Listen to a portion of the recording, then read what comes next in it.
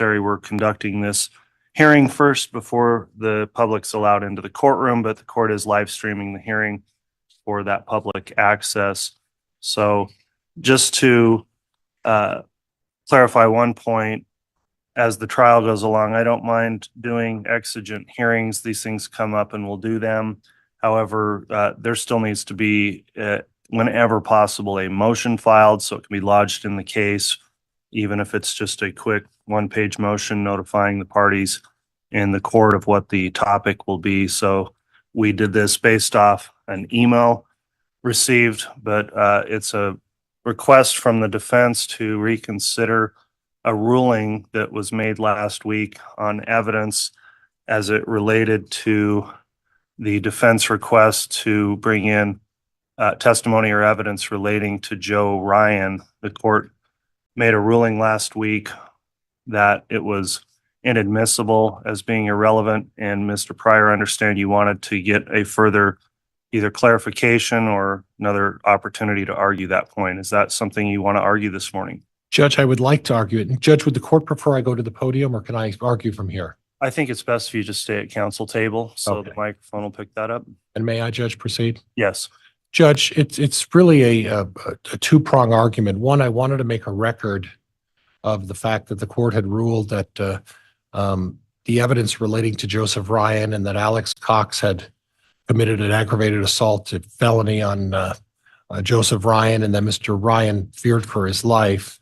That was in 2007. Judge, I have a probable cause affidavit from that particular jurisdiction relaying the facts of that particular incident.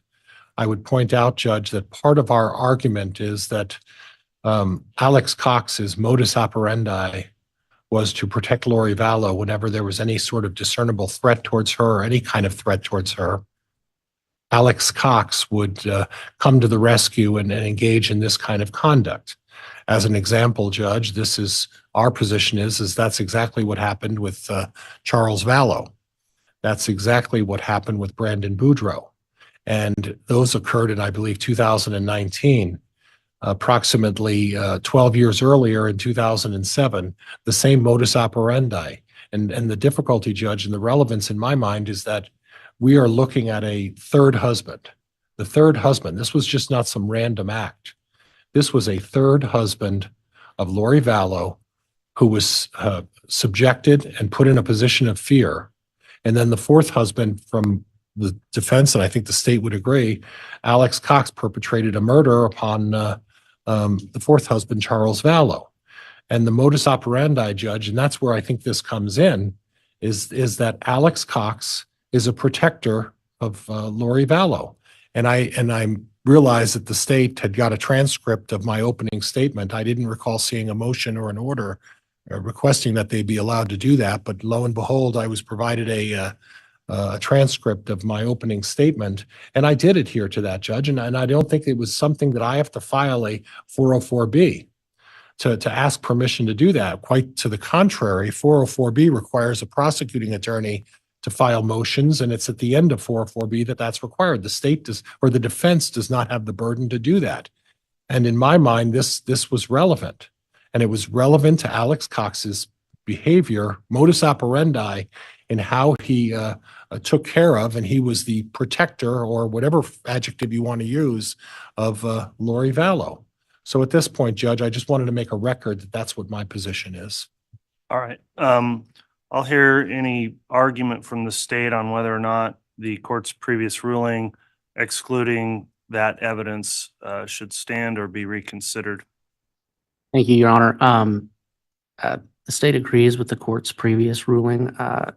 We don't think that this set of facts meets the 401 test that of relevancy. It has no tendency to make a fact more or less probable than it would be without the evidence in this case.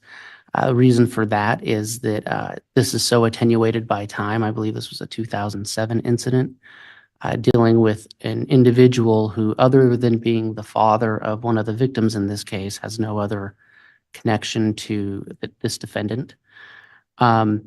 So you have this very long section of time in between that creates this attenuation. We think there's going to be a foundational issue as well. I don't think a PC affidavit in and of itself comes in. We believe that's hearsay. There needs to be a declarant to talk about it. And so based on those two,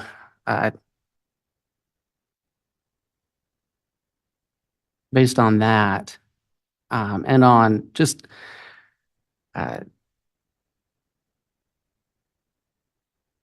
there's a case, Pomrenke versus State, 169 Idaho 474. And I think it applies here. The holding there is that proffered evidence is irrelevant if it tends to disprove or disprove a fact of consequence only through speculative inferences. And I think that's where this is speculative inferences, that because Alex Cox may or may not have done something to Joe Ryan back in 2007, that he is somehow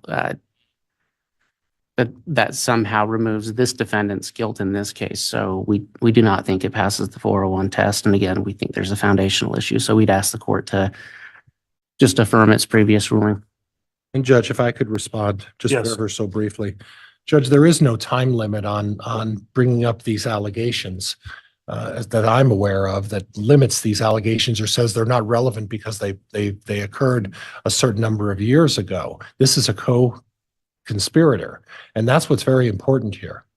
That's what's extremely important. Is part of the case that the prosecutor has to show is that Mr. Daybell, Chad, engaged in a conspiracy with Alex Cox and Lori Vallow, and then other unknown or unnamed co-conspirators. However, if Alex Cox took it upon himself to engage in conduct at the bequest of Lori Vallow, or not at the bequest of Lori Vallow, to protect her or to inflict harm on another person, it's not a leap to say at this point, Alex Cox previously acted on his own. Alex Cox acted on his own with Charles Vallow. Alex Cox acted on his own with Brandon Boudreaux. And if the state has to prove that Chad Daybell was involved in a conspiracy with Tammy Daybell, JJ Vallow, and Tylee, it's absolutely relevant that Alex Cox, in his previous behavior, his modus operandi was to act on his own and to lash out and do things on his own. I couldn't think of something that's more relevant in this regard. And I just felt very strongly, Judge, that the court had not thought this through. Now, I understand we're all under the gun, and I agree there's been a number of motions filed, and we are scrambling, and that's not unusual given these circumstances. And the court had to make a decision very quickly and was under the gun. But I just felt that I wanted to give the court an opportunity to hear out my argument and put it on the record so the court could look at this and say, okay, this is how I feel about this. And that was really the purpose of this, Judge. And if the court needs me to file a motion, Judge, to reconsider, I can do a one-page motion to reconsider just so we have a clear record of this, Your Honor. All right, thank you. On that last point, I won't, on this issue, require a motion to be filed, knowing that it's on the record now, brought up, and will be noted in the court minutes as a motion heard this morning. So the court has reviewed the defense request that information relating to this 2007 incident be brought into this case.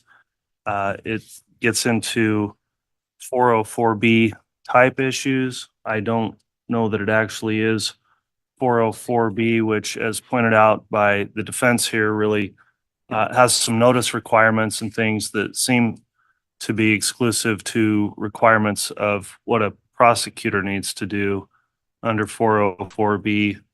The notice provision does specifically indicate what a prosecutor is required to do in order to provide notice. So there is one, and noting subsection 2, in a criminal case, the prosecutor must, and then it's got an A and B on notice. So without determining here, because I don't think it's necessary, whether or not the defense would be required to provide the same reasonable type of notice as a prosecutor, the real issue at stake is whether or not, in this case, this 2007 incident has enough relationship to the charges at hand to become relevant or admissible evidence under Rule 401.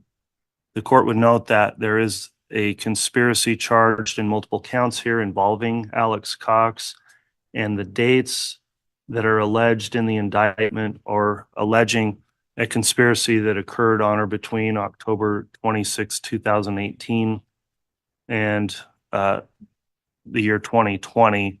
So the earliest date the state is alleging is 2018. This would be an incident that was approximately 11 years before, I should say, to clarify, Mr. Pryor, but 11 years beforehand. And I do have to look at how attenuated that is from the facts here. While there may be some relevance, the real question is under 403, is this relevance that is more probative than unfairly prejudicial? The state's raised questions on foundation. How does evidence come in of this event that happened now 17 years ago? Who would lay the foundation to really get any of that evidence in if it starts coming in and the state wants to challenge the defense theory? Also, while Alex Cox is a named co-conspirator, Joe Ryan's not listed as a victim in the case. And the court just finds that under looking at 403 balancing test and Rule 401, I'm going to maintain the ruling that this is simply too far outside of the scope of the charges, too far outside of the scope of the alleged conspiracy, would be more prejudicial than probative, and without adequate time or even possibly way to establish a foundation to allow a response from the state would be unfairly prejudicial as well.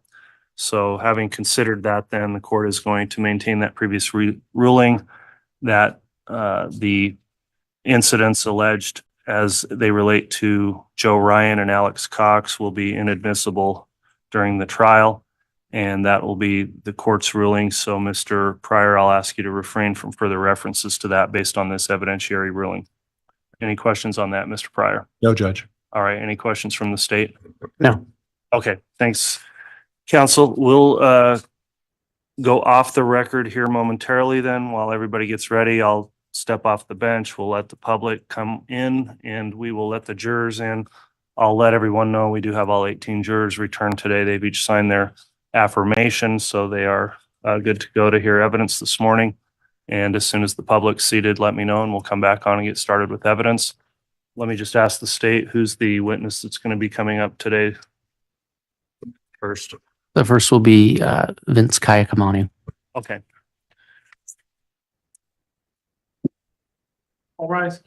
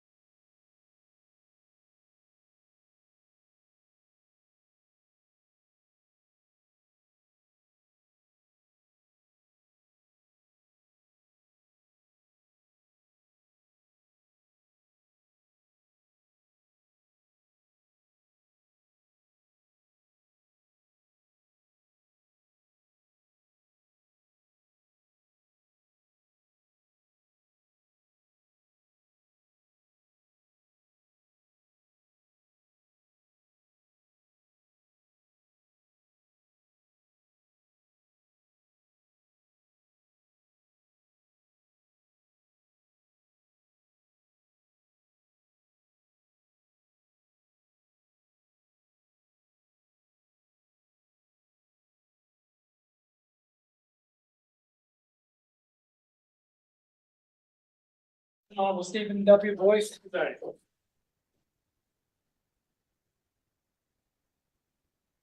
Thank you. Please be seated.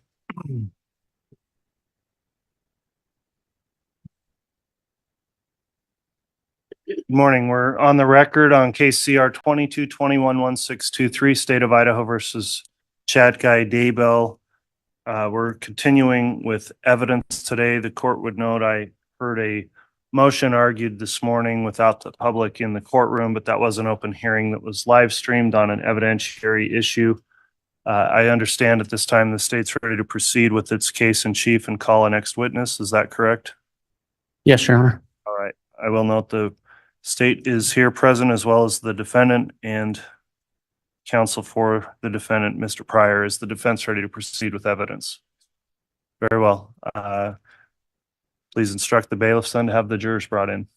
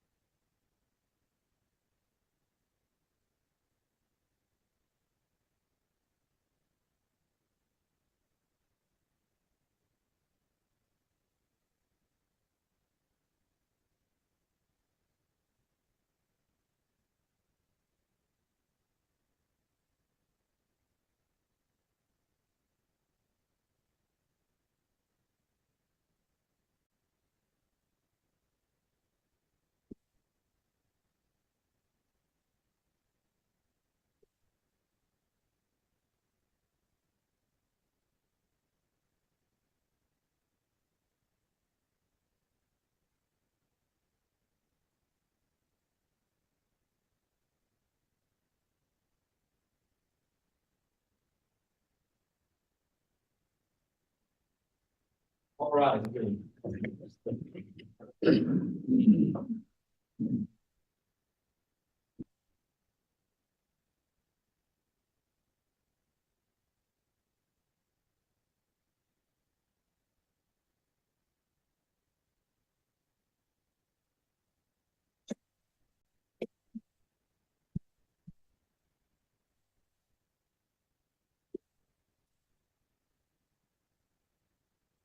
The jury is present and valid. All right. Thank you, Mr. Bailiff. Please be seated.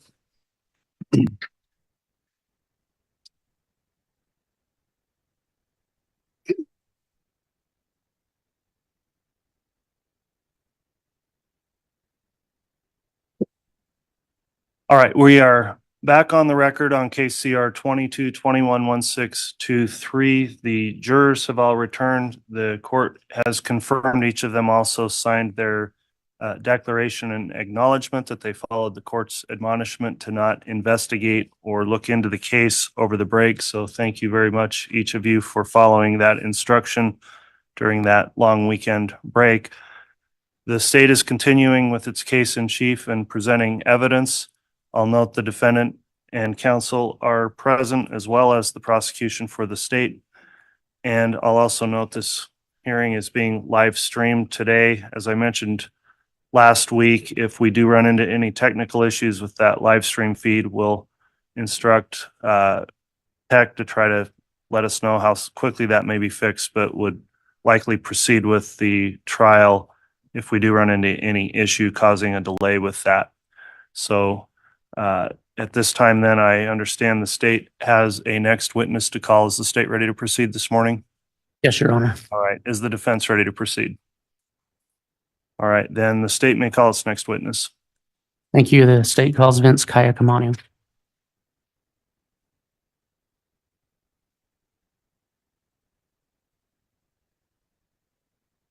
We swear or affirm the testimony you're about to give will be the truth, whole truth, and the truth so help you God. Thank you.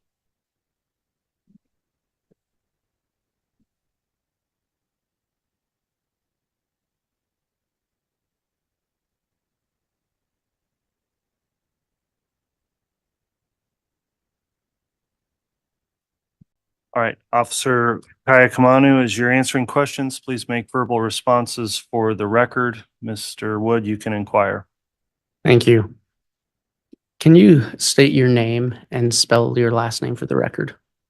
Vincent Keone Kaaiakamanu. Last is Kaaiia. Officer, I'm sorry. Could you talk a little more loudly right into your mic? I think we're barely picking that up. Is that better? Is that loud enough? Is it quiet?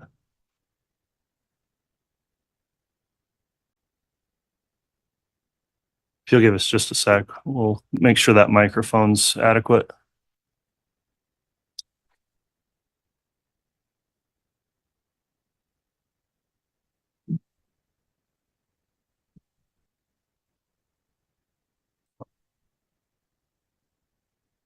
You want me to start spelling the last name, see if that picks up? I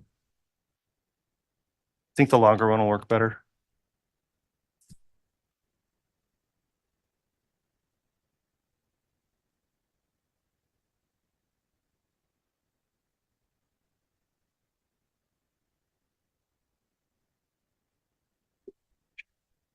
Yeah. Gonna make a lot of noise. Can you shut it off for a second?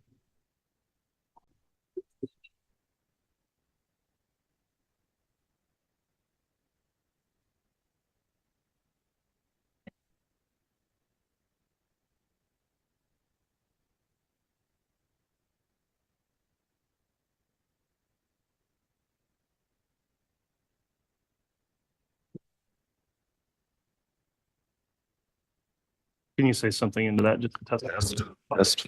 I think that's definitely better. Thanks for that. Mr. Wood, go ahead and just restart if you would, please. Thank you. Can you state your name and spell your last name for the record? Vincent Keone Kaaiakamanu. Last is Kaaiakamanu.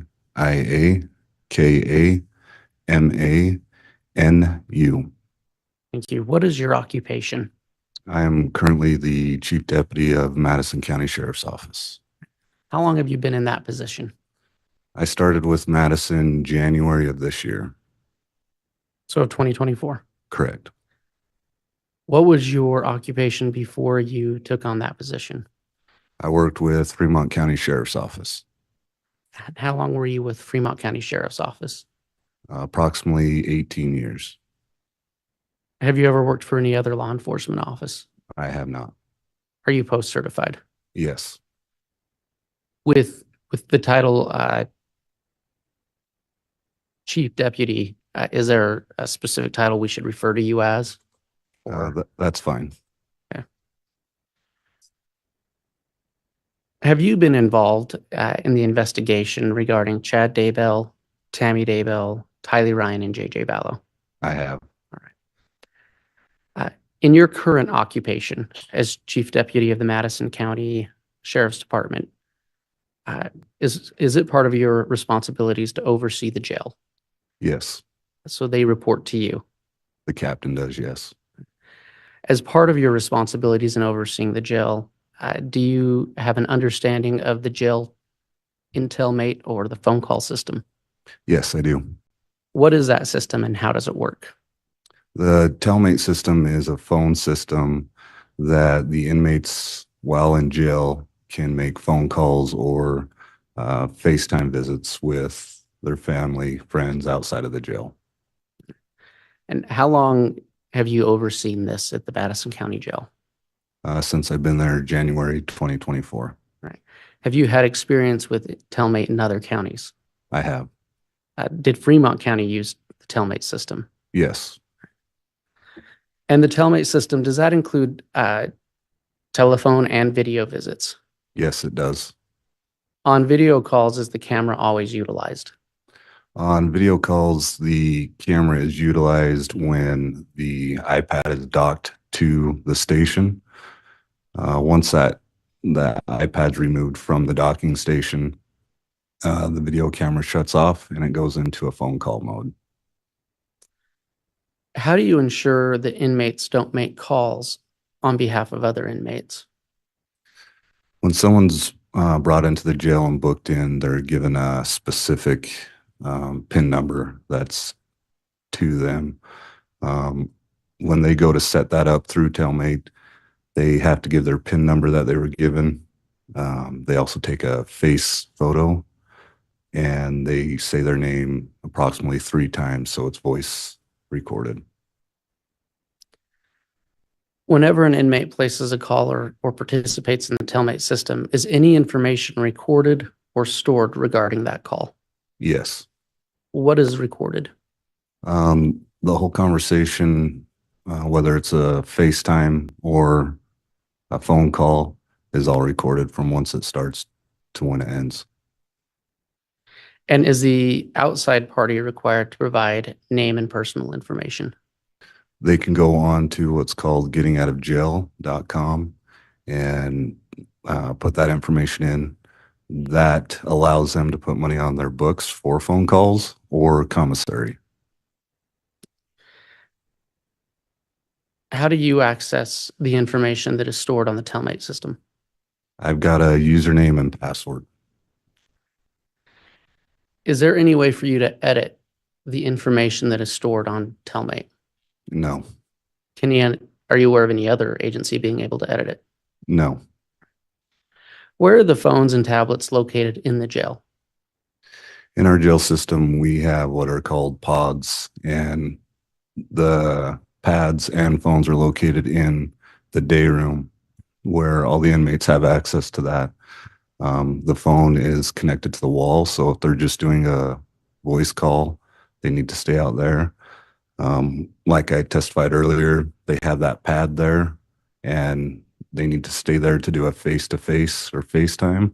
But once that pad's removed, it blacks out, and they can take that into their cell and talk, but it's only a voice talk.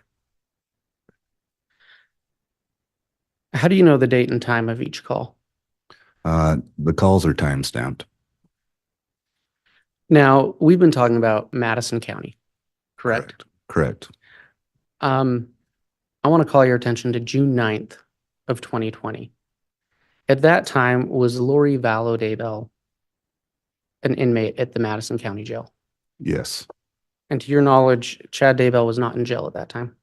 Correct. Right. Your Honor, I'd ask that the witness be handed State's Exhibit 33. Very well.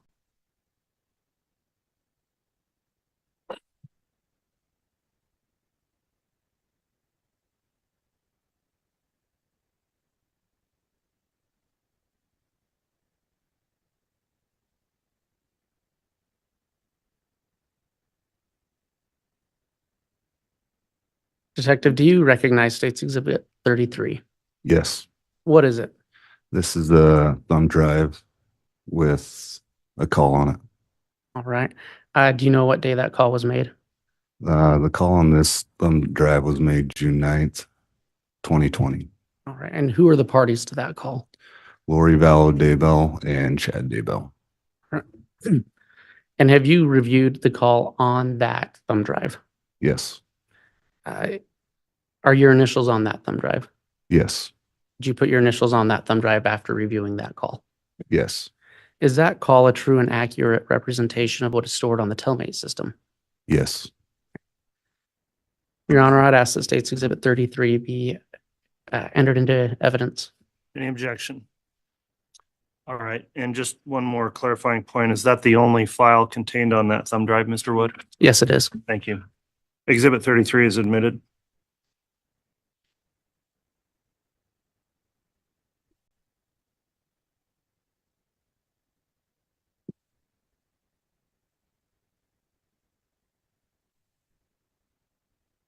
Just real quick, Detective, when was the first time you heard this phone call? June 9th, 2020. Where were you when you heard it? I was at the property of 202 North, 1900 East, Chad Daybell's residence. Were you there for the search of Chad Daybell's residence on June 9th? Yes. And so you accessed this phone call from that location? Correct. Your Honor, may I publish to the jury? You may.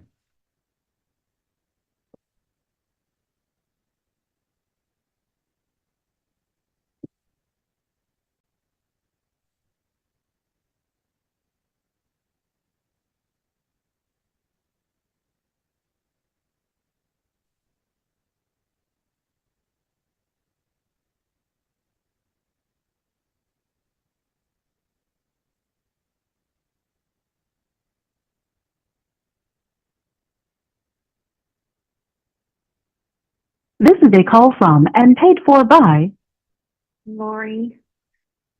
an inmate at Madison County Jail. This call is subject to recording and monitoring. If you don't wish to talk, hang up now. Thank you for using Telmate. Hi, babe. Hello. Are you okay? Oh, they're searching the property. The house right now? Yeah. Yeah. I'm at MS.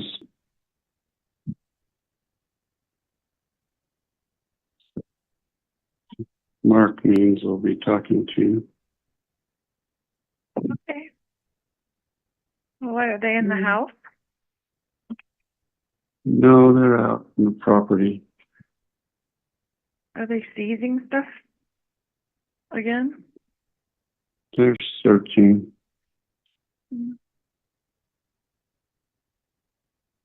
There's a search warrant, and so what I'm just at MS with the kids.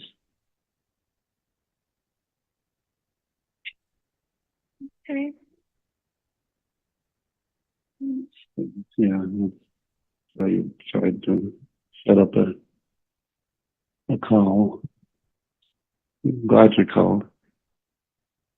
Yeah. And we'll see what transpires. Okay.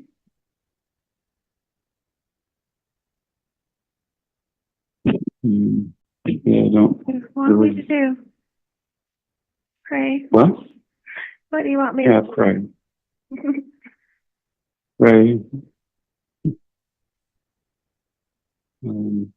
Yeah. Okay.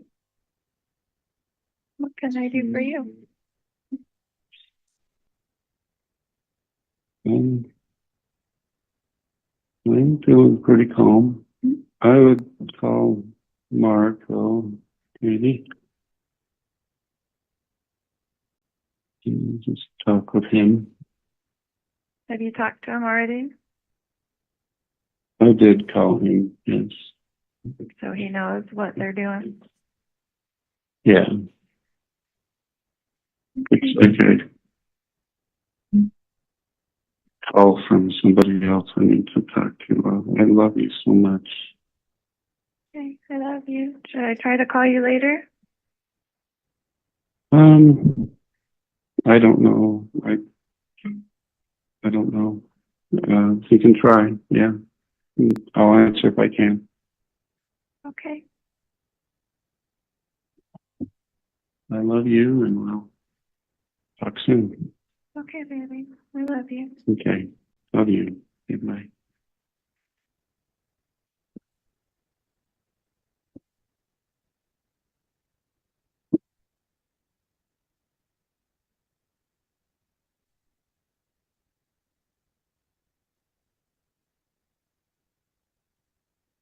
Detective, do you know approximately what time of day that phone call was made? Around 11 o'clock in the afternoon. Your Honor, the state will be recalling Detective Kaaiakamanu for other things, but at this time we have no further questions. All right, Mr. Pryor, would you prefer to cross-examination or cross-examine at this time or save that for when he's recalled? Very well.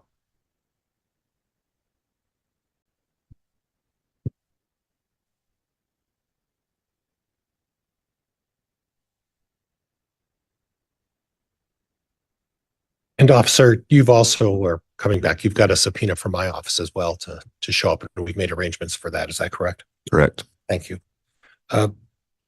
Officer, Prosecutor Wood asked you where you were on June 9th of 2020. Correct. And you were at the Daybell residence. Is that right? Yes. Any idea how many other officers were there at that time? I can't recall how many other officers and agencies were there. Was it more than 10? Yes. More than 15? Yes. Okay. So more than 30? Yes. Okay. So 30 police officers. From various agencies, obviously, right? Correct. Right. And at that point, I heard on the tape where Mr. Daybell mentioned that he was at Emma's. Now, do you know who he's talking about when he says Emma? His daughter. Okay. And in relation to the house, where does Emma live? At the time of this incident, Emma lived kitty corner, roughly from Mr. Daybell's home. That would be what, the southeast corner? The southwest. Southwest, excuse me, Yes. my southwest corner of the property. But it Correct. was kitty corner, Yeah. relatively close to the Chad Daybell's house, right? Yes. Within walking distance. Yes. So he was over there and there were no restrictions on his movement. Is that right? Correct. And he could come and go as he pleases. At that time, yes. Right. And at that point, you overheard him talk about a Mark Means. On the phone call, yes. Right. Okay. And on the phone call, he said he was going to talk to somebody else. Correct. Okay. Did you ever learn who he was trying to talk to, that other person? I did not. Okay. Did you have an occasion to be present when Officer Wheeler and Officer Hope were recording the interaction with Mr. Daybell? I was not. Okay. Okay. And at that point, if Mr. Daybell were to be leaving at that time that this phone call took place, he would have the right to do that, and there was no restriction stopping him. Correct. And he could go if he wanted to meet somebody or meet up with somebody, he'd have that opportunity. Correct. Now, would you agree with me, with 30 plus officers showing up at your house, that would cause you a concern? The average citizen. To the average citizen, yes. In fact, you probably agree with me that you were were you a street officer at some point with Fremont County? Yes. Patrol officer? Yes. And when a police officer puts on his lights and gets behind you and pulls you over, that's an emotional, or at least an unnerving experience as well, right? Yes. So you would suggest that when 30 plus police officers show up at your house and search, that would cause you to have some concern, right? I'd be nervous, yes. More than nervous, right? I'd be nervous. All right. Okay. Now, Lori Vallow made mention that search again. And you're nodding your head. Had you been out there previously to search the Daybell property? I have not been out there previous. Are you aware as the manager, and I don't want to use the incorrect term, you are the supervisor of this case. Would that be fair? Or is there a better term? Over the Fremont County portion of it, yes. Okay. Are you aware as part of your investigation as to whether or not anybody else had been out in any of the law enforcement agencies on Mr. Daybell's property previous to that time? Yes, I was aware. All right. How many times are you aware that they've been out on his property prior to that time? Prior to that time, I believe they were out in January of 2020 doing a search of the house. Okay. Any other times? Not that I can recall right now. Did anybody from your agency ever go out to the Daybell property unannounced and search the property without a large group of officers? Unannounced? No.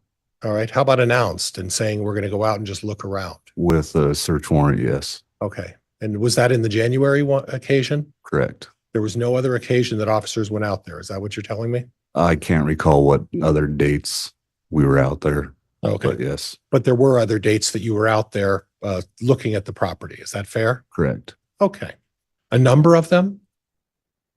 No. More than 5? No. Okay.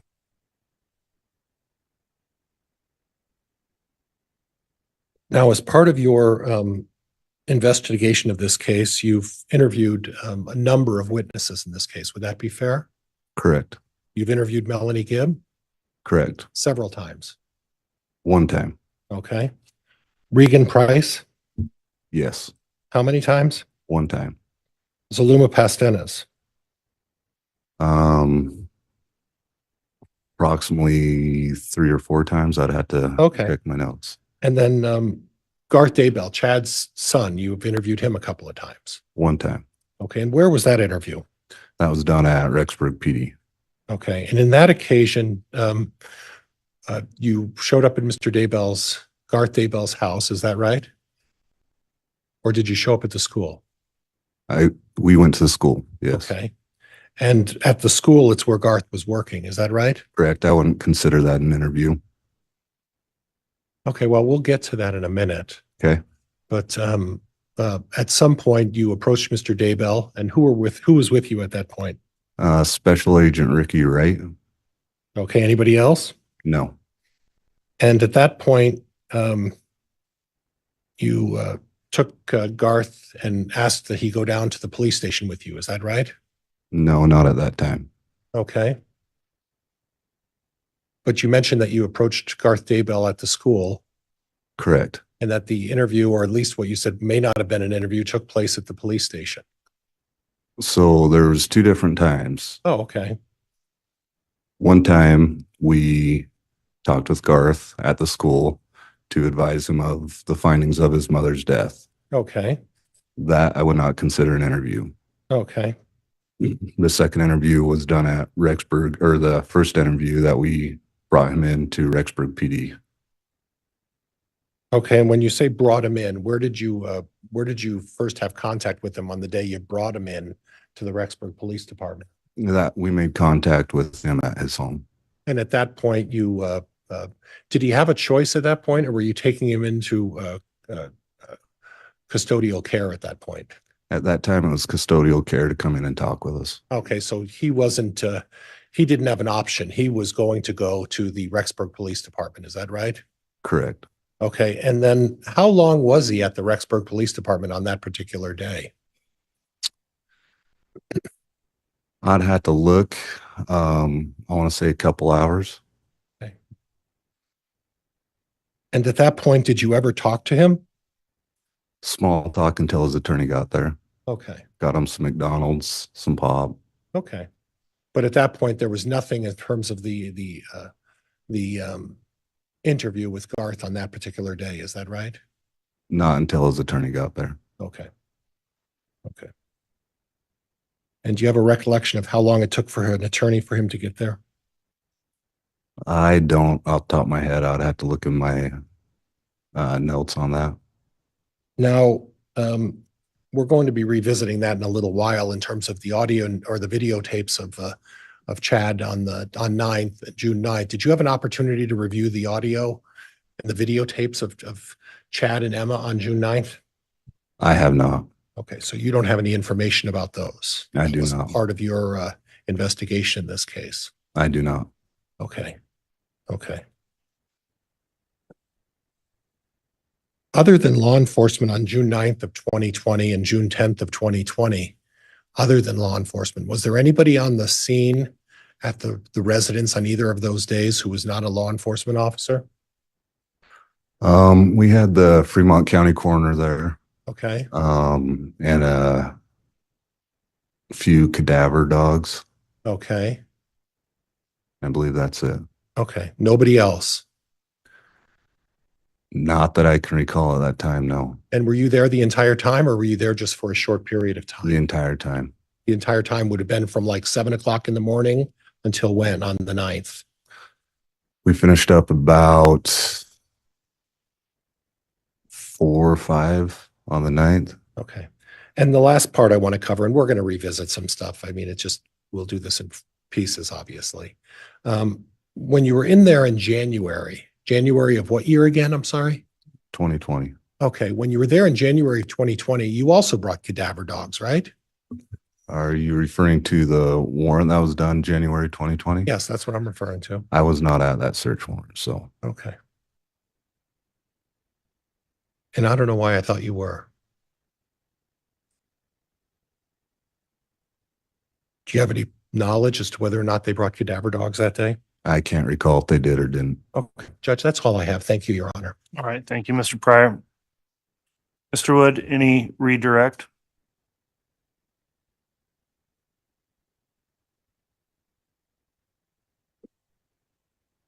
Just briefly, Your Honor.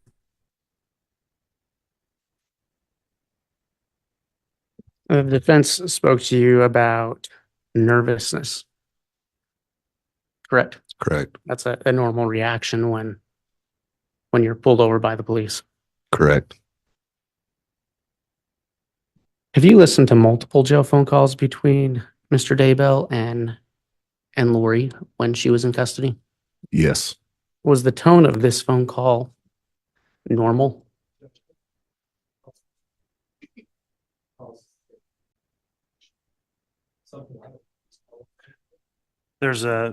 I would require some additional foundation for that, Mr. Wood.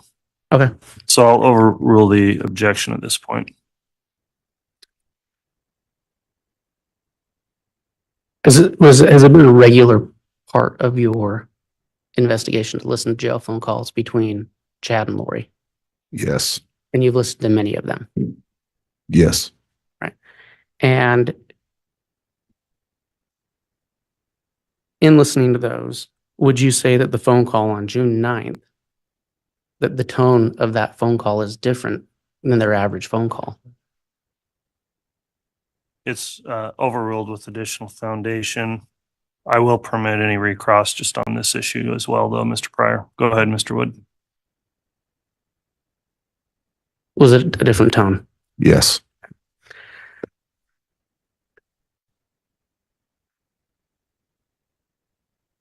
Were you present on Mr. Daybell's property when Mr. Daybell drove away?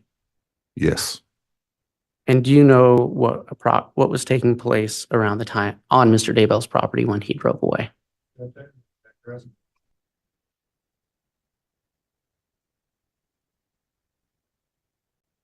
Could you repeat that into your microphone, please? I'm an object, Judge, on the basis of foundation. Well, he indicated he was on location when this happened, so that's overruled. Repeat that. Sorry. Are you aware of what was happening on Mr. Daybell's property when he drove away from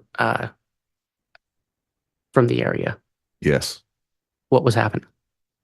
We were looking for two bodies on his property. All right. And are you aware of when he drove away if one of those bodies was being discovered? Yes. Who? JJ Vallow. Your Honor, I have no further questions. All right. If you'd like, Mr. Pryor, I'll allow recross.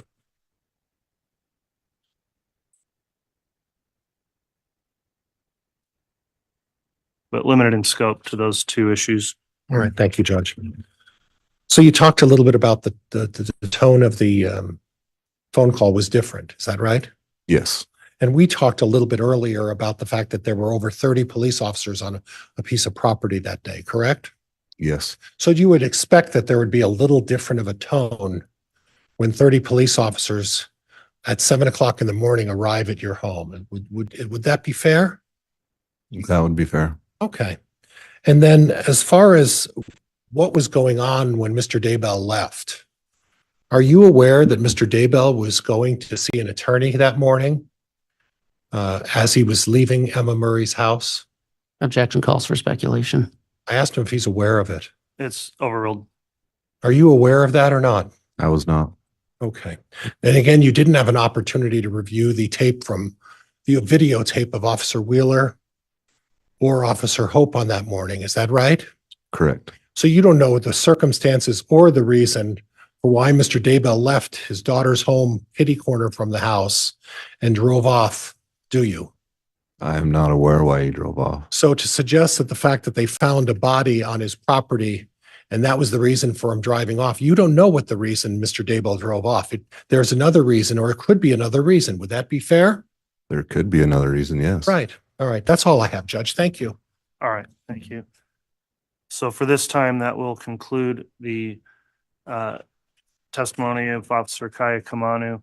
He is the state's designated agent, correct, Mr. Wood? Yes, Your Honor. All right. I point that out because the exclusionary rule does not apply for this particular witness who will be recalled. So you can go ahead and return and continue to observe the trial proceedings as well.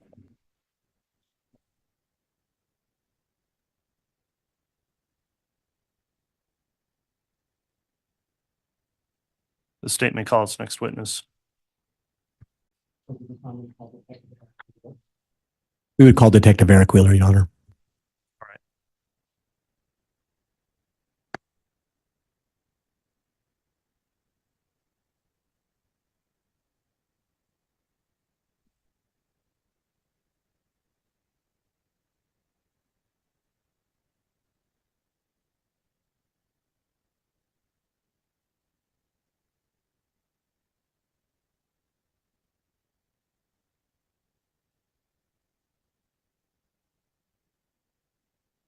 Swear or affirm the testimony you're about to give will be the truth, the whole truth, and nothing but the truth, so help you God.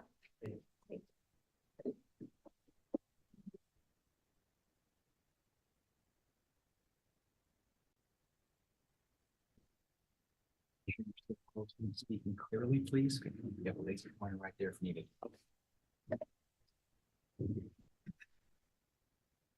All right, before we begin with testimony, let me just confirm with Detective Wheeler here, who's now under oath. The court does have an exclusionary order in this case in effect. Have you observed or listened to any of the trial testimony that's taken place in this trial? No. Okay, so you have followed that. You haven't discussed any of the testimony with anyone else or reviewed that with anyone from the state? No. Very well. Mr. Wixom, if you'd like to inquire on direct, you may. Thank you, Your Honor. Good morning, Detective Wheeler. Good morning. Could you please state and spell your full name for the record? Detective Eric Wheeler, ERIC WHEELER. Thank you. And can you please explain to the jury, where do you work? The Rexburg Police Department. How long have you worked there? 18 years. And what's your current rank? Detective. And what was your rank prior to becoming detective?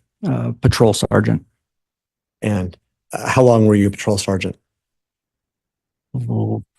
Approximately 3 or 4 years. And how long have you been a detective now? 3 years. So prior to that, were you a patrol officer? Yes, sir. Thank you. And just very briefly, for the jury's sake, will you please explain to them what's the basic post-training that law enforcement receives? So I've received my advanced and master certificate through Idaho Post, and so it's training that you have to go through, in service type training. You have to go through the Post Academy to get your basic certificate, and it entails everything from traffic, criminal code, search and seizure, laws of arrest techniques, firearms, those sort of things. Thank you. And I want to draw your attention almost 5 years ago, back to June 9th of 2020. Were you involved in any kind of search that occurred in Fremont County? Yes, I was. What search was that? It was the search warrant that we were asked to help with at the 202 North, 1900 East, Fremont County, the Chad Daybell property. And what was the subject of the search? My role in the search was to maintain scene security, safety, traffic and crowd control while investigators conducted the search on the property.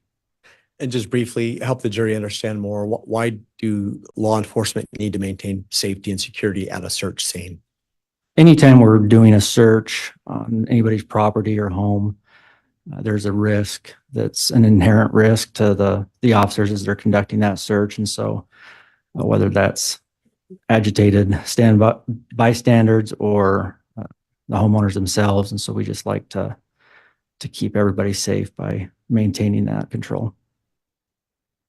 And we'll come back to your role in that capacity, but I want to fast forward a bit. Ultimately, did you help find anything on the property as part of that search? Yes. What did you find? I found remains of Tylee, and then I observed the remains of JJ. And very briefly, can you explain to the jury before we go back, describe where those remains were found for each of them relative to the property? Judge, I probably need a little bit more foundation. He was present at the scene. He just said he observed this on the same date. Overruled.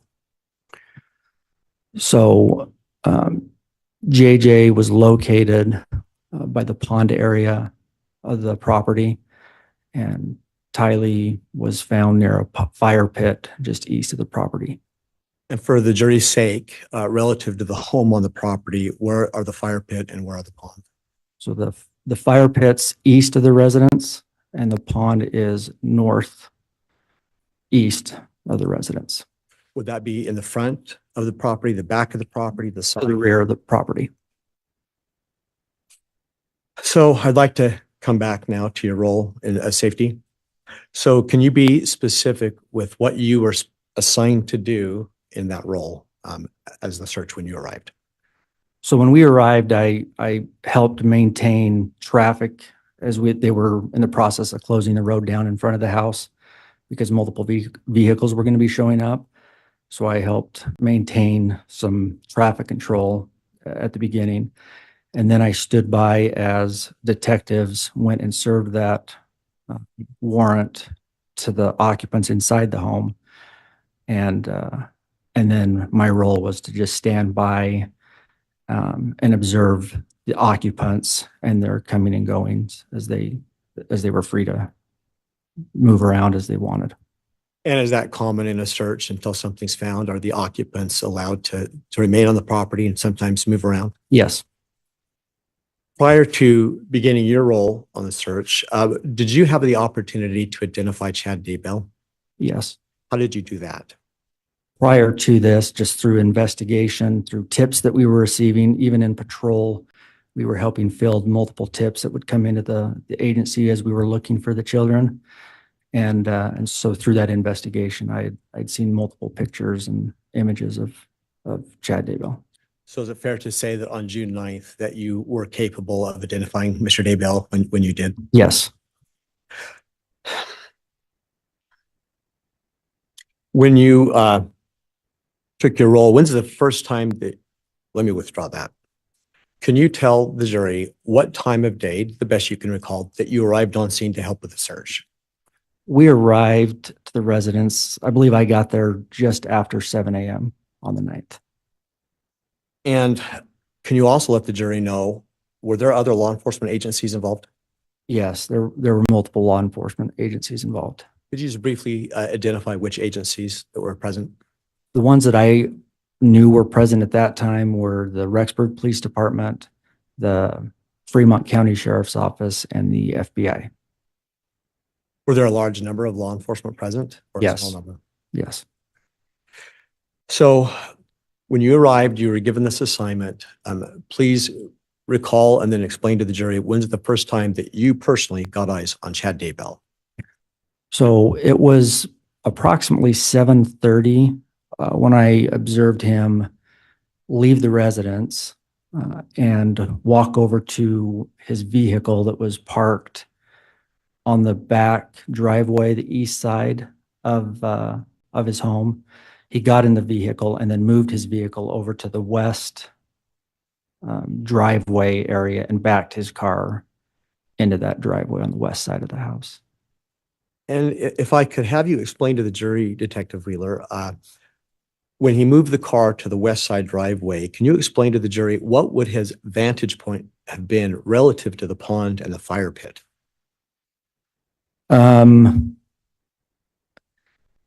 He may have been able to see the pond area a little better from that west front driveway where he moved the vehicle to.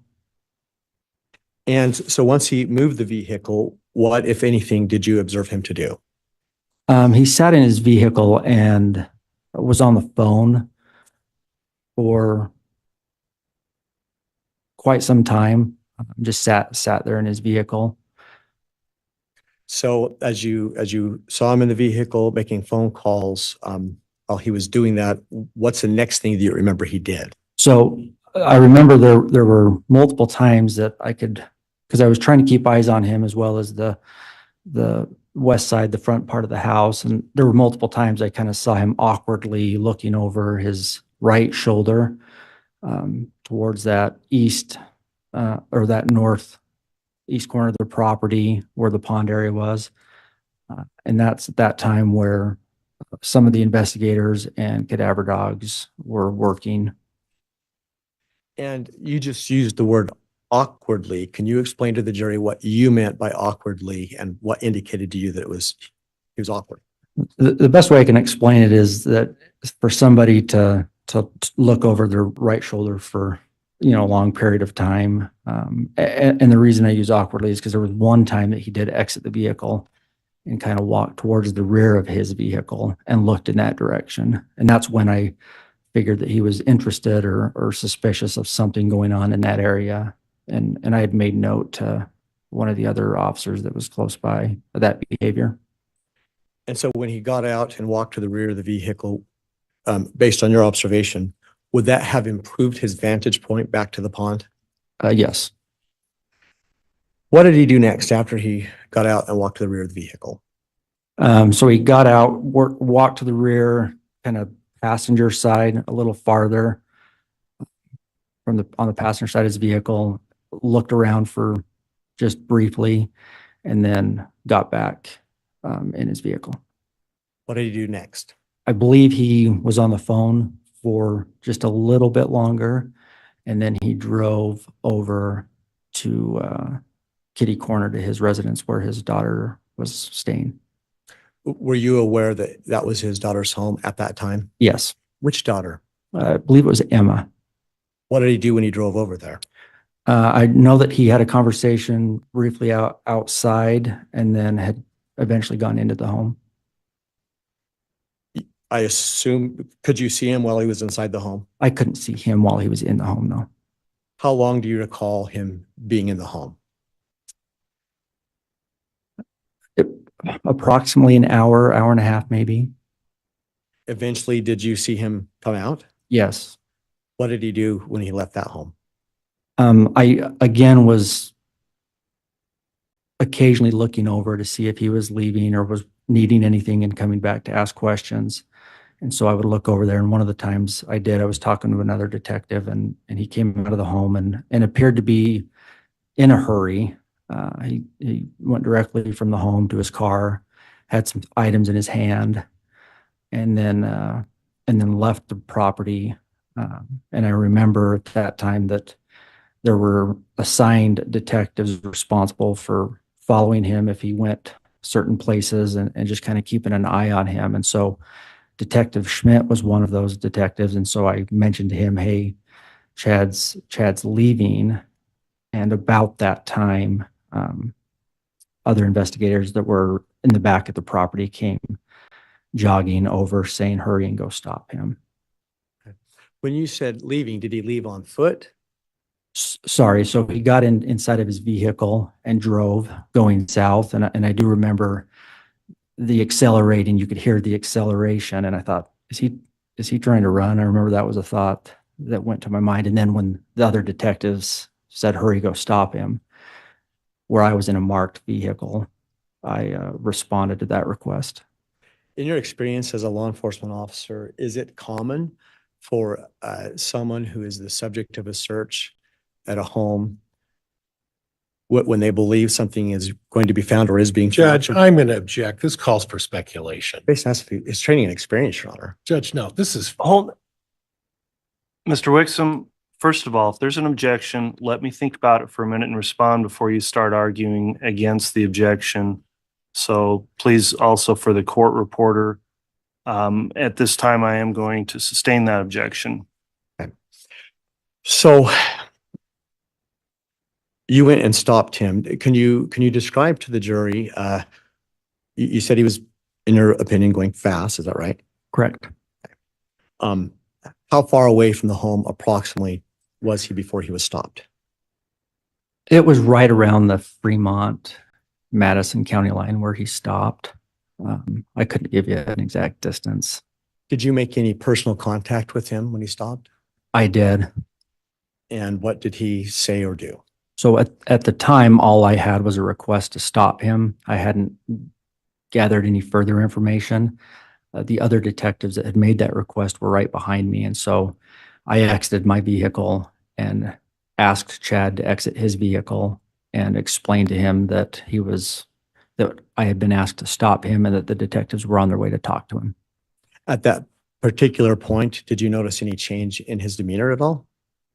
He didn't ask any questions, wasn't way shocked or surprised that he got stopped, and complied to the requests that I asked of him. At that point in time, did any other law enforcement become involved in contact with him? Yes. Who was it that you recall? At the time, his rank was Lieutenant Ball and then Detective Hermosillo. And there were a few other officers. I don't necessarily know their names or who they were that were at the stop. Now, asking you to recount for us, what was the first thing that you remember law enforcement telling him? So Judge, I'm going to object. Grounds It's hearsay. sustained. Judge, may I argue that? Go ahead. It's not offered to prove the truth, Your Honor. It's just the effect on listener, which would have been Chad. Well, but the point you brought up in the question, what was the first thing you remember law enforcement telling him? So I think it's just directly calling for hearsay. So it is sustained. Was there some interaction? yes, Once that interaction occurred, were you ever instructed or did you ever take it upon yourself to arrest Chad? I placed handcuffs on Chad. And what did you do with him once handcuffs were placed upon him? He was told that he was being detained right now, and he complied. I correctly put the handcuffs on, checked for proper tightness, double locked them, and then put him in my patrol vehicle. During that interaction, are you aware, was he ever advised whether or not there'd been a find on the property? Yes, What was he advised? that they had found JJ. So in your vehicle, do you have camera system? Yes, Is there any camera system inside of the vehicle itself? yes, we have 3 different cameras that are linked together. One is inside where we put our prisoners, and then one is the dash cam, and then the one we wear, which is our body cam. The one inside where you put your prisoners, what do you refer to that as? The in-car camera. Your Honor, at this time, I believe by stipulation, we have 2 proposed exhibits. One states 300A, the second is 300B. Well, first, just to offer to the court, they are a copy of the in-car patrol cam for this day for this officer, and then also the dash cam. I believe we have stipulation to their admission. All right. On 300A, it's been offered. Is there stipulation from the defense? Judge, there is for 300A and 300B, and as counsel correctly pointed out, one is the dash cam inside the vehicle. The other one is a camera that recording the same incident outside the vehicle by another officer. And correct me if I'm Agreed. Yeah. so. Both of those by agreement, Judge, are being admitted or proposed admission. All right. Exhibit 300A and Exhibit 300B are both admitted. Your Honor, with that, may I have permission to begin to publish 300A? You may. Thank you.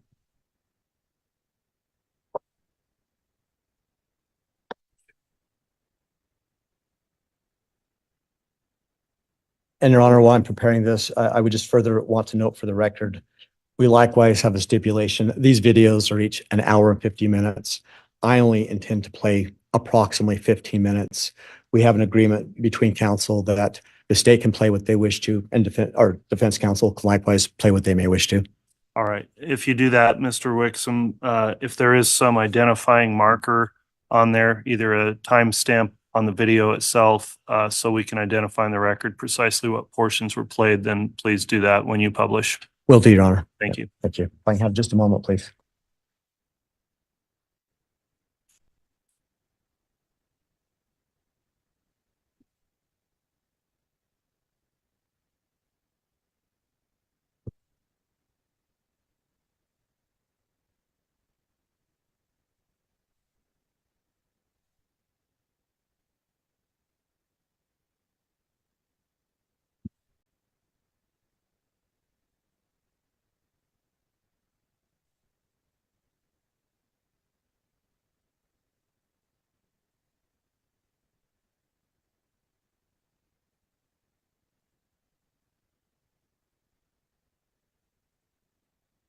No, I may have just a moment. I'm just having a small tech issue.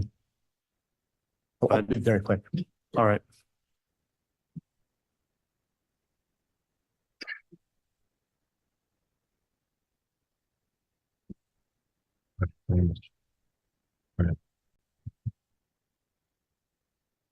Your Honor, the problem I'm having is this particular flash drive, and I prepared multiple, is not pulling up the file. It was moments ago. So if the court would like me to send this up, I have an alternate original that I'd like to file, but it also is marked Exhibit 300A. Okay, well, the one that comes in will be the one that's published. We'll put it that way. So whatever you publish, that very drive needs to be the admitted exhibit. Will do, Your Honor. Thank Very you. well. Judge, if we need to take a break, we can do that if you'd like. Cool. Do you think you can get that going at this time? I'd rather kind of push through and get that before the morning break. Judge, I'm optimistic that we can get this going. I just, Sure, we'll give you a minute here.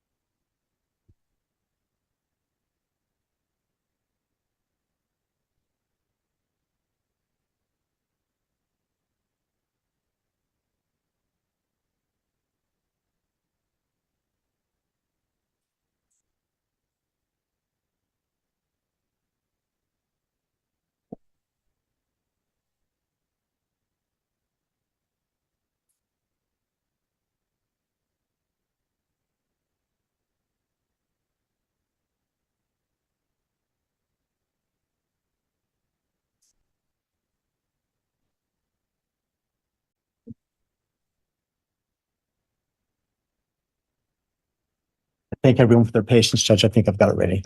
Okay.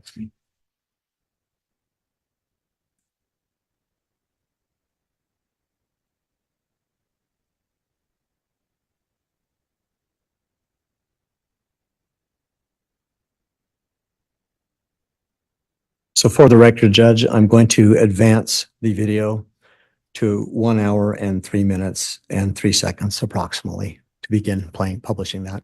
Okay, and then when you stop the video, please just note on the record the timestamp of when it stopped also. Will do, Judge. Thank you.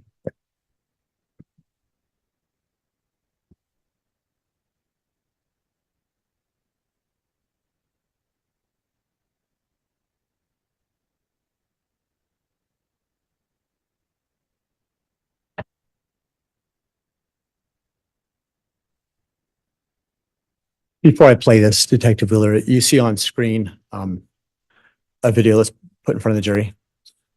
Yes, Can you just explain and confirm what that is? that's my patrol vehicle with Chad Daybell sitting in the back section where we have our detainees. And to confirm also, is this the day of June 9th, 2020? Yes, So this is all relative to the search that you've been testifying about already? yes. Thank you.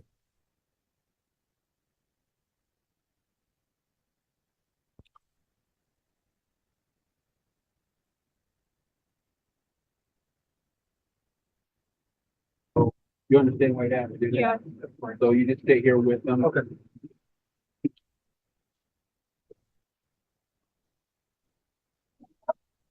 Hi. They said I could talk with you and I didn't want you to be alone. Judge, I'm going to stop at 1 minute, 1 hour, 3 minutes and 17 seconds and ask a question. Detective Wheeler, are you aware of who is the person that has just approached Mr. Daybell in the vehicle? His daughter, Emma. Thank you. I love you so much. I love you. Glad you came over. I thought they had taken you downtown already. I got about to the Fremont County line. I saw it as soon as you left. Again, stopping at 1 hour, 3 minutes and 38 seconds. Detective Wheeler, can you just explain to the jury the positioning of your patrol vehicle relative to the Daybell property and vantage points that could be seen from where Mr. Daybell is sitting as he sits now? So we're parked on the south side of the residence.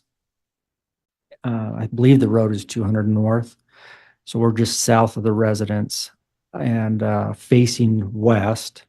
And so if he were to look right outside of that open door, he would be looking at his house. And from his sitting position, would he have a vantage point to see the pond area on his property or the fire pit area on his property? From that position, he would just have to look over to his right shoulder and out that door, kind of towards the back of the vehicle. What would he be able to see if he did that? He'd be able to see the fire pit area for sure. And to be clear, whose remains were found in the fire pit? That was Tylee. I'm going to go ahead and play this continuously for a while, Your Honor. Chased you down and then they came back. Ron, Ron? just concerning the car, I know they, Yes. okay, What's that? oh, just about the car. Oh, we'll take care of the car. We're gonna take it. Is she able and then to we'll- get it? Yeah, you can get that. We may have to go through the car, if you're arrested in it, Right, the things we gotta do, but then she can she can have her bananas and her, I gave him Her- some food. we'll try to get a car before it's spoiled. You can eat it.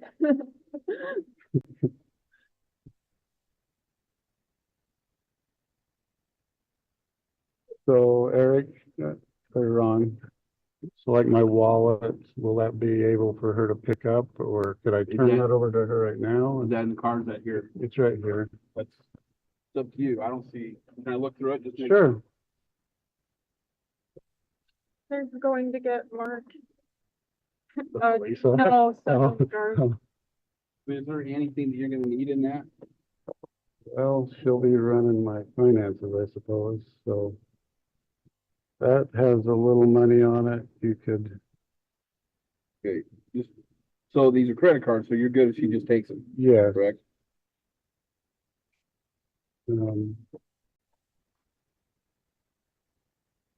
In the middle drawer on the left side in Mark's room, there's about $9,000 in 2 white envelopes.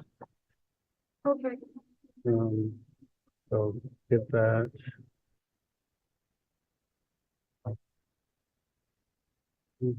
Yeah, so we'll talk more about car payments and stuff, but you have that password. I do. I believe the Hawaiian, That's this one. First Hawaiian Bank, if you use that same password for this account, it's Chad Daybell. Look what else is in here.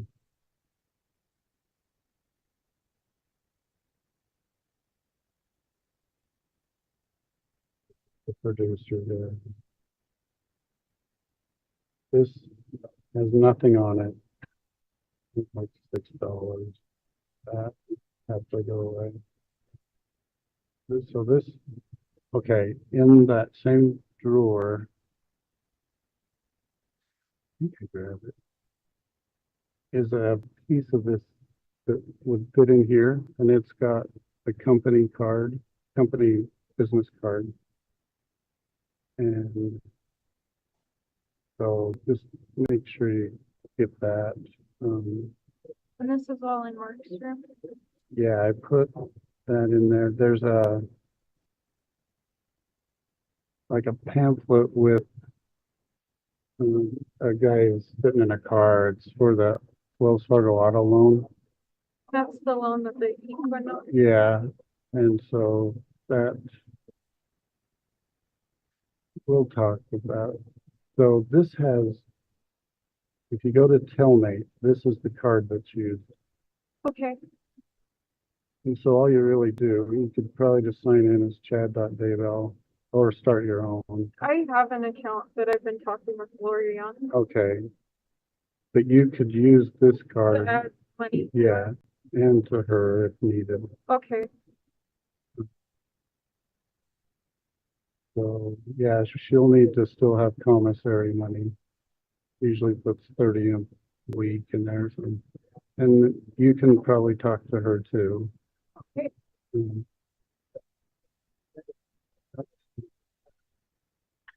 I'm sorry. I love you so much.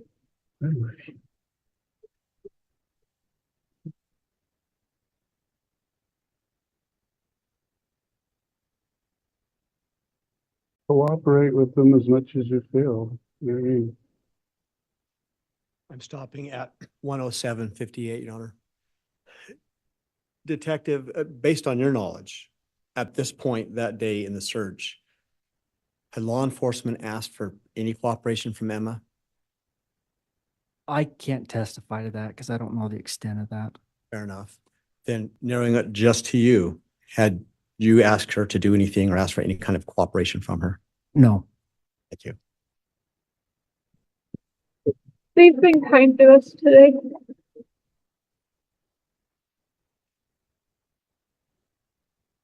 I texted John Pryor, so he has my number. He said thank you.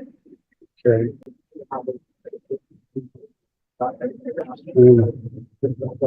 lot of the company stuff that pays for the house should just auto pay still out of that company account. You know, I left 5,000 in there. Okay, If you need some, come find me. okay, thank you.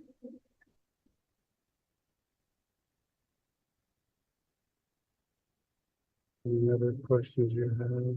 I think, well, it sounds like you're not gonna be out in a little Right. while. So I think my landlord texted me just to feel bad for me.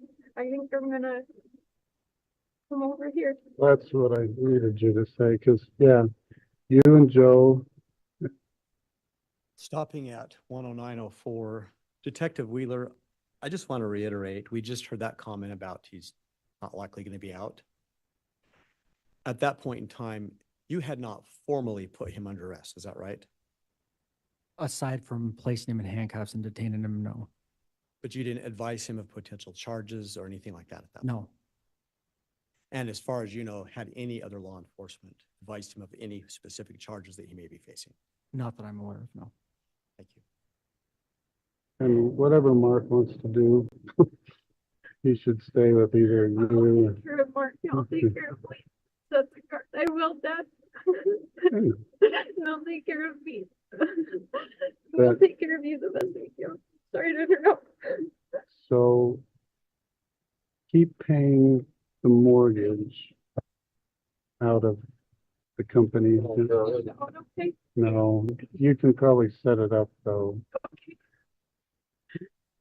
I'm trying to, it's Wells Fargo. In that same pamphlet. Remember the password. I'll look, But but I've had a lot of success with mom stuff. Just saying, will you help me? My mom died. I'm pretty sure. Will you help me? My dad's in jail. That's the same. it should be paid through July 1st. Okay.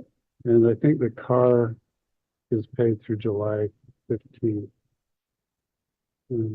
So you shouldn't have any bills to worry about.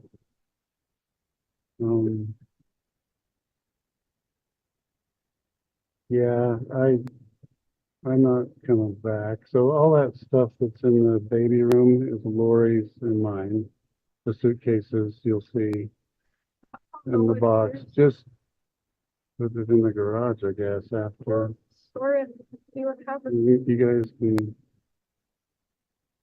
yeah, take that mattress from upstairs, I guess, do what you want, put the books back on the shelf. We're gonna make it through. I'm glad we could talk. I'm glad they let you come over. I started crying and Lieutenant Ball went, do you want to talk to him? And I'm like, can I? He said, he's just over there. It's like, oh, that changes things. So you probably saw us out there. Yeah, I was watching. So,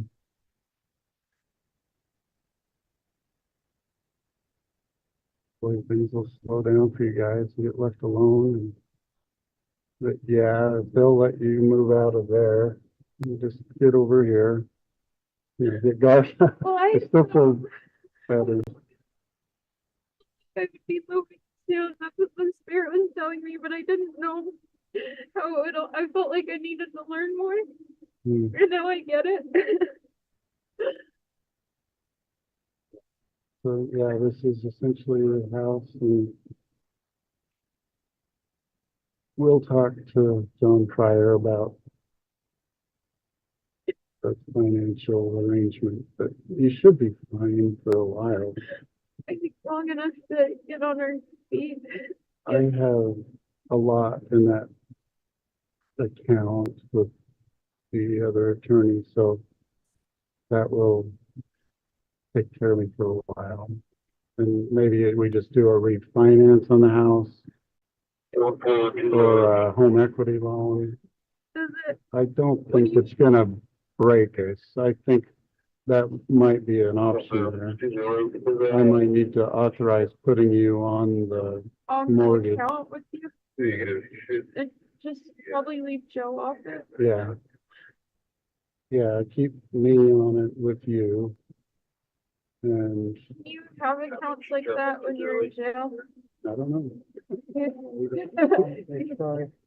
I guess this is the part you get to, that there's someone else's accounts. Well, technically Spring Creek Book Company's office, so you can, we'll manage it that way and find a way.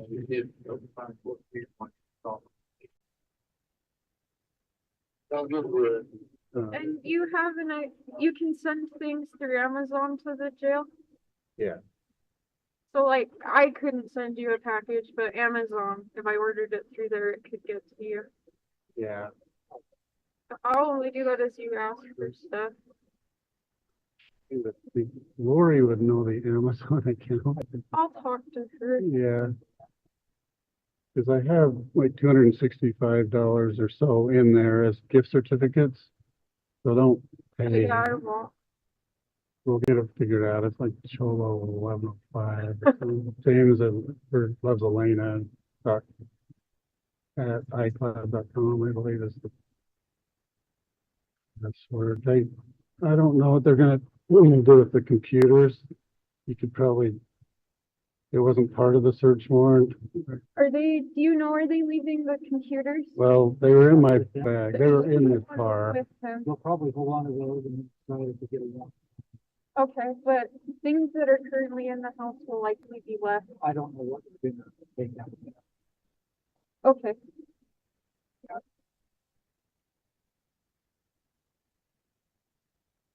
When we clear from here, whatever's in there. It'll be left, okay.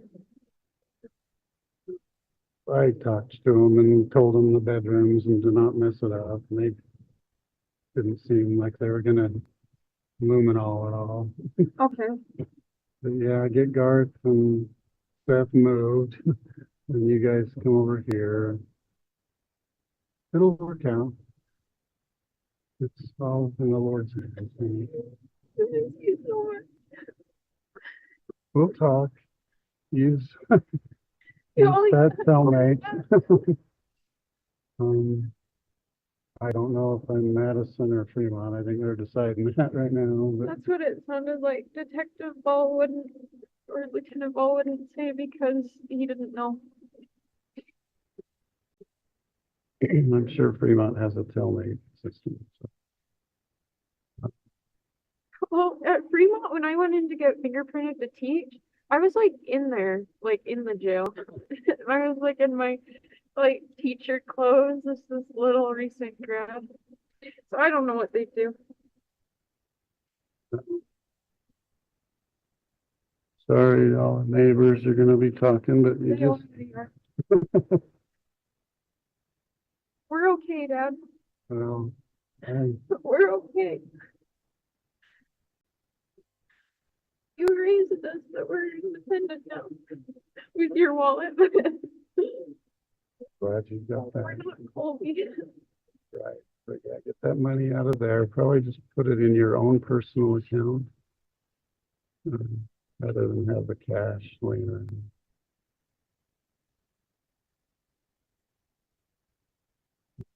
So you need some, I think they've been okay. Talking with her. I might not tell Joe about it either. about the money. Yeah, I have an account that's just in my name. I'm just gonna put it in there. Wait, Well, Garth knows about that money. Garth doesn't spend this frivolously, Joe. The checkbooks are in that drawer too, if needed. but you shouldn't need them. If at some point you feel you need to clear out the whole area again or something, you can check my email.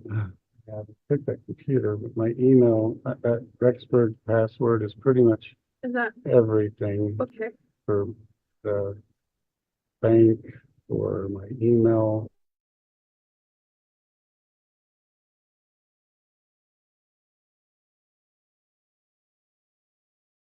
Cholo 1105, but I think I switched to all of those. Yeah, I talked to Lori just for like 2 minutes. So she's aware they were searching. Was she surprised? She seemed bothered or disturbed. I mean, yeah, but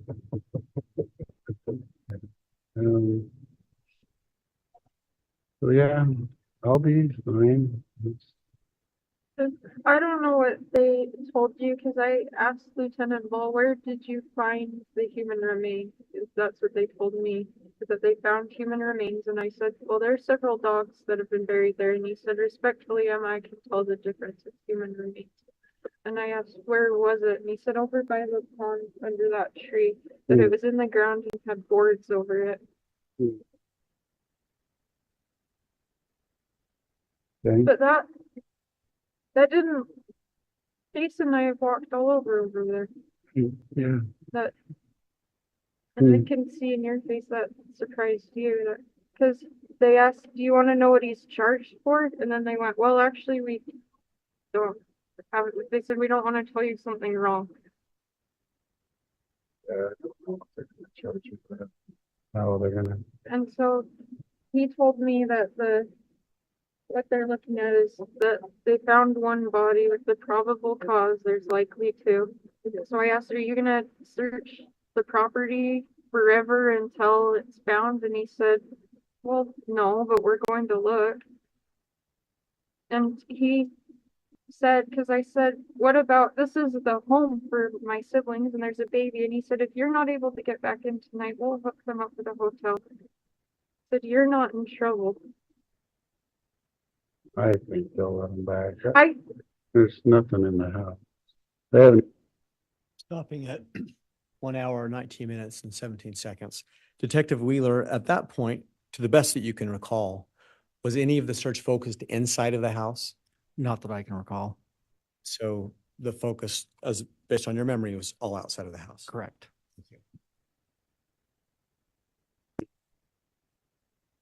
Focused on the house at all. We've kind of been looking in it in the yard. Yeah, I mean, Mark gets back. I wouldn't mind. Yeah, I think we're okay coming over. We just have to have law enforcement escort us onto the scene and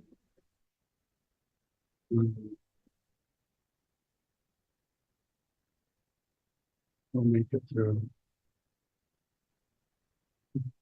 Mark deals with trauma weird that he just acts vaguely unimpressed. So I called him and said, Dad got arrested, and he said, well, I guess I should come home. Yeah, Mark, you should. Yeah.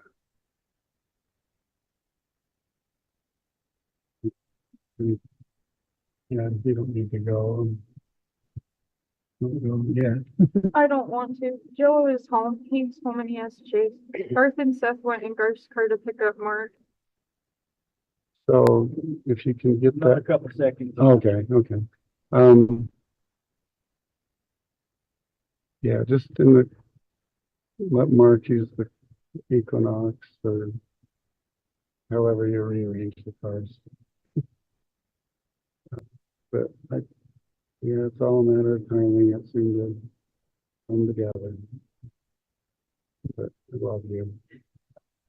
Love you very much. Thank you for letting me speak with him. Yes. Just when that cellmate, once I'm available to talk, we can talk. So, thank you. Love you. Now, stopping at 121:16, for the record, I'm going to advance to 121:39.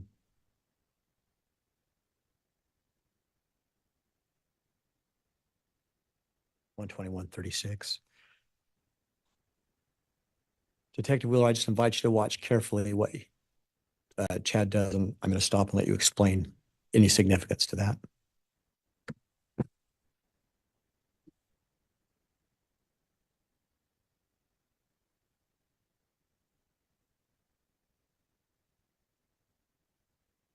Stopping at 121-47.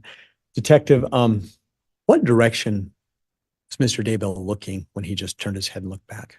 It appears to me he's looking over to the fire pit area. And that is in fact where Tylee's remains were found. Yes, And you were present when her remains were found, is that correct? I was. Can you just briefly describe what your observations were when you were involved in that process? So I had been tasked with helping carefully excavate around the remains. The odor was horrible. The decay had set in. We were trying to get pieces of flesh and bones as much kept together as possible until we were able to get most of it out and laid out and packaged. Thank you. And to be clear for the jury, before you became involved in the actual search and helped find Tylee, what did you do with Chad in the back of your patrol car? So shortly after that, we were asked to transport him to the Fremont County Jail. So Detective Schmidt and I transported him to that facility. So then what did you do after you transported him back to the jail? I was asked to come back to the scene, and that's where I was informed that they'd also found an area where I'm going to object at this point. That calls for hearsay. It sounds like there wasn't foundation for that, so I'll sustain that. So when you returned, what did you do specifically? I assisted in searching the area of the fire pit. And were you the lead investigator at that point? No. Was there a lead investigator? Yes. And were you following directions from whomever that was? Yes. As you recall, who was that person? It would have been either Lieutenant Ball or Detective Hermosillo, but I can't say for sure. There's no doubt you were a subordinate. Is that fair? No doubt. I think the last question, about how long were you back at the property in this process of recovering Tylee's remains? I had returned back to the property at approximately 1:30 or 2 in the afternoon after I dropped Chad off, and we were there the rest of that day and into the next day, the 10th. Approximately how many hours the rest of that day were you there? I had to estimate another 5 or 6. I also assisted in setting up light trailers and things for scene security overnight. Sorry, light trailers. Your Honor, at this time, I don't have any further questions. I might ask as a courtesy to counsel if he wants me to leave my laptop and the exhibit in case he wants to play from it. Judge, I can use my own laptop, and I've marked as exhibit number 63 on my list a copy of the outside video that Officer Wheeler was involved in. There's 2 videos that we stipulated to.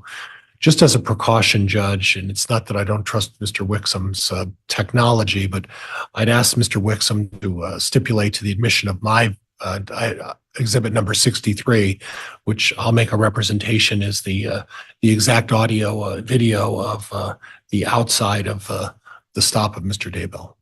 We do not object, Your Honor. We believe it will precisely mirror and should precisely mirror exhibit 300B from the state that you've already admitted. Let me be really clear on that then. So we've already admitted 2 exhibits. I really don't want a duplicate exhibit. And it sounds like 300B would be the same as 63. That's what I believe based on the representations of counsel, yes.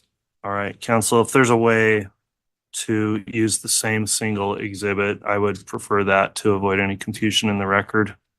Judge, for convenience, would Mr. Wixom permit me to use my video of 63 for demonstrative purposes with this witness? Council, why don't you work that out? I think what we'll do is take a mid-morning recess before you begin cross, Mr. Pryor. And if you'll talk just for a moment, we've already admitted 300B. And so again, I'm just hesitant to have a duplicate video showing the same thing. I guess I'm not, maybe I could be convinced, but I think it's best practice to have one exhibit for one video. Certainly. So if your file works in his computer, perhaps he can just use his computer with the admitted court exhibit 300B. It's fine with me, Your Honor. Okay, if you'll take a look at that on the break, let's go ahead and take our mid-morning recess. Let's try to reconvene again in 30 minutes. Your Honor, for the record, I wanted to turn in the exhibit that I just played because there was the issue with the other player, just so the court can keep track of what was just played. Okay, yeah, that'll be the one that will be the 300A. Thank you. All right, we'll be in recess.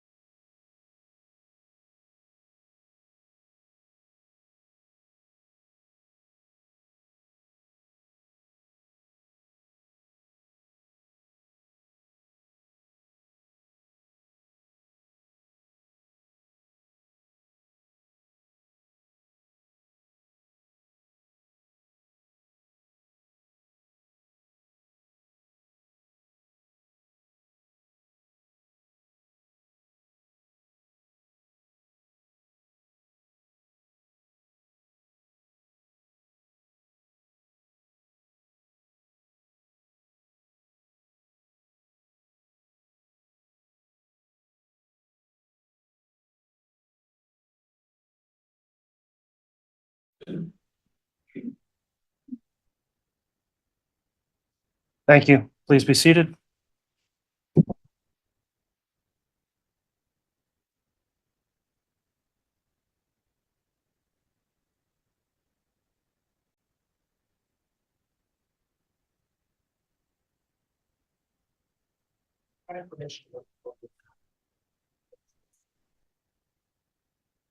You can go now.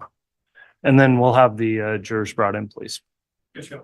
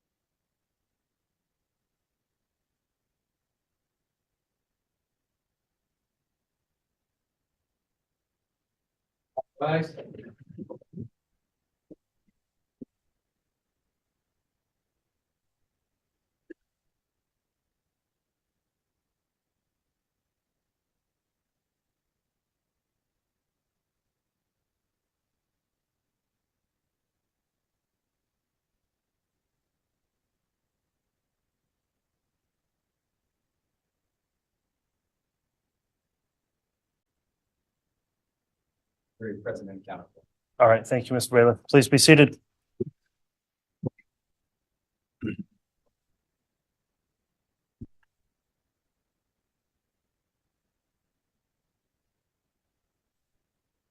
All right, we concluded our mid-morning recess at this time then.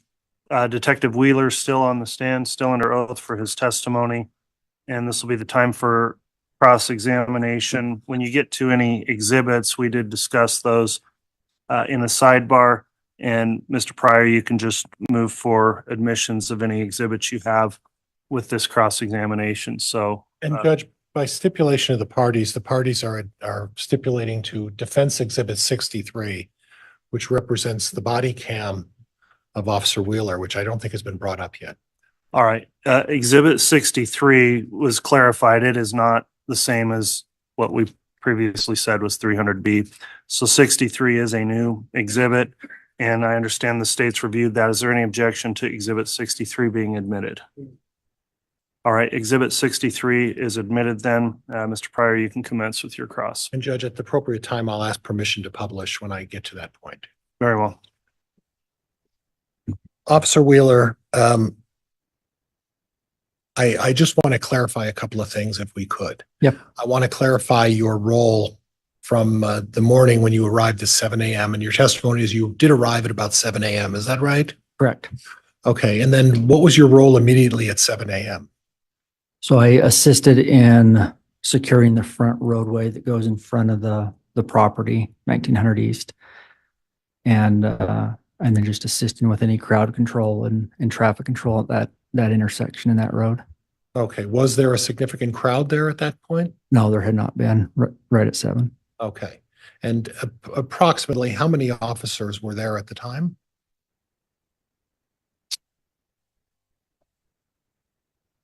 I can't testify to that. Okay, you did say multiple agencies, right? Correct. Those agencies would include the FBI, Yes. the Rexburg Police Department, Yes. the Fremont County Police Department, Sheriff's Office. Sheriff's Office. Give me Sheriff's Office, yes. Madison County as well? I don't recall seeing any Madison County to my knowledge. Okay, any other citizens there other than law enforcement who were present that you recognized Not on the property, no. on the 9th? Not on it. Nope. Okay. Okay. Now, your duties at the time back on this date of 2020, what was your primary job other than this, working on this case at that time? I was a sergeant in patrol, so helping with scheduling, shift coverage. So you would also go out on patrol and you would do, that was part of your role, is that right? Yes. Okay. Okay. And you're with, and at the time, you were, this is where I'm a little confused. At the time you were with the Rexburg Police Department or were you with a different agency? Rexburg Police Department. Okay. And as part of your duties, as part of your role as a sergeant, supervisory role, you had a vehicle with a camera inside, right? Yes. And the camera also videotaped outside, is that right? Yes. And as part of your role in a supervisory position with the Rexburg Police Department, you also carried a body cam, is that right? Yes. Okay, and it was standard for you to carry a body cam as part of your role as in a supervisory position, is that right? For patrol, yes. Okay, okay. Now, in describing Fremont County, that's a rural part of town out near Mr. Daybell's place, is that fair? Yes. Okay. Now, from 7 o'clock until what time did you leave your role as your supervisory position in overseeing the comings and goings of people going onto the property? I would say when I was asked to make the traffic stop. So in other words, you were there at 7 a.m. And when you made the traffic stop, and again, what time was that? I believe it was approximately 11:20 a.m. Okay, so you were there for approximately 4 hours and 20 minutes. Your role was to supervise the outside of the property there and obviously keep an eye on Mr. Daybell, right? Correct. Okay. And from 7 o'clock until 11 o'clock, again, tell me where Mr. Daybell's whereabouts were? So initially he got into his car, moved it to the west side of his home in the driveway. Later took it over to the house kitty corner from his property and then left southbound on 1900 East. Okay, so from the time he parked the car in the driveway, how long did he sit in the driveway? This would be an estimation, approximately an hour, 45 minutes to an hour. Okay, so and I'm not going to hold you to this. Yeah.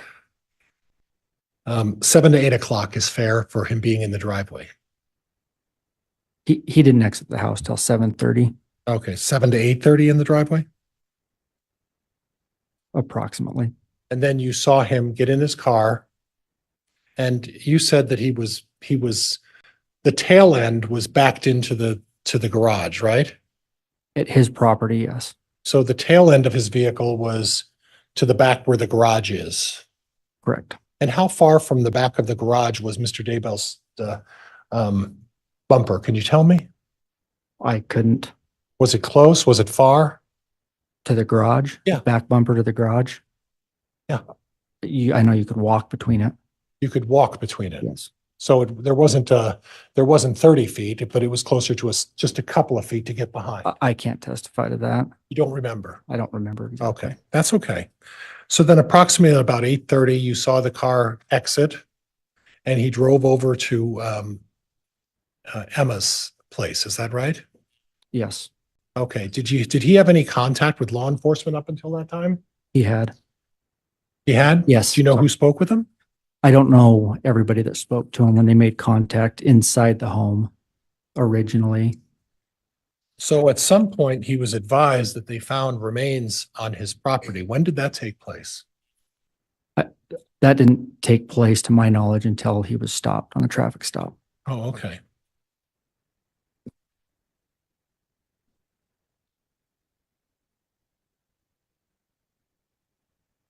So and this is where I'm kind of confused. And please, educate me a little bit. So you said that Mr. Daybell was in Emma's house, his daughter's house, for about an hour and a half, maybe 2 hours. Is that fair? Yeah. Okay.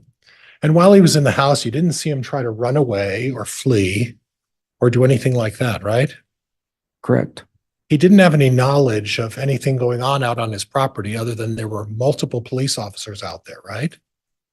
I can't testify to that. I don't know what he could see from that home. Well, as a patrol officer, you understand, and as a sergeant, you understand that when someone is stopped for a traffic ticket, there's a certain amount of anxiety with people when that happens to them. Would you agree with that? Yeah. And would you agree then that if there are 30 plus police officers showing up at your property and looking all over your property outside, not inside, but outside, would that tend to think that maybe you're a little curious about what's going on your property? It could. And that doesn't mean that you're guilty of anything. That doesn't mean you have any knowledge. What that means is you're curious about why are there 30 officers wandering around my property? Wouldn't you agree with that? That could be the case. Okay, thank you. So then when Mr. Daybell left Emma's house, it's your testimony that he sped off. Is that what your testimony was? I believe it appeared that he was speeding. It appeared he was speeding. Okay. So he doesn't have any knowledge about what's going on the property at that point, right? No, I don't know that. Okay. He hasn't been told by anybody from the law enforcement agency that that they found something on his property. Is that fair? Not that I was aware of. Okay. And then in your testimony, and maybe he wasn't speeding, maybe he was going fast. Is that fair? Yes. Okay. So he wasn't racing off then, correct? He accelerated quicker than. Okay. And the speed limit on Salem Highway, and I've been on there a couple of times, is about 50 miles an hour. Starts slow, but when you get right on Salem Highway, it's a 50-mile-an-hour road. Council's testifying. Okay, I'll ask him, Judge Inston. Hold on. Again, when there's an objection, I don't want an immediate argument back. I want a moment to rule, and that objection is overruled. Okay. So you can re-ask and the officer can answer if he knows, knowing he's a law enforcement officer in the area. Do you have knowledge of what the speed limit is on Salem Highway in front of Mr. Daybell's house? 50 miles an hour. Okay, so 50 miles an hour. So if you're pulling out of a driveway and Emma's where she used to live is right on Salem Highway, right? Correct. So it wouldn't be unusual for someone to pull into traffic and start accelerating into going down the road, right? No. Okay. Now, I saw on the body cam, did you have a chance to go look over your body cam? Yes. Okay, and when did you review that? Couple days ago. I don't remember Okay, the date. now I saw on the body cam, and if we have to, we'll play this for everybody if you have trouble remembering something, but I saw on the body cam where you pull up and Mr. Daybell stopped in a vehicle and you get out of the vehicle. Do you recall that? Yes. And then you walked up to, it looked like there were about 4 or 5 officers there, right? I know that there were 2 unmarked surveillance officers that were there with me at that time. Okay, but Officer Hermosillo was there. He arrived shortly after. Officer Ball was there. Arrived shortly after. And as soon as they arrived and you walked up, there was a discussion to Mr. Daybell about where he was going. Do you remember that? I don't recall that. Did you have a discussion that he was going to visit somebody that morning? I did not. Did he have a discussion about having a meeting with his lawyer that morning. Not to my, Remember that? not to my knowledge. Okay. So you have no recollection of the discussion of anyone at that point pointing out to Mr. Daybell that he can't go see his lawyer. The lawyer can come to him. I do recall overhearing a statement about his lawyer. Okay, so now you remember the statement about the lawyer. So gleaming from that statement, you were to understand that Mr. Daybell was in the process of going to see his lawyer, right? No. Okay.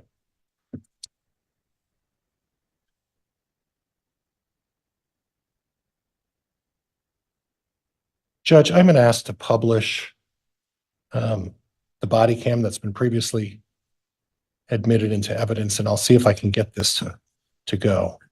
And that'll be exhibit 63. Yes, Your Honor. There's pretty dogs coming through, I believe, with the on the Powell tape.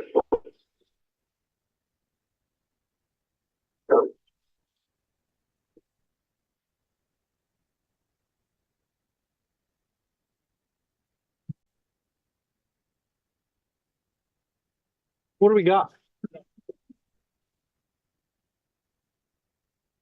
Do we know what we have? I don't know what they want. They said Yeah, go ahead and step out here for us. They just asked us to stop you, so just come right here. They're gonna come and chat with you, okay? Just stand right here. You don't have anything on you? No weapons or nothing? Okay, Shannon. We were JJ. So we're going to detain you for a minute. We'll figure out what we're going to do.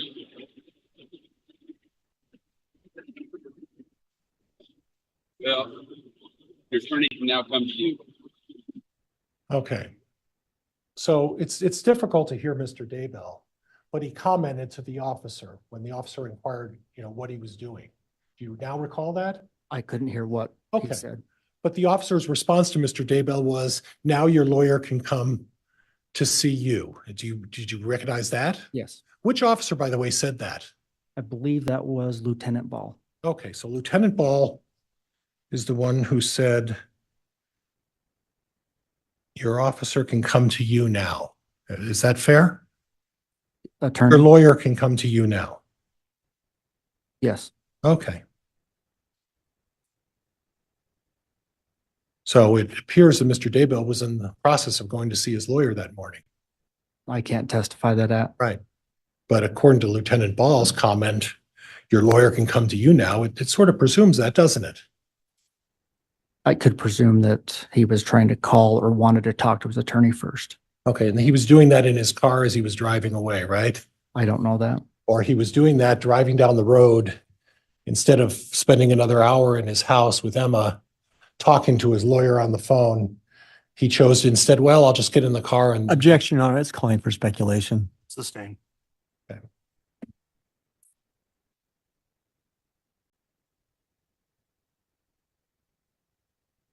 And then after that point, you put Chad into handcuffs, right? Yes. Put him in the back of your car. Yes. And that was the video that we observed with Mr. Wixom, correct? Correct. Okay.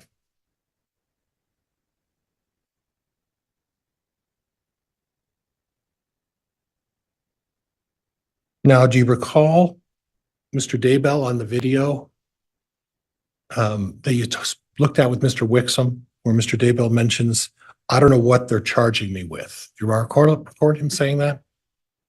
Yes. Okay. Now, you also record him, or also recall him, excuse me, saying to Emma, cooperate as much as you feel. Remember Emma saying that? Yes. Okay. At what point during that process was Mr. Daybell advised that they found a body on his property? Right prior to this clip right here. Okay. And at the point that he was having a discussion with his daughter, Emma, at that point, he didn't know what he was being charged with, correct? Not to my knowledge. Nobody told him what he was being charged with, correct? Not to my knowledge. But it's a pretty serious allegation if you get put in a set of handcuffs and put behind a van, and then suddenly they say, we found a body on your property, right? Could you repeat the question? That's a pretty serious allegation. Yes, In your traffic experience, that's not something that happens every day, right? right. So at that point, Mr. Daybell is put in the back of the car, Chad's put in the back of the car, and Emma was allowed to talk with him, right? Correct. So we don't know what was going on in Mr. Daybell's mind, do we? I don't. Right. And we don't know what he's thinking, right? Right. But we do know that he's been told, guess what? They found a body on your property, right? Correct. Okay. And you're in handcuffs, right? Correct. And then Mr. Daybell says, we're going to make it through this, right? Yes, sir. And he's talking to his daughter about financial, where he can come up with money, credit cards, business accounts that he has, things like that, correct? They were discussing those. Right. So the purpose of discussing that, we don't know whether he was doing that to try to figure out a way if he could post bond on a release after he's being accused of this, right? I don't know that. You don't know that, right? We don't know what the reason for him trying to get his financials in order, right? Right.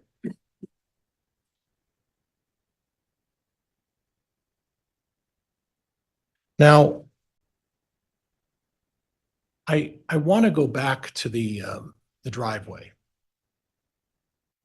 And originally, Chad was parked in a driveway from the south side. There's a driveway that comes in through the south, right? Yeah, southeast of the residence. Southeast of the residence. A long driveway that gets right into the middle of what I would call the backyard, the lawn area of the yard, right? Correct. Okay, now that's where he originally was parked, correct? Yes. And would you agree with me that parked in that location gives you the best view of the fire pit and the pond? I don't know about the pond because there was a shed there, but the fire pit. Clearly the fire pit, right? Correct. And you don't know about the pond because the pond is off back on a portion of the property set back a little further, right? Correct. And it's a distance to see it, correct? That'd be fair, wouldn't it? Fair? Distance is pretty relative, I guess. Okay. Well, how far from where Mr. Daybell was parked to looking at the tree where they found JJ's remains? I couldn't testify to an exact Okay. distance. All right, fair enough. It's a distance though. This isn't his backyard, right? You could see it easily. Okay, you could see it easily from that location where he was. Distance wise, that amount of distance. Okay, but the remains of both of these children were found in the pasture area, right? Yes. So if we say what I'm talking about, the backyard, would you agree with me that the backyard is where this driveway is and where the lawn is? That would be really the backyard. Would you agree with that? That's landscaped as grass, yes. Right, okay. And then beyond a fence is the fire pit, and then further down off in the far, which would be the northeast corner, is a tree with a pond back some ways away from the house, right? To the north of the fire pit. Right. So this is what I'm struggling with. This is where I'm having some difficulty. If you have such a good view of the fire pit and the pond with the tree where JJ was found, if your purpose is to observe and see what's going on for some nefarious reason, why would he move? I believe he was advised to, so they could get crime scene stuff in and out of that driveway. Okay, so he was told he had to get out of there. I believe so. Okay, do you know who told him that? I don't. Okay. So then he drives out and goes in front of the house in the driveway. Correct. There's no other place to go. He has to go in the driveway, right? If he wants to remain at the house, yes. Right. And it's your testimony that he was looking around a little bit at that point, right? Correct. Okay, so,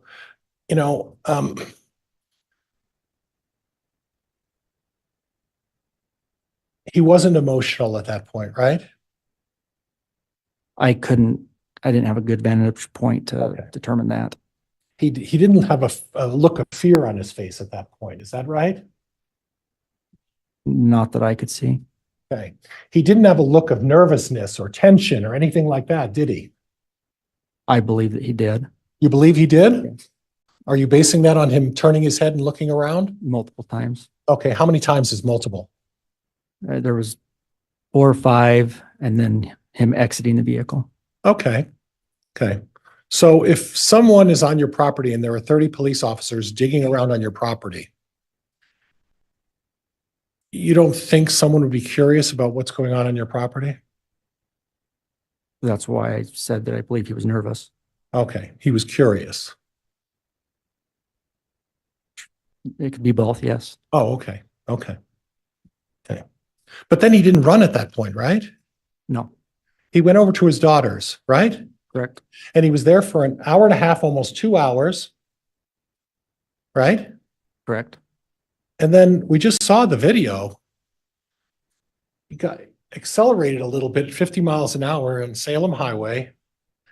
And when he stopped, he was planning on going to see his lawyer. Right? I don't know that. Okay. Well, why would Lieutenant Ball say he's going to have to come to you? Was that Calls for just what speculation, Your Honor. Sustained. Lieutenant Ball said to him, your lawyer's going to have to come to you, right? Something along those lines, yes. So there was at least a discussion about going to see the lawyer, right? I don't know that. Okay. You just think that was a statement Lieutenant Ball would just throw out there? Judge, this has been asked and answered. It's a pure speculation. The witness doesn't know. I'll move on, Judge. Well, again, I'd like to be allowed a chance to rule on that, and it is sustained as asked and answered. So do move on, Mr. Pryor. Okay. Now, after you put Chad in the back of the car and what we talked about with Emma, talking about the finances, and there was a time when Emma made a comment that I can tell by your expression that you didn't know what was going on out there, something to that effect. You remember hearing that? Yes, Okay, and you saw Chad's eyes when they talked about the body and his expression. So he had a reaction to that surprise. Would you agree with that? I couldn't see that. Okay. But obviously we have the video and we can make our own determination at some point, right? Sure. What the reaction was when he's told about a body that was being found. Okay. So then subsequent to that time, after Emma left, if you look at the outside camera of the premises, Chad, at one point, you talked about this, looked back, right? And you said that was towards the fire pit, right? There were multiple times that he looked back towards that area, yes. But if he was looking back, if you look at the position of the car, isn't it true that he was actually looking back at his daughter walking away and Officer Dave Hope behind the vehicle? I don't know. You don't know what he was looking at? No, I don't know where Emma was at. She lives in front of the vehicle, so I don't know why she would be behind it. Okay, and then the video speaks for itself, though, as to what exactly Chad was looking at, right? It shows what direction he was looking at. Okay, on the outside body, the outside cam of your vehicle, right? In the front, I don't know what outside cam you're talking The about. camera that was recording the encounter from the outside of your vehicle. My body cam, No, there were two cameras there. front car camera, Front car camera, and then there was the one inside the car as well, right? correct. Okay. But the cameras will speak to themselves as to where Chad was looking, right? Yes, Okay. Now, and correct me if I'm wrong, and I may be mistaken, but I thought you previously testified that by looking straight out the window, the way Chad's vehicle was positioned, that looking straight out the driver's or the passenger side window or the window he was in would be right directly at the fire pit. Isn't that what you testified to? his residence. Okay. So you're telling me that by looking behind or back, he's looking away from his residence. Is that what you're saying? Correct. Okay. So again, what time did you drop Chad off at the jail? Believe it was approximately 12:45. Okay. And I just need to clarify something else. How, have you been on that property before? Prior to that day? Yeah. No. Okay. All right. But you saw cadaver dogs there on that day? Yes. Okay. And again, what time did you get back from after you dropped Chad off? Back to the residence approximately 13:30, 1:30. And for those of us who aren't in the military, Sorry, that'd be 1:30, right? approximately 1:30 p.m. Yeah. Okay. I can do that math, I think. And then you were there until what time at night? I don't recall the exact time until we decided to Okay. convene till the next day. And your primary goal at that point was excavation, is that right? After I had returned, they reassigned me to help with the property. Okay, and what role specifically? Were you at the fire pit or were you at the tree back behind the pasture there? Primarily the fire pit area. Okay, and do you recall who was with you at the fire pit? There were multiple people. When you say multiple, how many are we talking about? I don't even want to estimate. There That was many? there was people coming and going. Oh, So I don't okay. recall who was there and when. And they were handing off the shovels and the tools used to do that? Not necessarily handing them off, maybe expanding areas to look at and sift through. And at one time, how many people would you say were digging around the fire pit with you? I don't want to testify to that. I don't know. You don't want to testify or you don't I don't know. I don't know for sure how many. Was it more than 2? Yes. Was it more than 4? Yes. Was it more than 8? I don't know. Okay, and were you using just shovels? No, they had sifters, hand tools, shovels. So shovels, sifters, hand tools, anything else, or is that it? Not that I can recall. Other than digging in the dirt in the fire pit, was there any other obstruction in the fire pit that you recall having difficulty with? Repeat that question. Any difficulty in digging in the soil when you were at the fire pit? Where we found Tylee's remains. Yes, where Tylee's remains were found. Just how careful we wanted to be. Okay.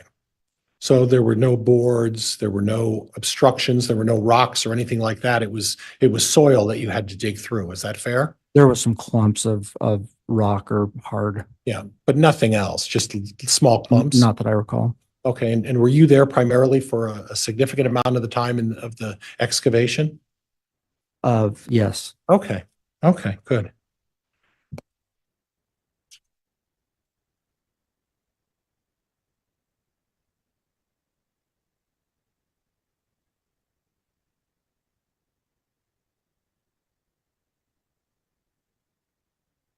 And Judge, I think that's all I have. I think that's all I have at this point. All right. If we could have the published exhibit removed from the screen there, Mr. Pryor. Did we note on the record the time frame stamp when that stopped? We may not have. 109, 103, it looks like, Judge. Okay. A minute 3 looks like when it was stopped is what I look like I have, Your Honor. All right. Thank you.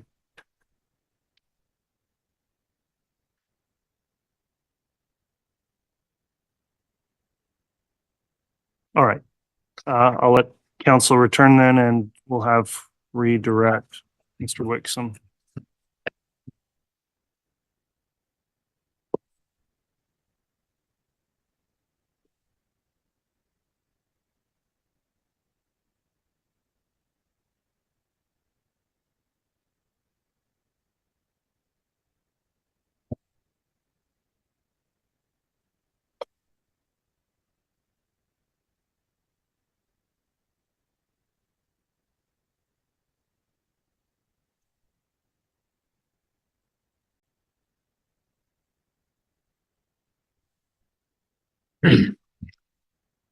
Detective Wheeler, you were asked several questions by Mr. Pryor about, in your experience, different reactions that people have in terms of levels of nervousness. Yes. And he asked you a question about whether or not someone might typically get nervous with a simple traffic stop. Correct. Answer that. Can you just explain, is that your common experience as a law enforcement? Yes, I think that most people do get a little nervous when they get stopped by police. Yeah. In your experience, when someone's about to have a serious crime such as bodies on their property found, would they normally get nervous? I would assume, yes. Would they be curious and looking back at the property where the bodies were buried? Yes. So if they, Officer, I'm sorry to interrupt. Could you just speak more directly? I'm sorry. Your mic Yep. kind of moved over and we're Sorry. not getting your signal. in your experience, Detective Wheeler, if someone is about to be discovered in a crime, about to be caught in a crime, have you ever experienced someone just acknowledging that and just surrendering because they know they're caught? It is common for suspects when confronted with possibly getting caught to try to distance themselves from whatever they're getting. Let me ask you a different way. So have you ever experienced a situation where evidence was being found immediately and the reaction of the suspect was just to accept it and not resist or argue or react in any way? Judge, this... Oh. Overruled. Go ahead now. Will you repeat that question? Have you ever, in your experience as a law enforcement officer, ever been in a situation where evidence was about to be discovered that incriminated the suspect and they just reacted calmly without any nervousness and just basically acquiesced? Very few times. But it has happened? Yes. Okay. Mr. Pryor asked a question about when Mr. Daybell was looking back at the property and he was looking curiously. Do you remember that question? Correct. Yeah. Would you say that another reason why someone might be curious about all these law enforcement digging on your property could be that you were aware they're about to find bodies that you knew were buried on your property? Could that cause curiosity? Yes.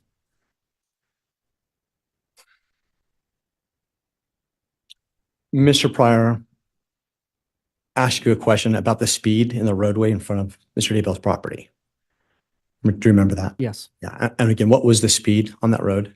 50 miles an hour. And I think you testified that it may not be abnormal for someone living on that street to drive out into the street and then quickly accelerate to 50 miles an hour or more. Correct. Yeah.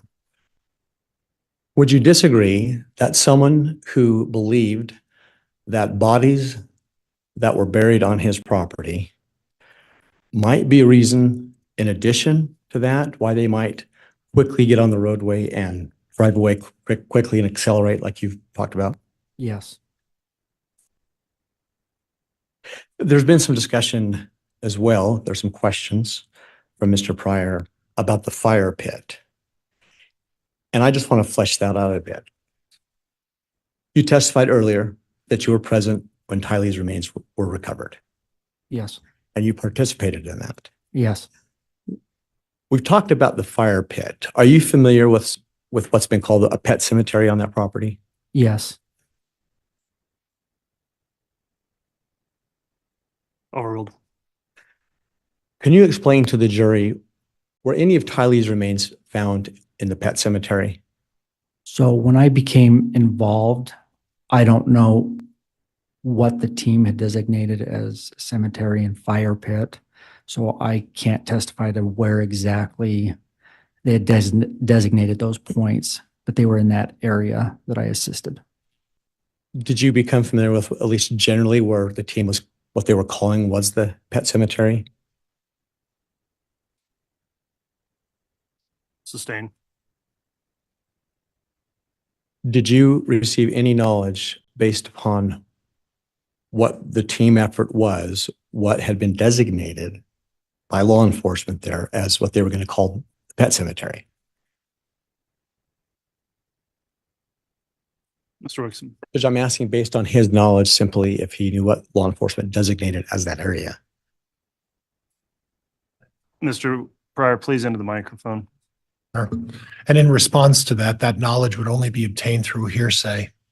Renew my objection, Your Honor. What would be the exception, Mr. Wixom? Judge, I'm not offering to prove it for the truth of the matter as to where the pet cemetery was. I'm simply asking this witness if he knew that area, generally speaking, as they were conducting their investigation for the remains, the area that they were calling that. That's all. Judge, and it's absolutely being asked for the truth of the matter asserted. That's exactly why he's asking it. The objection's overruled. I find it as an exception to the hearsay rule, and the officer can answer the question. I was familiar with the area called the pet cemetery. And where was the pet cemetery in relation to the fire pit? It was to the west and to the side a little bit, not very far away. So in your earlier testimony, when you talked about the direction that Mr. Daybell was looking in the back of your patrol car, do you remember that testimony? Yes. And I think you testified you used the term fire pit. Yes. Okay. Can I just be clear for the jury? Was the pet cemetery in the same general direction as the fire pit where Mr. Daybell was looking? Yes.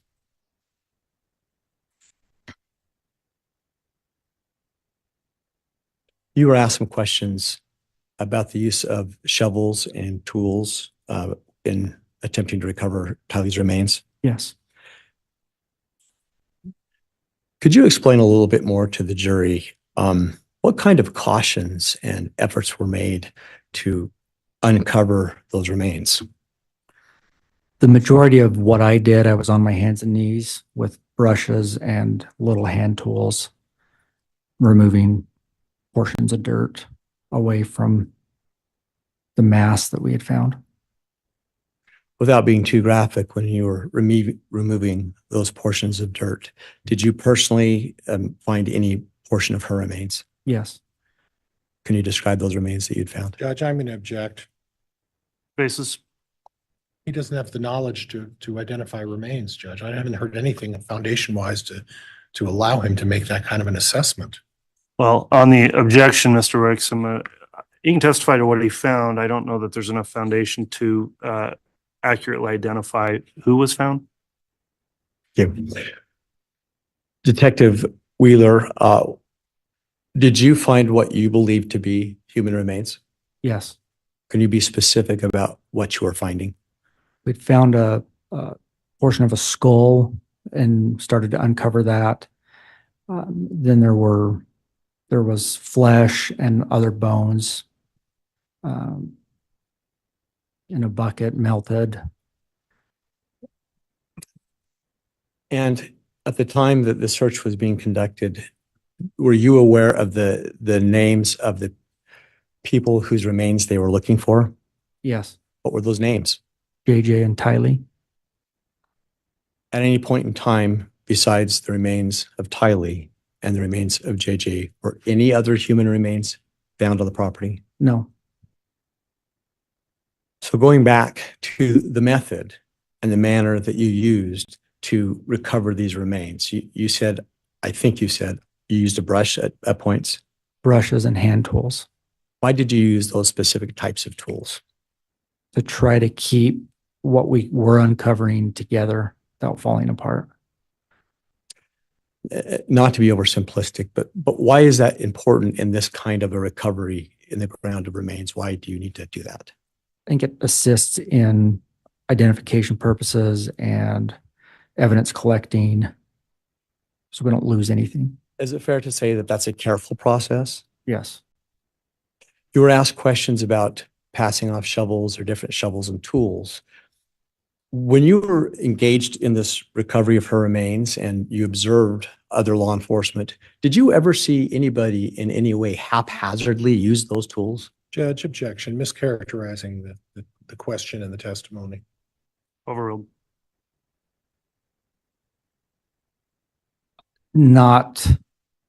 I didn't see anybody using them.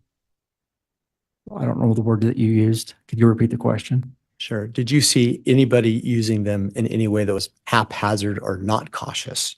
No. So at no point when the remains were being recovered, did you see any conduct by law enforcement that wasn't conscientious and careful? No.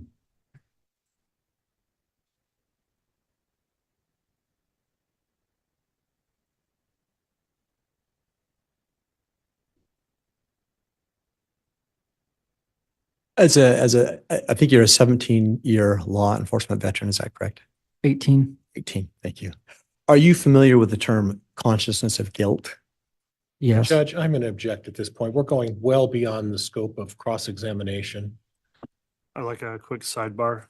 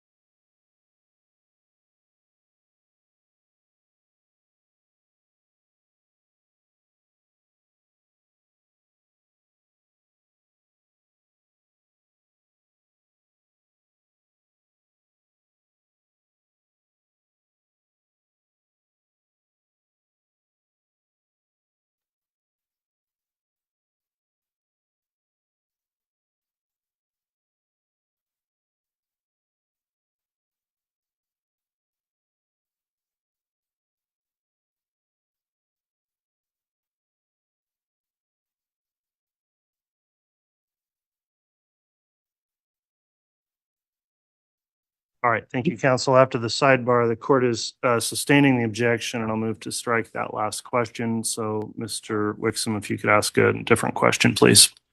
Thank you. Detective Wheeler, if someone gets in a car and flees quickly or appears to, what can that be indicative of? Judge, calls for speculation. Overruled. Could be that they have knowledge that something is going to be found or some sort of guilt. Would that go back to that term, consciousness of guilt? Judge, can we approach sidebar, please?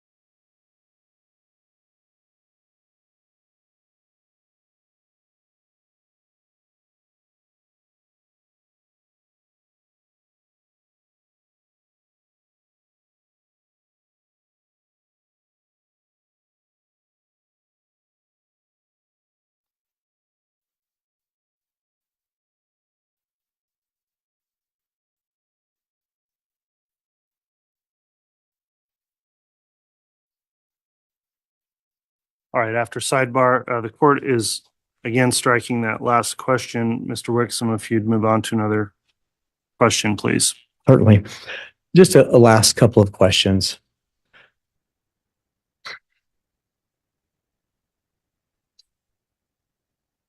Can you explain again the timing of when Mr. Daybell had left the property and as to when you'd found out that JJ's remains had been found? Later, I had discovered that it was simultaneously, meaning as Chad was leaving, detectives were coming around the house and saw him leaving and advised me to stop him. Judge, I'm going to move to strike its hearsay. Response, Mr. Wixom. Your Honor, I can re-ask the question. Very well. Yep. When you had stopped Mr. Daybell and had him get out of the car and come back to the back, you indicated that that's when he was met by the 4 or 5 officers, including Lieutenant Ball. Is that right? Correct. Yes. And we just saw the video where the first thing Lieutenant Ball said was, "We found JJ's remains." Yes. Would you agree with that? Yes. That happened how long after Mr. Daybell had gotten his car and drove away? Just prior. Moments, seconds, what's your best recollection? I wasn't back there, so I don't know the exact time they located him, but I'm asking the statement from Lieutenant Ball to Chad. Right. That timing, how long was that statement made to him? How much earlier had he driven away? Oh, just within minutes.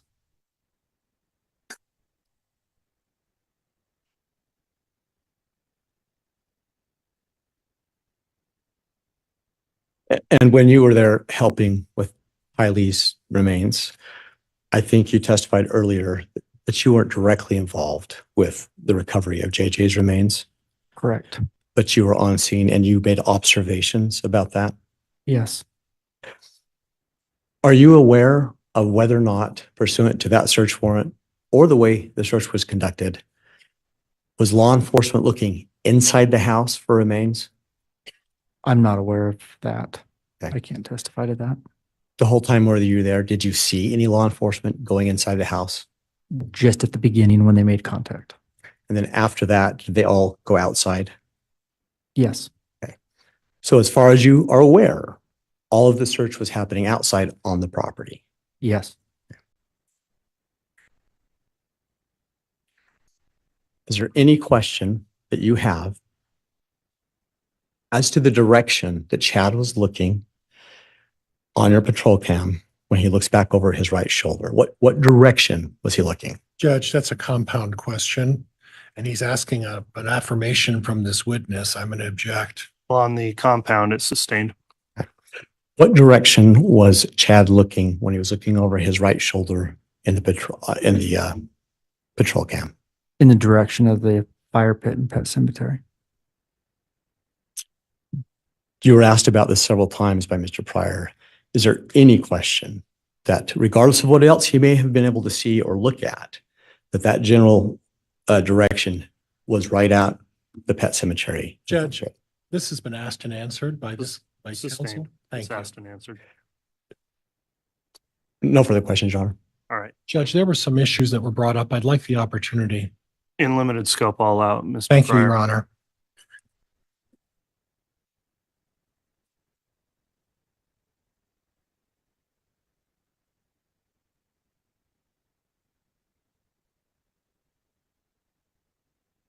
Now, officer, I heard an interesting comment from you. As you were testifying, you made a comment that I subsequently learned. Did you talk to anybody about your testimony at the break in this case? No. You didn't talk to any other law enforcement? No. So when you said that you subsequently learned, when did that knowledge come to you? What are you referencing? I'm referencing the fact that you subsequently, I forgot what the context of that was. We're going to move on, Judge. And it may come to me.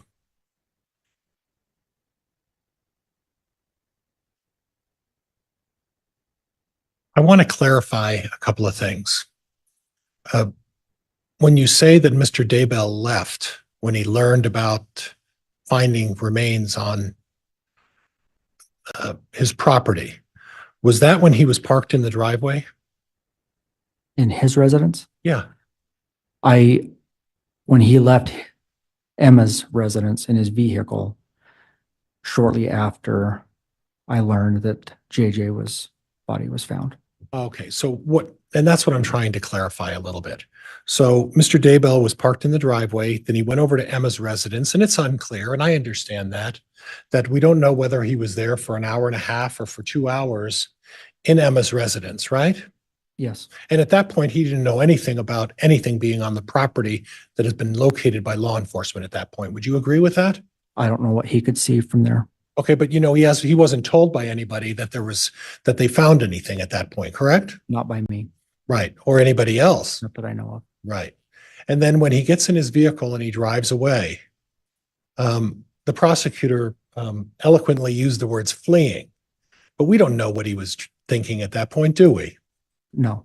And only after he was stopped by you and those other several officers and notified what was going on, that's when he learned about it, after he drove away and after he had driven down the road, correct? I can't testify to what he knew. Okay, but he was told about the remains at that point. Wouldn't you agree? Yes. All right. I have nothing else, Judge. Thank you.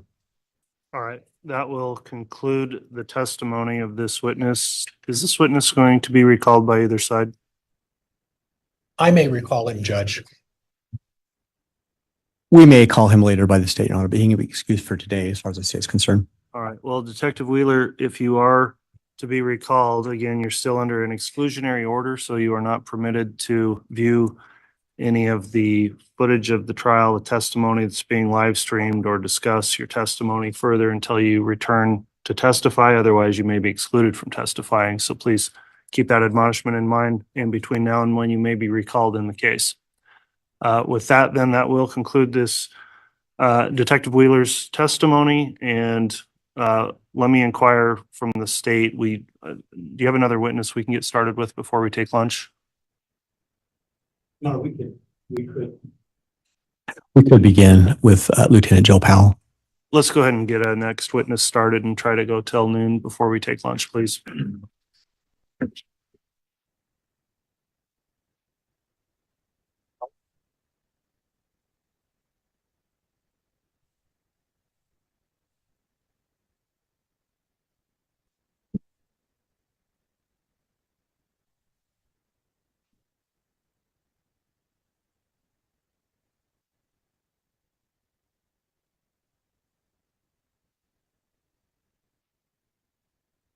You solemnly swear or affirm the testimony you're about to give will be the truth, the whole truth, and nothing but the truth, so help you.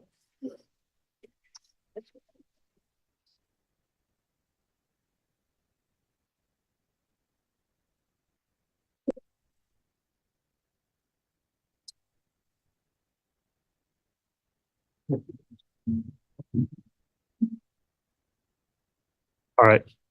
Lieutenant Powell's been sworn. Before we get started with testimony, let me just indicate again, there's an exclusionary rule in this case. Lieutenant Powell, have you been observing any of the trial testimony in this case since it started? No. All right. Have you discussed anyone else's testimony that's come before you in the trial? No. All right. With that in mind, Mr.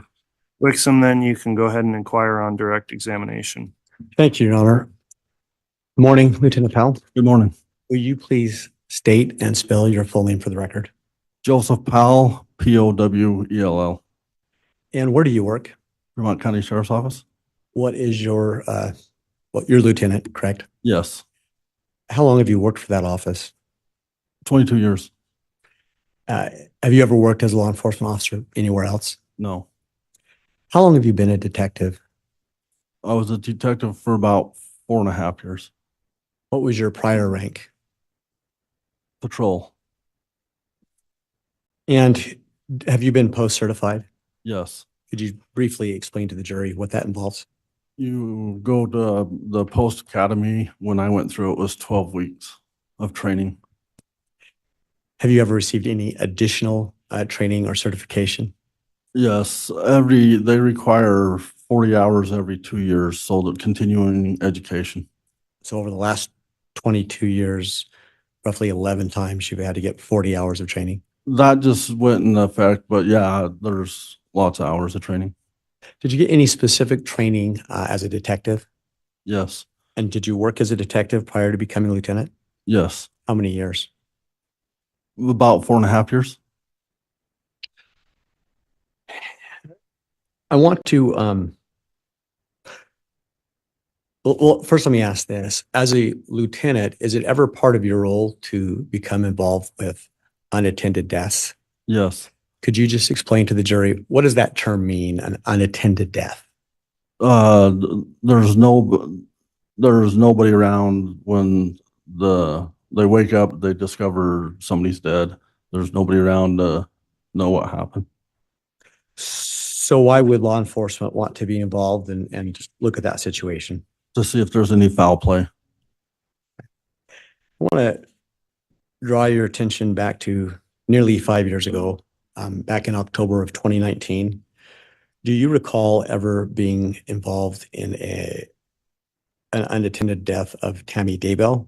Yes, I was notified of her unattended death. And who are you notified by? Detective Mattingly. Why did he notify you?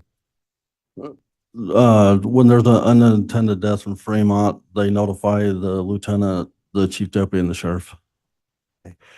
What's the purpose to have your subordinates notify you about that? So if there's any questions or they need help with the part of the investigation, and so the sheriff knows what's going on in the county. Excuse me. What was the date of that? Do you recall? October 19th, 2019. At that point in time, what was your understanding as what the investigation had determined about Tammy's death? Natural causes. Shortly after the 19th of October, were you ever contacted by law enforcement from Gilbert, Arizona? Yes. And what date did that happen? October 31st, 2019. How were you contacted? Was it in person, by phone, email? I was contacted by phone. And what did you learn from that contact? They was inquiring about Tammy Daybell's death, asked if they could get a copy of the report, and asking for assistance. Okay. Do you recall, did they say anything else about Tammy Daybell's death and the reason for their request for the report? Judge, calls for hearsay. Yes, sustain. After the phone call, what did you decide to do in regard to Tammy Daybell's death? I sent them a copy of the report. And what about you personally? Did you take any steps to look at the case? Yes, I reviewed the report and then later on ended up getting her medical records. Okay. Well, we'll pause here. So Gilbert, Arizona contacted you about Tammy Daybell's death. Yes. Did they request any other assistance or help with anything else? Yes, they asked to Judge, locate. objection, calls for hearsay. Judge, a request isn't offered for the truth. Overruled. You can answer. They asked if we could help locate a 2018 gray Jeep Wrangler with Texas plates. Did you get any information as to why you were seeking to locate that? They believed that it was in Fremont County. Did they tell you why they wanted to find the Jeep? It was involved in an attempted shooting. Did they give any names in terms of that were in connection with that shooting? Yes, Alex Cox, Lori Vallow, and they believe they had ties to Chad Daybell. Did the name Charles Vallow ever come up? I don't recall for sure. At that time, you At don't that recall? time. Okay. So they asked you to look for a Jeep. What did you do next? Drove out to, they gave me the address of 202 North, 1900 East. It's in Fremont County. So I drove out to that residence. Did you determine who lived there? Chad Daybell. Did you find the Jeep? No. Do you recall what date it was that you drove out there? October 31st, 2019. What did you do after you determined that the Jeep wasn't there? I notified Gilbert that we couldn't locate the Jeep there, and if they needed more assistance to let us know. And did you in fact get more assistance from them? Yes, the next day, November 1st, I received an email asking me to check a couple more addresses. And did you do that? One was a PO box in Sugar City, so I knew it was a post office, so I did not go there. But the next one was 565 Pioneer Road in Rexburg, and yes, we did go there. And what did you find there? We surveilled the residence, but never located the Jeep. When you say surveilled, can you explain that a little bit more to the jury? What your process is? We sat a ways away from the residence and watched it and watched for vehicles coming and going, people coming and going. And did you observe anybody coming and going from that residence? Yes. Who did you observe? Chad Daybell and Lori Vallow. Prior to engaging in that surveillance, had you done anything to identify what Chad Daybell looked like? Yes. How did you do that? Driver's license photo. Did you do the same for Lori Vallow? Yes. And how did you do that? Gilbert, Arizona had sent a picture. Did you eventually, let me withdraw that. Do you recognize Chad Daybell in the courtroom today? Yes. And what is he wearing? Blue shirt and a yellow tie. Where is he seated? At the defendant's table. So you said at some point in your surveillance, you saw Chad Daybell and Lori Vallow. Is that correct? Yes. Explain to the jury when you first saw them. First, we seen Chad Daybell leave the 565 Pioneer Road, and we surveilled him out to 202 North, 1900 East. And Judge, if I could have some foundation as to time, date, place, year. All right, Mr. Wixom, if you'd like to re-ask with more detail. Sure. Lieutenant Powell, what date was it that we're talking about that you were surveilling and first see Chad and Lori? November 1st, 2019. And these addresses that you were surveilling, where were they again?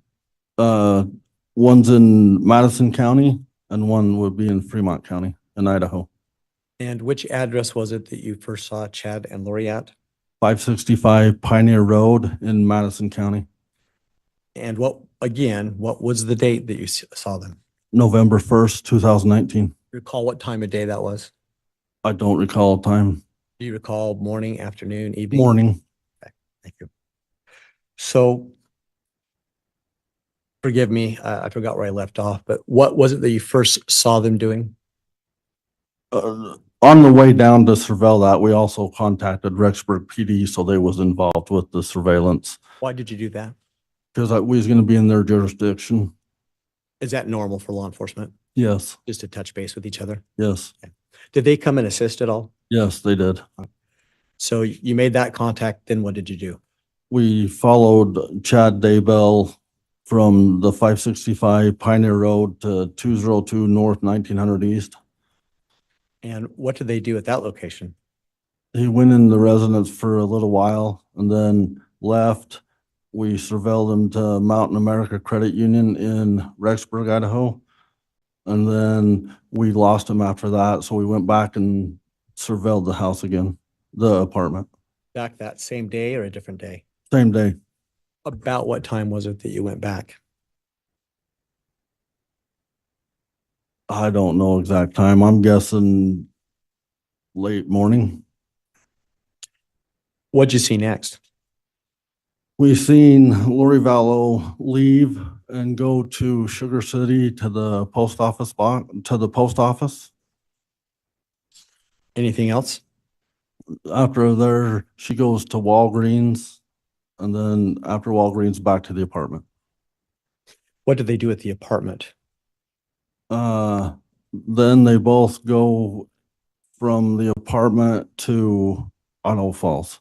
We surveil them to Mountain America or the Mountain Credit Union in Idaho Falls, and then the Hobby Lobby, and then the Cafe Rio. Excuse me. What did you observe them doing, if anything, at Hobby Lobby? Holding hands as they was walking in the store. And let me ask, did you take any photographs of that? I did not. Did any other law enforcement take photographs of that? Yes. Do you recall who it was? I don't recall. Did you later see the photographs? Yes. Do you believe that if shown, you might be able to recognize those? Yes. Your Honor, at this time, the state would offer what's been marked as the state's Exhibit 36B. Got 2 copies for the court.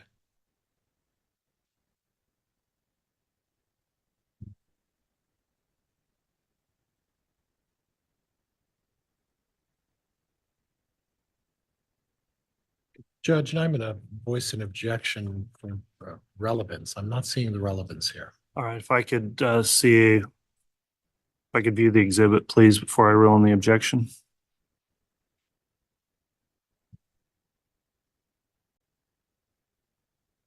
Objection's been made, Mr. Wixom, as to relevance.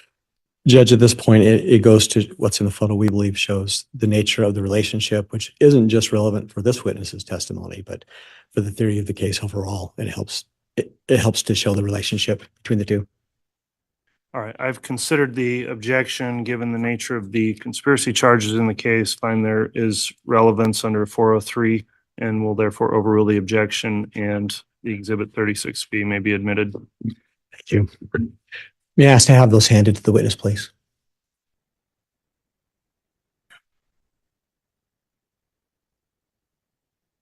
And Lieutenant Powell, even though these have been admitted, just to give context, what do you see in front of you? Chad and Lori walking in the Hobby Lobby holding hands. Mr. Wixom, I want to be clear. You're saying these, is there one exhibit or more than one? I apologize. I handed 2 up to you. It's just one exhibit. 34 or 36B, Your Honor. Okay, thank you. Yep, you bet. They're holding hands? Yes. So even though you didn't take this picture, do you believe that's an accurate reflection of what they were doing? Yes. Your Honor, at this time, I would request permission to publish this to the jury. You may.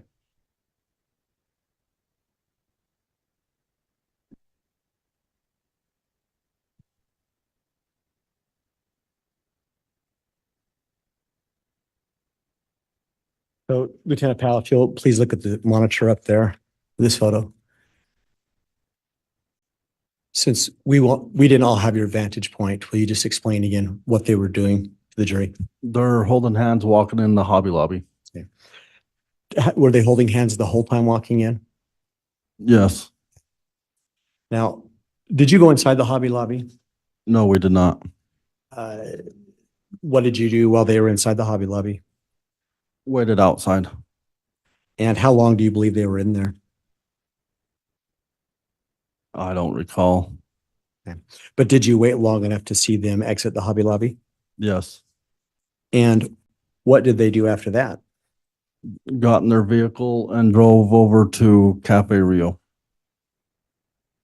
What happened then? Did they go inside? Yes. Did you happen to go inside? Yes, myself and Chief Deputy Gardner went inside. Did you observe them in there? Yes.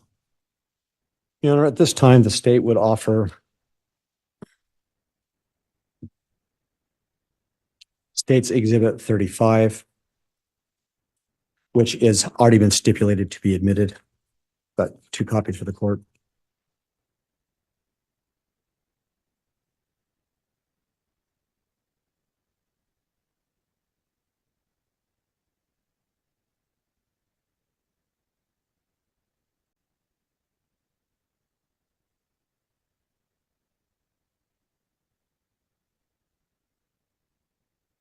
All right, I understand there is no objection then based on what Mr. Wixom has proffered on Exhibit 35. Is that correct, Mr. Pryor? It is, Your Honor. Thank you. All right, Exhibit 35 is admitted. Thank you. I may have permission to publish it. You may. And before I do so, could I just confirm, Judge, was that last exhibit admitted? Did I move for admission? It was. 36B is admitted. Thank you.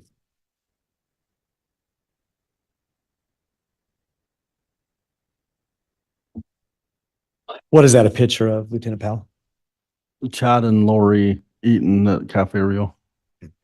And did you observe anything else about their behavior or conduct together while they're at Cafe Rio? No. What happened after they left at Cafe Rio? We ended the surveillance. Why did you end it there? The time of night and prior engagements people had. Okay. Your Honor, it would now be an appropriate time to stop my direct examination, considering the hour. Yes, let's go ahead and take our lunch break at this time. We will try to do it in an hour, back on at 1, but we'll allow sufficient time for the jurors also to have their lunch and take the break necessary. So we'll come back on after the break. All rise, please.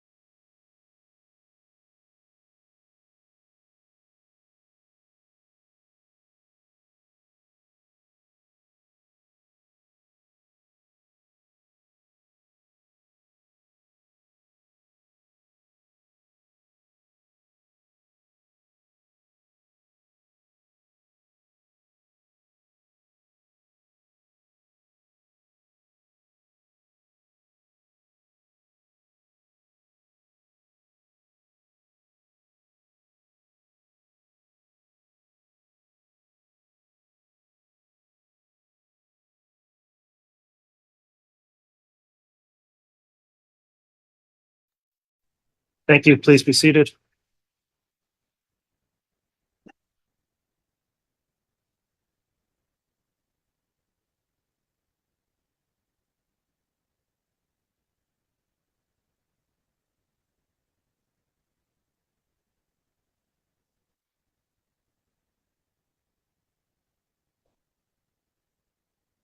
All right, Mr. Bailiff, if you could please have the jurors return to the courtroom. Yes, sir.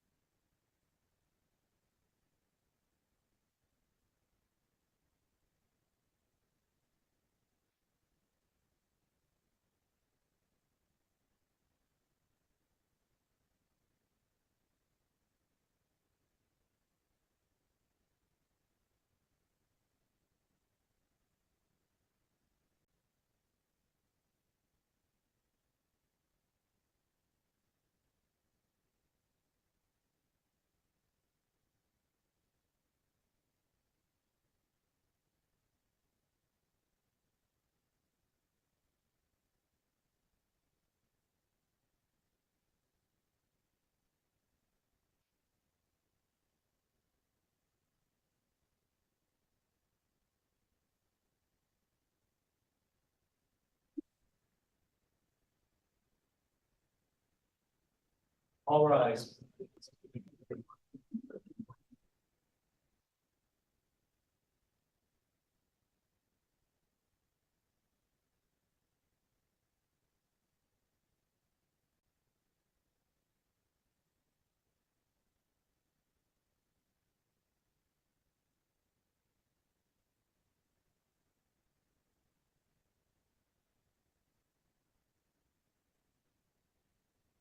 Jury is present and account for. All right, thank you, Mr. Bailiff. Please be seated.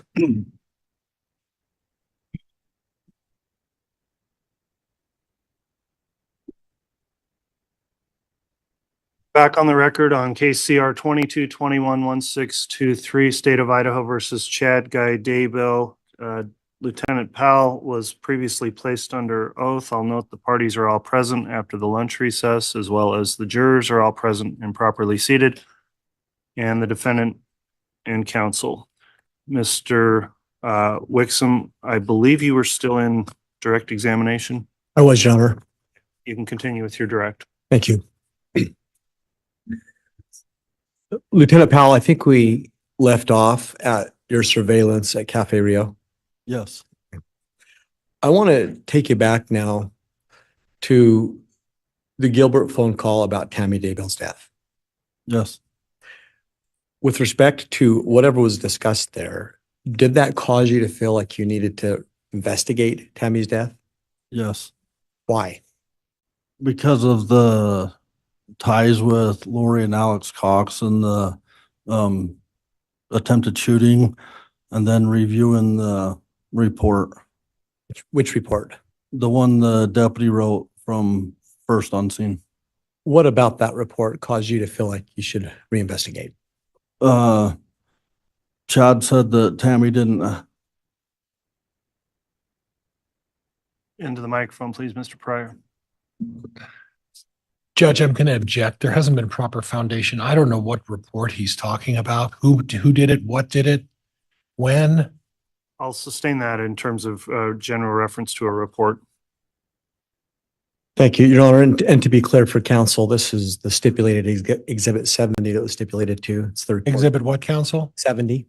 Well, it's the stipulation number 70. It's that report. Mr. Wixom, has that been admitted formally in the trial yet? I intend to, but I haven't yet. I can stop now and do so. I guess that'll make the most sense since we've referenced the exhibit. I want to make sure it comes in before it's referred to. Certainly, Your Honor. Thank you. May I have just a second, please? You may. And Judge, that would have saved an objection if I had I known. understand.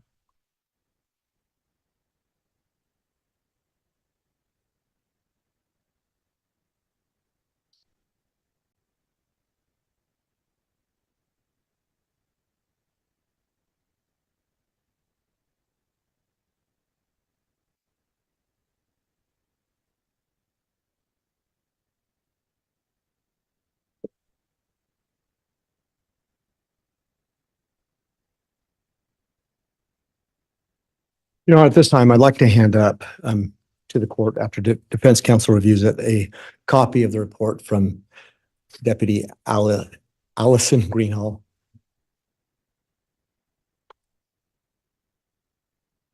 And it's reference 70. Is that the actual exhibit number for? Judge, that's the itemized number on the stipulation, as I recall. The state's proposed exhibit number is 418. 418? Yes, sir. All right. Would you please mark the exhibit then as 418 that you propose to offer? Certainly, Your Honor. This is Officer Powell's report, not Officer Greenhall's report. I don't know what he meant to give me. So, you.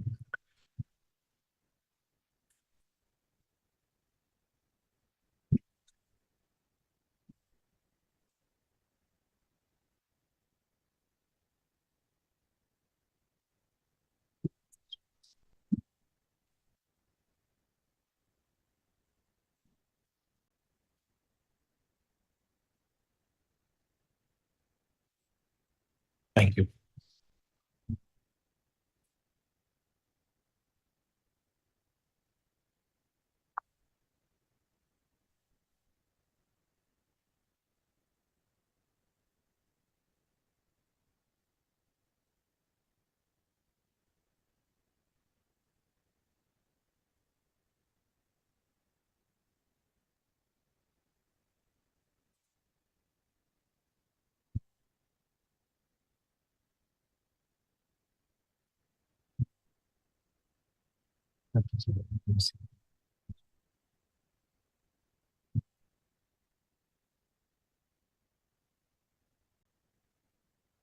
All right. The state's proposed exhibit 418. It apparently is referenced in the stipulated exhibit list, but is there any objection to the introduction of state's exhibit 418? No, Judge. All right. Exhibit 418 is admitted.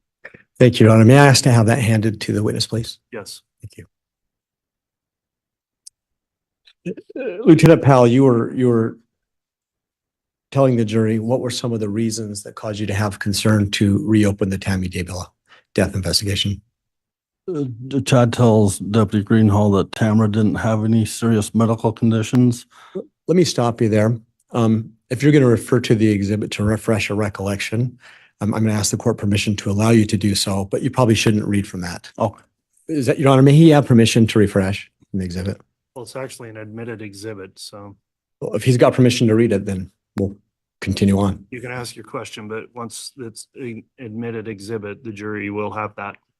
Right. Thank you. So go ahead then, Lieutenant Powell. He tells Deputy Greenhall that Tamara don't have any serious medical conditions and that she don't go to the doctor often. Anything else in there that caused you to decide to investigate further? Last time she was at the doctor was 2 months ago for an arm injury. Okay. So upon reviewing that, considering the other information, what steps did you take to then investigate Tammy's death? Ran a controlled substance, it's called PMP, Prescription Monitoring Program, where you can run a name and they'll tell you if they're on any controlled substance, medications that are controlled. Is that a law enforcement program? Yes. Okay. What did you find from that? She was prescribed tramadol. Okay. Anything else from that report? Not from that report, no. So what did you do next? Got with the prosecutor and got a search warrant for Walmart pharmacy. Why Walmart pharmacy? That's where it was prescribed to, picked up. What did you find as a result of the search warrant from Walmart pharmacy? She was prescribed fluoxetine and tramadol. And what did you do next? She was prescribed fluoxetine from Seasons Medical and tramadol from Teton Medical. So I got search warrants for those two medical records. Did you get records from both those entities? Yes, I did.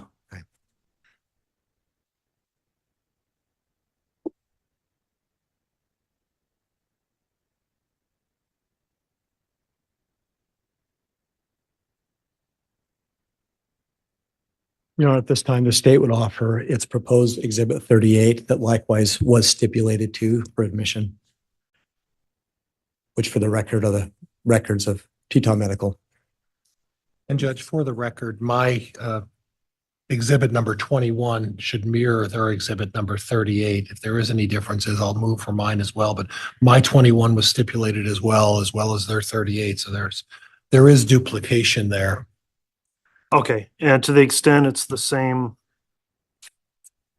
exhibit, let's make sure it just gets admitted once, but what's now marked and offered as states 38, I'll have the defense review that and ask if there's any objection.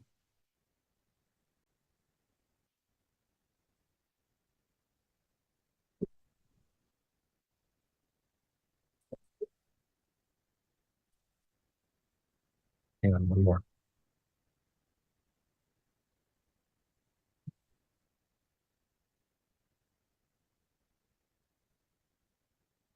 Thank you. Thank you. As to propose 38, any objection from the defense? No, Judge. All right. Exhibit 38 has been offered and is admitted. Thank you, Your Honor. May I have permission to publish Exhibit 38?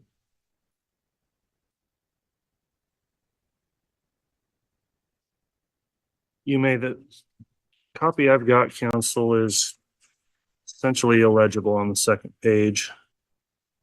Judge, if I could suggest. Third page, I would say it's actually 3 pages. Judge, if I could suggest my 21, you might find that to be a little more legible, but counsel, if you would like to take a look. Let me sidebar with counsel because there's a photocopy so light that it's illegible.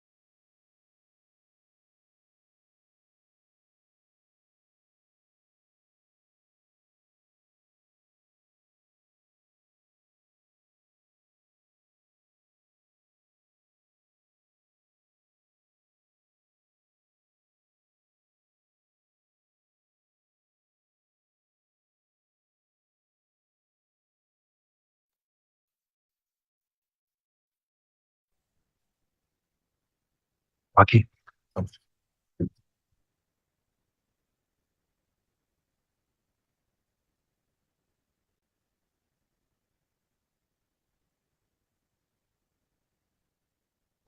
right, counsel, I've reviewed the admitted exhibit. However, it's again not very legible in terms of how it was photocopied, but there is a better version of it that was likewise submitted by the defense. So upon suggestion in the sidebar, the court will permit a substitute exhibit. So what was previously admitted 38 will not be admitted, and we'll have that referenced by the defense exhibit, which is the same document in a more legible copy. So what is the exhibit number, Mr. Pryor, that would replace our exhibit 38? Your Honor, Teton Medical Group records would be defense exhibit number 21. Okay. And Seasons Medical Records, which I think counsel's moving towards, it will be exhibit number 22. And my understanding, Judge, is that we've previously agreed that exhibit number 20 by stipulation is admitted as well, and I'll move for all three of those at this point. Okay, the defense has moved then for those exhibits 21, 22, and 20. Mr.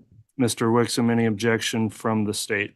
No, we have no objection, Your Honor. We agree to the same exhibits, just with a more clear copy. Yes. Okay, then those will be admitted, and to be clear then for the record, exhibit 38 is no longer admitted as part of the record, being substituted by the more clear version. So you can proceed, Mr. Wixom. Just reference the exhibit number with those new defense numbers when you are referencing them with the witness, please. Will be, Your Honor. Thank Okay. Your Honor, may I have permission to publish exhibit number 21? Yes.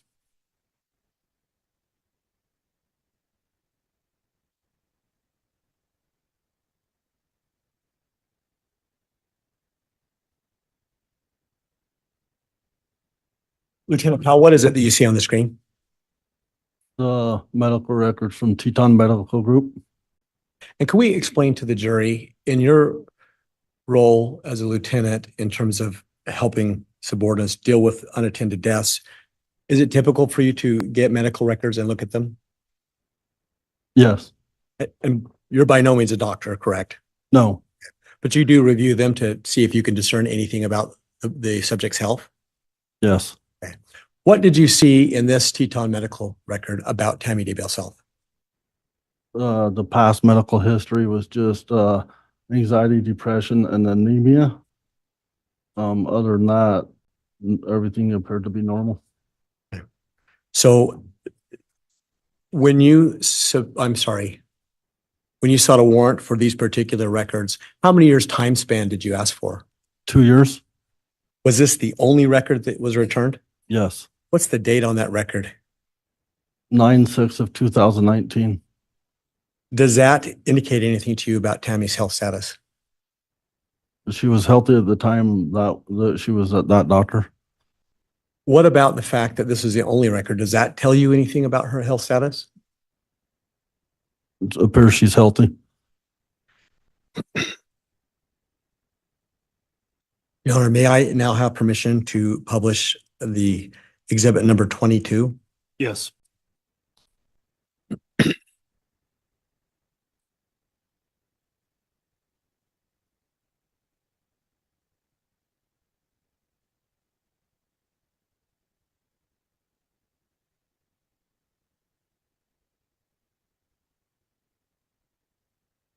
And please just refresh for the jury, who was the second provider that you sought records from under the warrant? Seasons Medical. And I want to call your attention to the screen again. What is that you see? The medical records for Tammy from Seasons Medical. And in fact, when you sought these records pursuant to a warrant, what time span did you look for? 2 years. And were there any other records besides this? No, there was not. What's the date on this record? 10/6 of 2015. What, if anything, did you discern from these records? He was being seen for depression. Anything else? No. What did that do to, how did that impact your decision how to go further to investigate in any way? Yes. In what way did it impact? She appeared to be healthy, so I got with the prosecutors and got a warrant for exhumation. Okay. Can you explain what the exhumation process is to the jury, please? She was buried in Springfield, Utah, so had to get with the court in Utah, got a warrant to exhume her, and that dig her up and take her to have an autopsy done. And that order was issued? Yes, it was. And did you attend that examination process? Yes. Okay. Your Honor, may we approach at this time? Yes.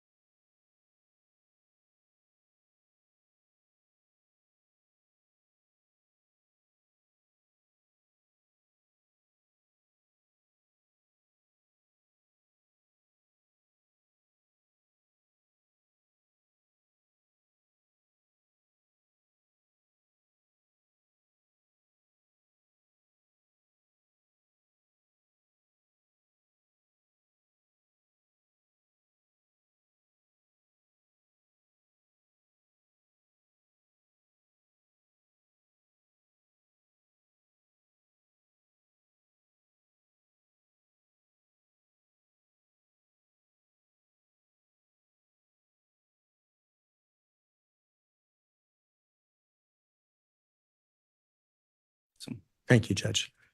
Your Honor, at this time, the state would offer up to the court what we believe is a stipulated state's exhibit 37A through 37H. We've got 2 copies for the court.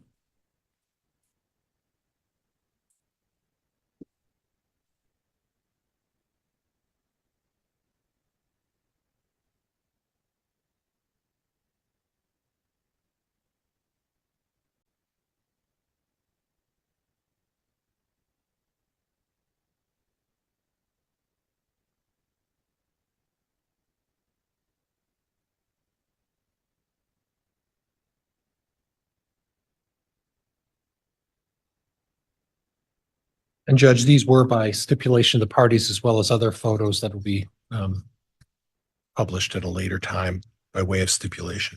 All right, I'll take a quick review of them.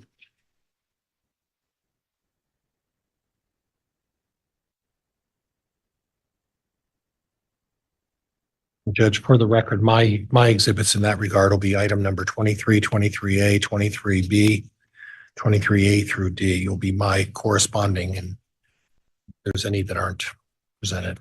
Okay, once you get there, Mr. Pryor, I'll have you offer them individually so we keep track of the exhibits. Exhibits 37A through H have been offered, and I understand either by stipulation or no objection, the defense has no objection to these being admitted. Is that correct?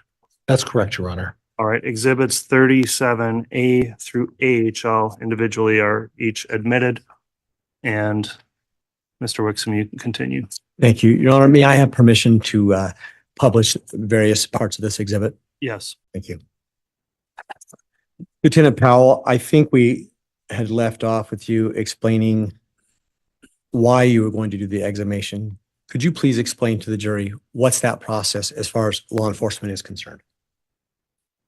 Go and observe and make sure that nothing was tampered with. And what kinds of things do you look for tampering? Any marks on the casket, and the cement vault and things like that. And why do you look for tampering? To make sure I can say that nothing was tampered with and to obscure the autopsy. So is it safe to say that you were at the graveside when her body was literally pulled from the ground, or her casket was pulled from the ground? Yes. And you observed all that? Yes. Now, did you personally take photos of that process? No. But you were present the whole time? Yes. And you've seen the photos that were taken? Yes. And they've been admitted, but the photos, you'll be able to say if they were accurate depictions of what was happening? Yes. Now, if I may now publish. Yes.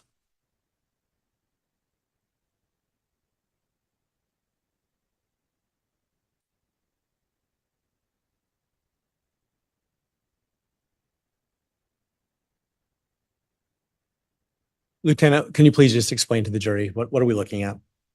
The backhoe getting ready to start digging the grave out. Okay. And this is Ms. Daybell's grave? Yes. And where is this again? Springfield, Utah. Now I call your attention to what's been marked as 37B. What's that? The backhoe digging the grave. 37C. Them lifting the cement vault out of the grave. 37D. The cement vault. 37E. The lid taken off the cement vault and the casket. 37F. The inside of the cement vault. And I'll stop there. In the course of your observation of this part of the exhumation, did you see any tampering? No. What did you look at? The edges, and then you've seen all the roses and stuff still on top of the casket. Did you examine the casket as well? Yes. Did you see any indication of tampering there? No. And then once the coffin was removed from the vault, what happened with the coffin? It was loaded and taken to the medical examiner's office in Utah. And this 37, sorry, G, is that a picture of the loading of the coffin? Yes. Now, you said that coffin was taken to an ME, to a medical examiner? Yes. Okay. Did you ride in the hearse at that time? No, I followed it. Did the hearse and the coffin stay within your line of sight all the way to the MEs? Yes. And in fact, did you go inside when they put the casket in? Yes. Did you observe the autopsy? Yes. And so therefore, did you also observe the removal of Tammy's body from the casket? Yes.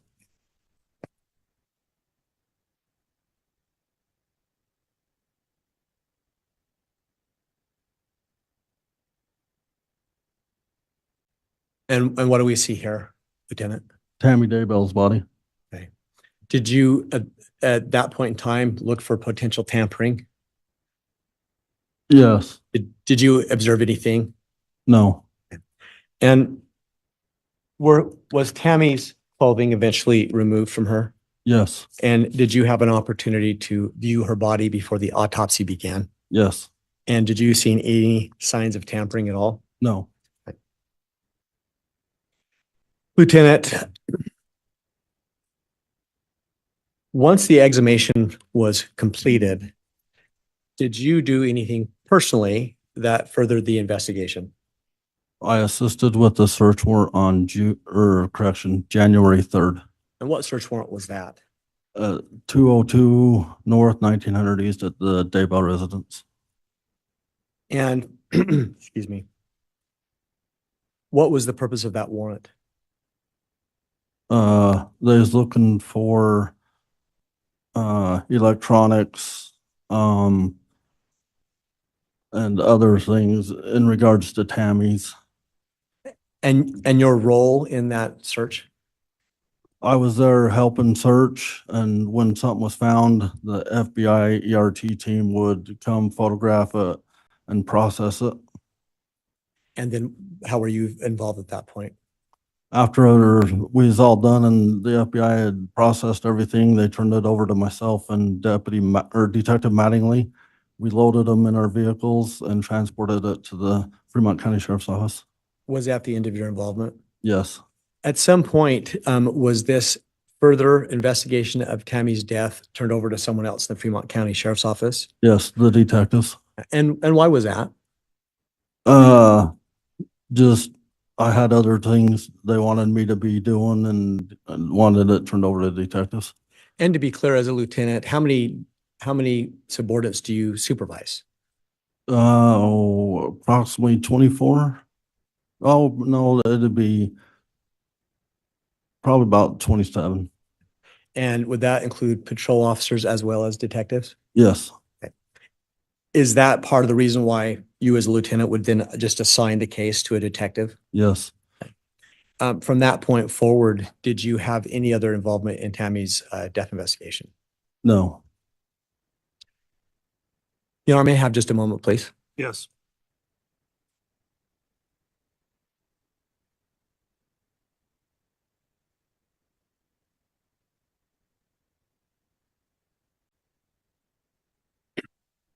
You know, at this time, I don't have any further questions for direct. I did want to inquire if the two exhibits that I had been turned back into the court. I see the marshal shaking his head yes. Yes, we do have those. Okay, thank you.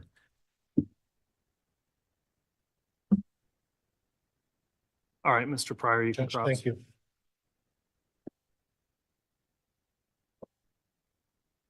Once you're set up, Mr. Pryor, in order to maybe make things a little more efficient with your proposed exhibits, I'd like a brief sidebar with counsel before you start cross, just to discuss exhibits you've mentioned. Okay, Judge.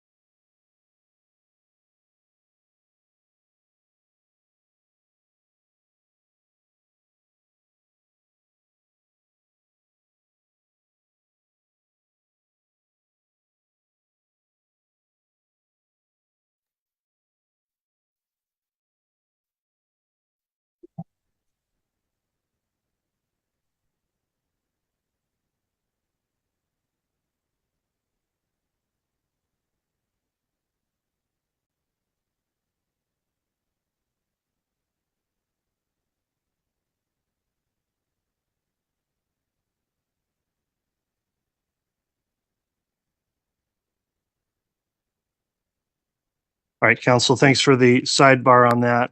Also, just pointed out to the court, before the state concluded direct, we did have admitted, not actually given to the court, Exhibit 20, which I think is a death certificate, and we need to get that to the bailiff for entry into the court record.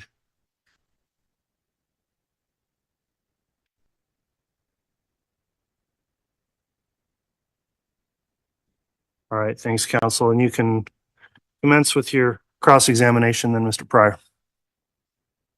So officer, you've spent 22 years with the Fremont County Sheriff's Office, is that right? Yes. I'm sorry, Mr. Pryor, but can you speak into the microphone, please? And I've been warned about this, Judge. Okay. Sorry. You spent 22 years with the Fremont County Sheriff's Office, is that right? Yes. And the last 4.5 years has been as a detective, is that correct? I'm a lieutenant now. I'm sorry, lieutenant. 4.5 years as a lieutenant? No, about 7 years lieutenant. I was 4.5 years detective. Okay, that's what I thought I said. And then 7 years as a lieutenant? Yeah. Okay. So you don't get on the street and do patrol or anything like that, is that right? I do cover shifts, yes. Okay. And are you equipped with a camera in your automobile? No. Are you equipped with a body cam? No. That's not standard issue for you folks? Not for me. I do not have one, no. Are there occasions when you feel that you need to have a body cam or a recorder? Yeah, there's possibly some, yeah. Okay, and would one of those be when you're interviewing witnesses or taking statements from people? Yes. And the purpose of that is to make sure that you get the statement accurately. Would you agree with me? Yeah. But there's also an aspect of that when you have a recorder or a body cam, there's no likelihood that what someone says to you could be misinterpreted. Would you agree with that? Will you repeat that one more time? Well, if you have a body cam or a recorder and you're interviewing someone about an important topic, well, like this case, when you interview witnesses, you want to get the facts right from what they said, correct? Yes. And it's important that you get the facts right when they tell you things, right? Yes. And it's also important that it's a tool that you use to ensure that everybody's playing on the same page. Would you agree with that? Yes. Okay. So it's generally a very good idea to use a recorder or a body cam when you're dealing with subjects or people that where there's serious consequences, correct? Yes. And in this particular case, this is a serious case, right? Yes. You've never been involved in as much of a serious case as you've been in this case, correct? No. Most serious case you've been involved in 22 years, right? Yes. So I would assume you took precautions that when you interviewed witnesses, you took the necessary step to make sure that you had a recorder with you. Is that right? Yeah, try to, yes. Okay, try to. Okay.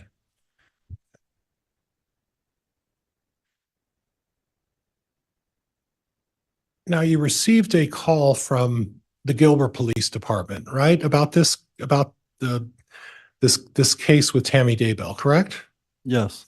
And I read your report, and I think you accurately reflected what they were talking to you about.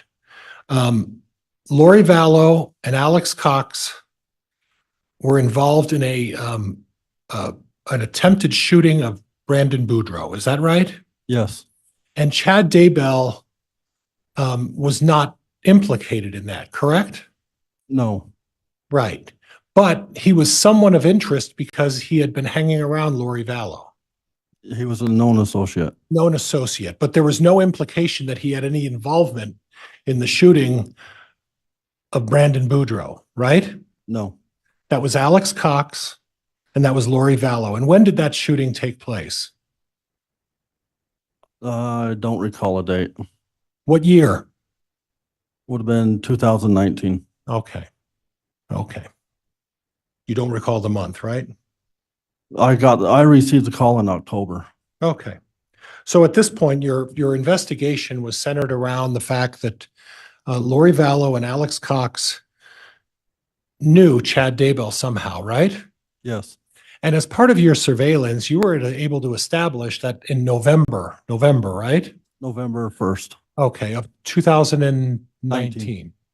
At that point, you were able to establish that there was some sort of a relationship between Lori and Chad, right? Yes, And that was after Tammy's death, right? yes, So really, if two people who are not married are going to a Hobby Lobby to pick up whatever they're picking up, that's not really suspicious, is it? it depends, I guess. Oh. It ain't suspicious, no. Well, you said depends. I want to know what's suspicious about two people who are single going to a Hobby Lobby. Why don't you tell me what that is? Well, it ain't suspicious, no. Okay.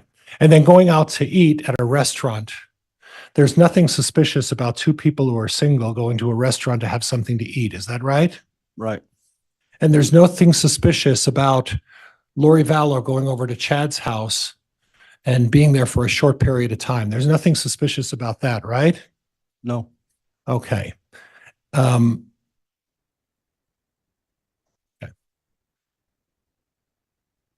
So I'm having some difficulty here. And the difficulty I'm having is that you get a call from the Gilbert police suggesting that Chad Daybell knows Alex and Lori, right? Yes. And based on the fact that they know them, you get an order from a judge to dig up Tammy Daybell, right? With the medical records and everything, yes. Okay, with the medical records and what's the everything? Chad saying that she had no medical issues. Okay, all right. Judge, could I have Judge, could I have exhibit number 21, please? Yes.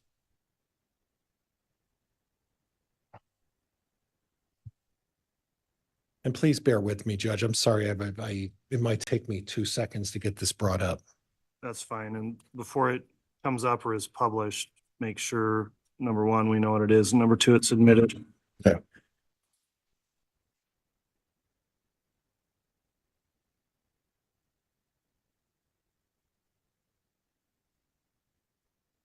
And officer, it's previously been admitted, Teton medical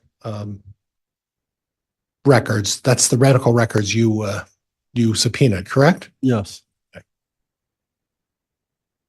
All right. And 21 is already admitted, so. It is, Judge, and I'm going to go through 20, 21, and 22. That's, all right. Thanks for clarifying. Those are all admitted, so you can publish without permission, Mr. Pryor, if you'd like.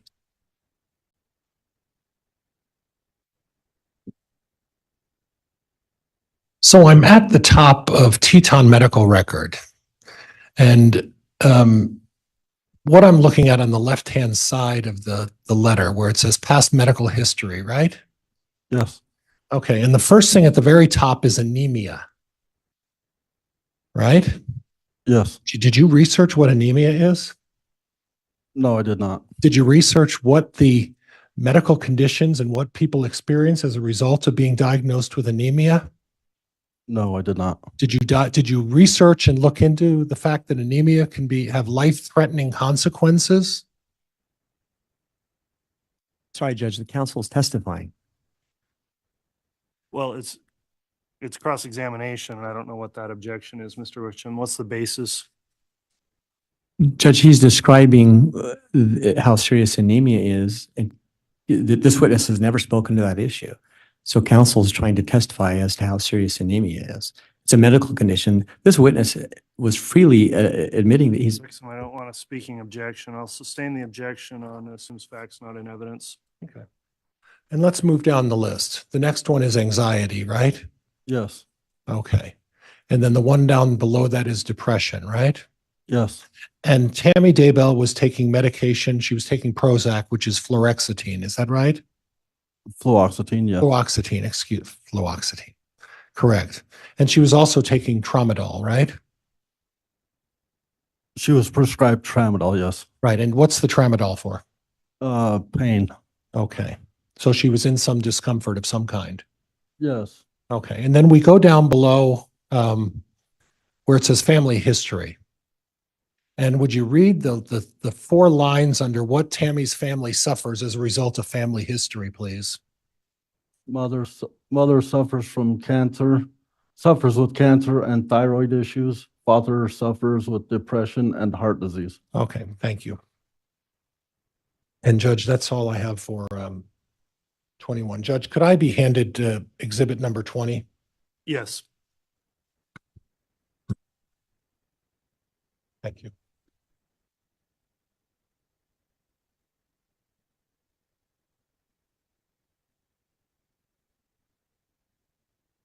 And Judge, again, this has been previously admitted by stipulation of the parties. It is admitted, yes.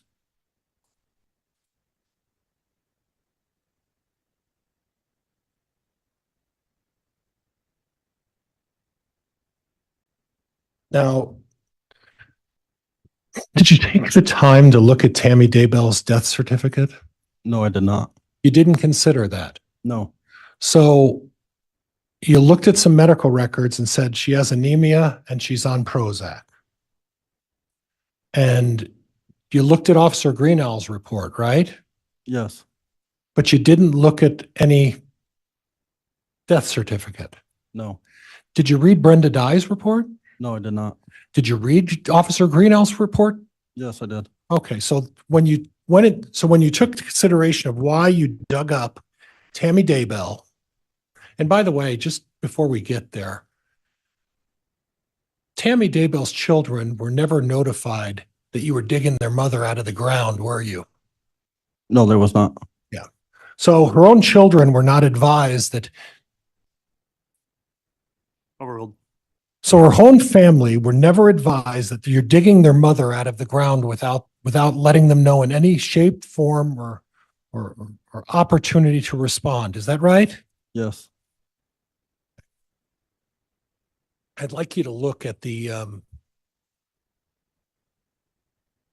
certificate of death, and I'm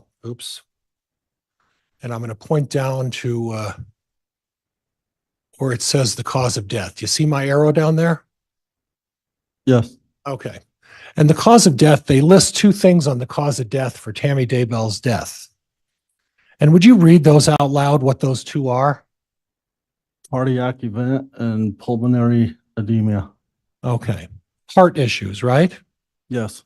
And you saw that in the medical history of Tammy Daybell, her father had a history of heart disease, right? Yes. So you didn't take that into consideration when you decided to dig Tammy up out of the ground, right? No, I'd never seen this before. You never looked at it. No. You never talked to anybody about what the death certificate said before you decided to have her dug up, right? Correct. And you went in front of a judge and you put on testimony to justify digging her up out of the ground, and you didn't even as once look at the certificate of death, did you? No. Okay.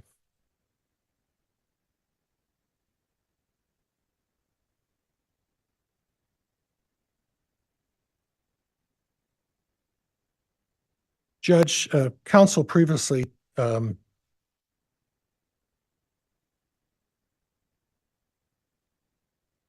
discussed Officer Greenall's report, and for the life of me, I don't see the exhibit number on that, but it was admitted. What is it? I believe it was 418. 41A? 418. Still sitting right here, Your Honor. Oh, 418 is still up on the. And Judge, could I have the bailiff take back exhibit number 20? Yes. And exchange it with me with the. And yeah, 418 was still up there, so. Thank you.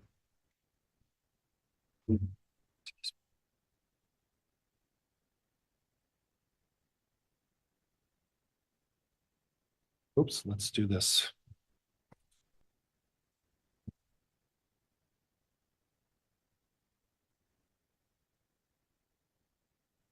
Size. Okay.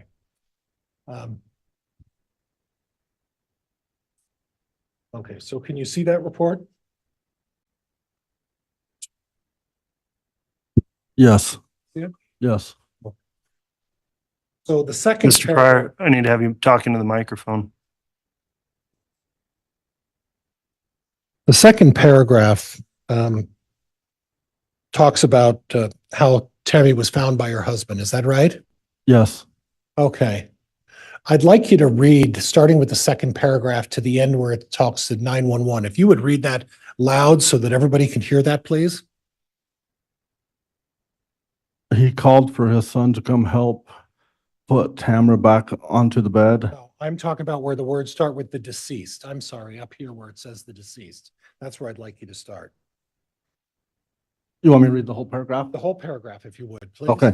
This deceased Tamara M. Daybell was found by her husband, Chad G. Daybell. Chad told me Tamara had been sick and had a severe coughing fit at approximately 0000 hours. During this fit, she vomited, then she returned to bed and she said she was fine.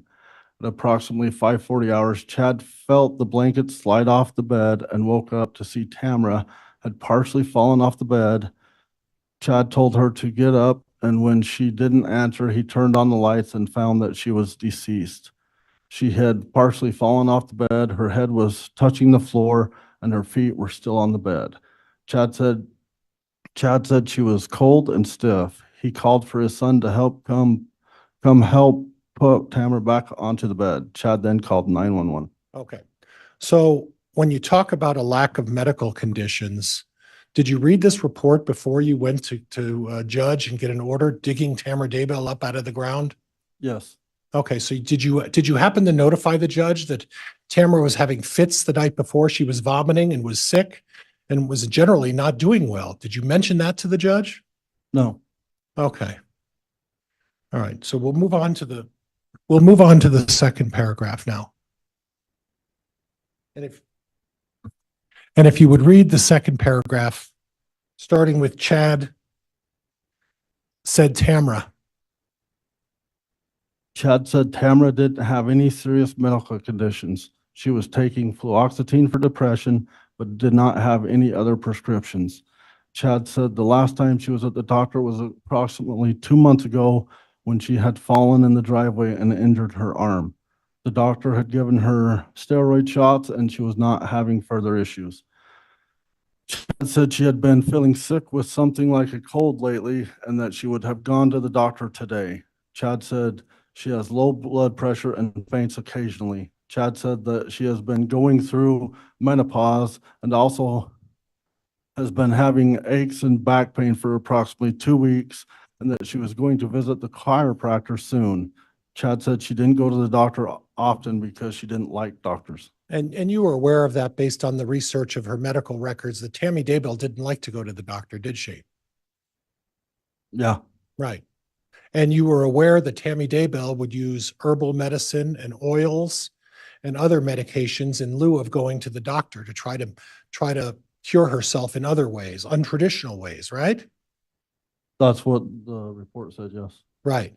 So instead of going to the doctor for fainting spells and for these other things that were going on, she would take supplements and do things like that, right?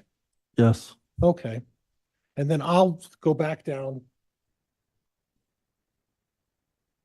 And the next one talks about Chad showing all of the over-the-counter medications she takes. He said she's taken approximately 10 bottles on the tablet every morning that she takes to help her. Okay? And then read the last line where it says most. In that paragraph I just read, where the last sentence says most of what was. Most of what was in the cupboard. Mr. Pryor, you turn that sideways so you can't. Sorry. That makes it tough, doesn't it? I was trying to pull one on you, apparently. Go ahead. Most of what was in the cupboard was essential oils and natural remedies and some pain medications. Okay. So it looks like the list below talks about the Prozac, acetaminophen, ibuprofen, whatever vitality extracts are, but at the very bottom, it says supplement, right? Yes. And what is that supplement for? The supplement for bruising and sore muscles. So for treating bruising and sore muscles. Did you have any history that Tammy Daybell had a history of easily bruising? I didn't see any, no. Did you see anything that suggested that Tammy Daybell had bruises on her body at the time she passed away? Yes, there was some. Yeah, and you're aware that those bruises were old bruises, right? I don't recall. Okay. And if Brenda Dye put in her report that they were old bruises, you would have no reason to dispute that, right? Yeah, I have no reason. to Okay. dispute.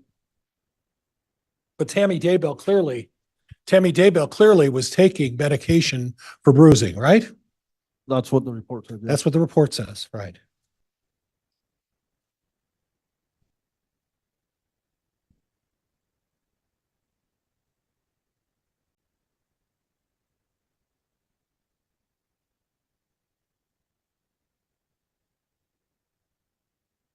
And we're going to try to do this, see how skilled I really am. Okay. But at the very bottom, it starts with the last sentence. I was later advised by the coroner, if you could read that for me. I was later advised by the coroner that Tamara's son told her he also takes fluoxetine from the same bottle as his mother. I was also advised that Chad Told the coroner that sometimes Tamara had minor shaking fits consistent with seizure activity. Tamara's daughter Emma also advised the coroner that she takes clogging classes with her mother, and her mother has seemed to slow down in her movements in the last couple months. Tamara had also been saying she felt out of her body recently. Okay. So again, Mr. Daybell is talking to the coroner or Officer Greenall, and it talks about the fact that Tammy's having seizures and that she's having fits shaking, and that her daughter is saying that she's slowed down and she's not able to keep up and that she's been feeling out of sorts, right? Yes. And based on that, you didn't take that into consideration when you decided to dig up Tammy Daybell, did you? No. Okay. The next sentence, with I advised. I advised the coroner of everything I had learned from my investigation, and she agreed that the death was a natural one. I advised the coroner of everything I had learned from my investigation and agreed the death was a natural one. That's Officer Greenall, right? Yes. So according to Officer Greenall, in discussing this with the coroner and with all of this information, came to the conclusion that Tammy Daybell's death was a natural one. Right? Yes. And you didn't report that to the judge when you decided, and it's not this judge, you didn't report that to the judge when you decided to get a warrant to dig Tammy Daybell up. You didn't mention that to the judge, did you? No. Okay.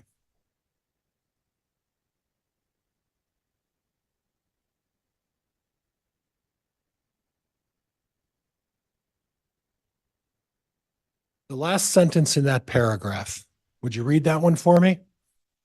The coroner determined an autopsy was not necessary unless the family wanted one, which they did not. Okay.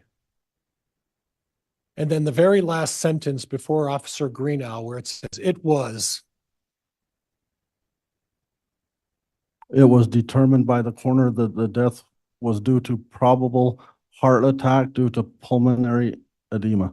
okay. And this is a determination that was made by a coroner at the time of the what you called the unattended call of Tammy Daybell, right? Yes. And in talking with the folks down in Gilbert, they told you that Chad knew Lori Vallow, right? Yes. They had no other information about the death of Tammy Daybell, did they? No. You had the information, and you're the one who took that information and went in front of a judge and got an order to dig Tammy Daybell up. Yes. And you did it without telling the children that they're digging their mother out of the ground. Is that right? Yes. And you didn't take into consideration the seizures, did you? No. You didn't take into consideration the shaking, did you? No. You didn't take into consideration the anemia, did you? No. You didn't take in any of the medical information other than you told the judge there's no medical history here. That's what you told the judge, isn't it? Off the medical record, yes. Off the medical records, right? Yes. You didn't look at anything else, right? No. You didn't look at the certificate of death that says pulmonary edema, heart issues, did you? I did not see that, no. You didn't see it or you didn't look? I didn't look. Judge, I'm done. This officer's under subpoena to be called back. I intend to call him back. All right, well, I'm going to allow some redirect.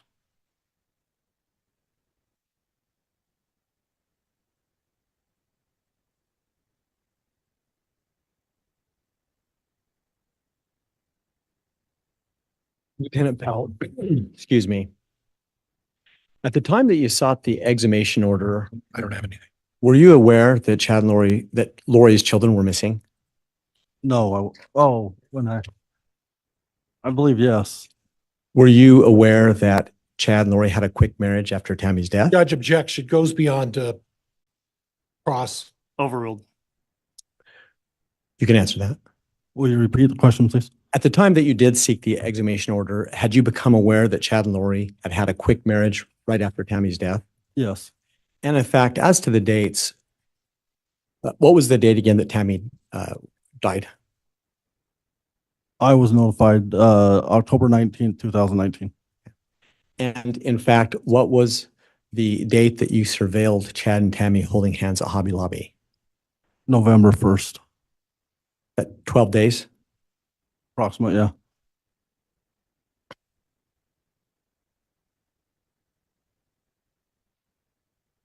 Mr. Pryor asked you several questions about Allie Greenhall's report. Yes. Do you recall who provided the bulk of the information in that report? Chad Daybell. And did you ever find out prior to requesting an exhumation whether Chad Daybell wanted an autopsy? The reporter said he did not. Did that factor into your decision to seek an exhumation order? Yes. How? Just with all the circumstances and medical records and everything. Prior to seeking the exhumation order, had you ever heard the name Charles Vallow?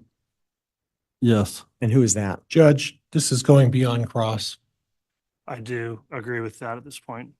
May I argue it, Judge? Go ahead.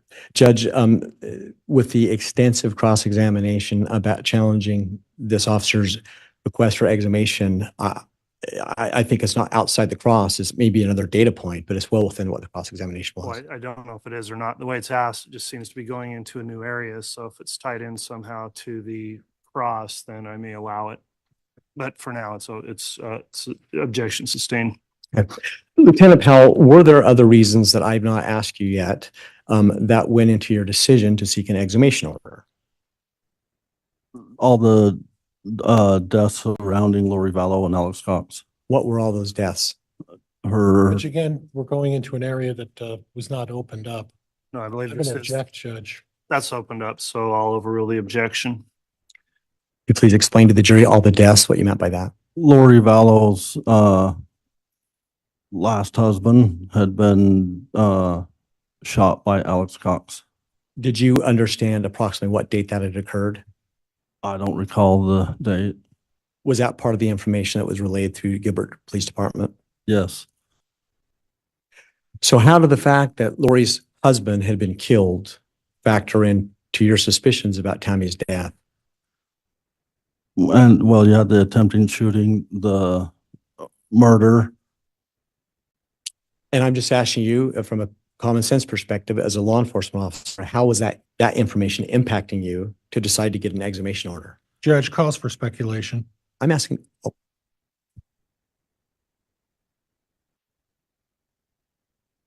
Give me a second.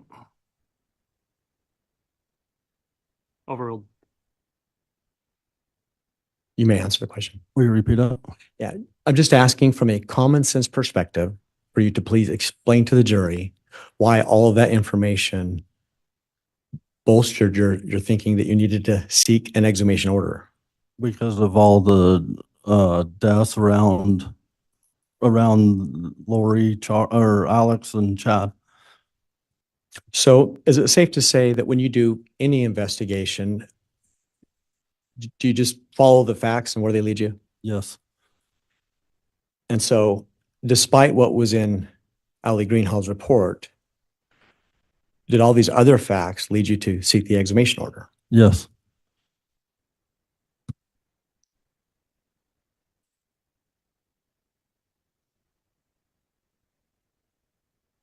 And to be clear, you were asked several questions about the death certificate. Yes. And who issues a death certificate typically? The coroner. I'm just asking if you are aware of whether or not the coroner at the time of Tammy's death had all this other information about Lori and Alex and Charles Vallow. No, she did not. Objection, Judge. There's been no basis to establish where that knowledge comes from. Moving to strike. Yeah, the objection did come in late, but I will sustain the objection for lack of foundation and I will strike the answer. So I'm instructing the jurors to please disregard that last answer.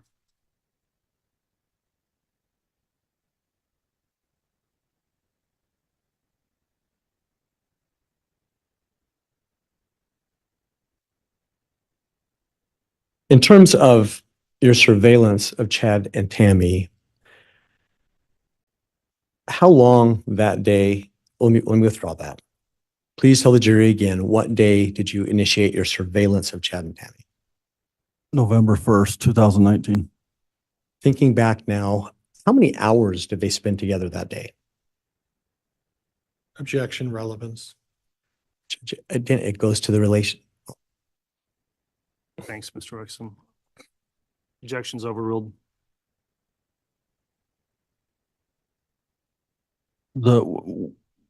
I'd say approximately 4 to 6 hours. And were they riding in a car together? Yes, when we surveilled them to Idaho Falls, they was. Did you happen to notice if there were any children with them at the time? No, there was not. You never saw any children with them at all? Never seen any children.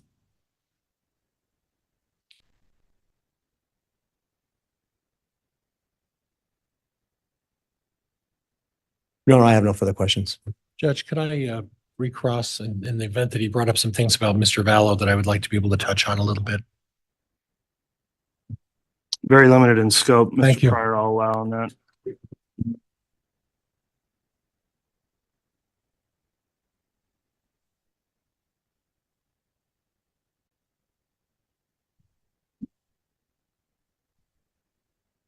Officer, you made an interesting comment about Chad Daybell and Alex Cox. Are you aware that Chad Daybell is not implicated in the murder of Charles Vallow? Yes. Okay. Not involved, right? Not to my knowledge, no. Right. And in the shooting and attempted murder of Brandon Boudreaux, same thing. Alex Cox, Lori Vallow are implicated in that crime, right? Yes. And Chad Daybell is not implicated in that crime. Is that right? Not to my knowledge, no. So this other knowledge that Mr. Wixom spoke to you about, this knowledge that somehow Chad, he must have known these people. So because he knew those people and he's not implicated in those other murder and attempted murder by Alex Cox, Chad's not implicated. How does that give you a right to dig up Tammy Daybell? With all the association and all the deaths around it. Oh, so because she went to Hobby Lobby with him, because she went to a restaurant, and because you surveilled them, and obviously they were having a relationship, right? Yes. And that's the other information you used to dig her out of the ground, right? Yes. Judge, I have nothing else. That's the other information you used to dig her out of the ground, right? Yes. Judge, I have nothing else. All right, that'll conclude the recross then, and not having any more redirects. So is it correct from the state then that this witness is likely to be recalled? Judge, given today, we may well reserve the right to recall this witness. And I believe he's under subpoena by the defense as well. He's under subpoena by the defense, Judge. Okay. Lieutenant Powell, then I'll admonish you that there is an exclusionary order, meaning you're not permitted to observe any trial testimony going forward. While this trial is being live streamed, I'll admonish you, you're not permitted to listen to any other testimony between now and the time you may recall, and I'll ask you about that when you return to the stand. All right, thank you for your testimony.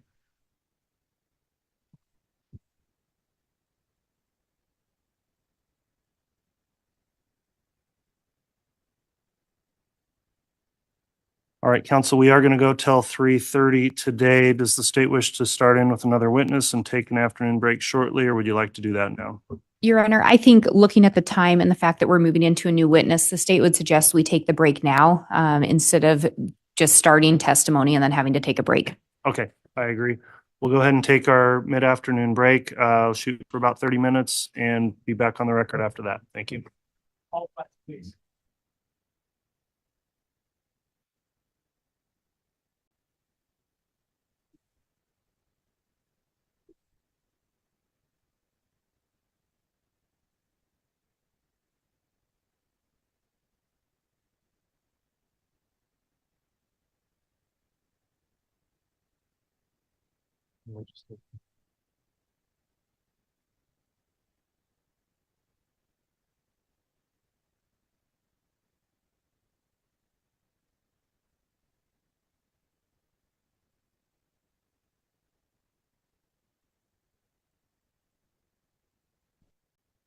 Okay, folks, so we'll be back at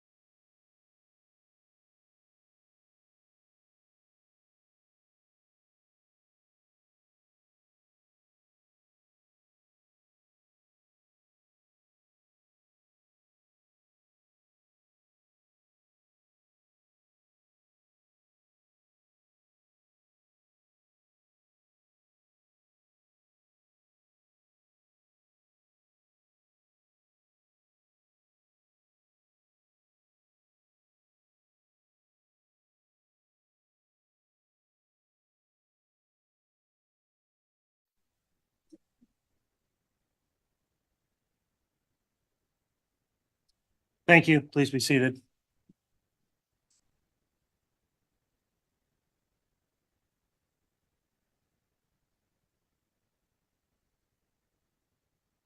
All right, before we get started, I will go back on the record. We're on CR 22-21-1623, State of Idaho versus Chad Guy Daybell. We just completed the afternoon recess. I do want to remind everyone in the courtroom, there's a courtroom conduct order governing these proceedings so that they can go without issue and, most importantly to me, without disturbance of our jurors. And we have had an issue today with some of those attending, and they have not been permitted to return to the courtroom at this time. And so I just want to remind everyone, it's very important that you do follow that. You're certainly welcome to come here and observe, but any type of behavior or conduct that starts causing any sort of interference with our jurors' ability to observe evidence in this case is just not going to be permitted. So thank you for everyone else here for following that order. And with that in mind, we can have the jurors return, please. Yes, sir.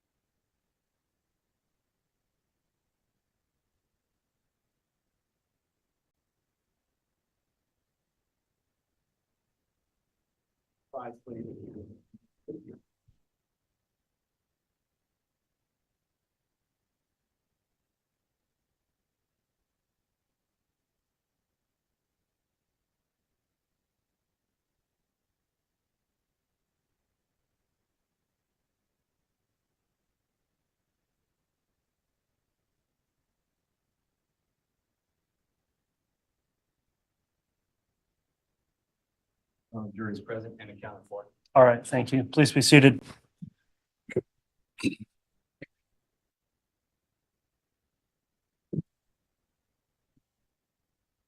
All right, we've concluded the mid-afternoon recess. We're back on the record. Parties are present, ready to proceed. The state is still in its case in chief, and I understand have another witness to call this afternoon. Will that be? Yes, Your Honor. The state will call Nicole Heideman. All right, and please be mindful, counsel, we will conclude with testimony today at 3:30.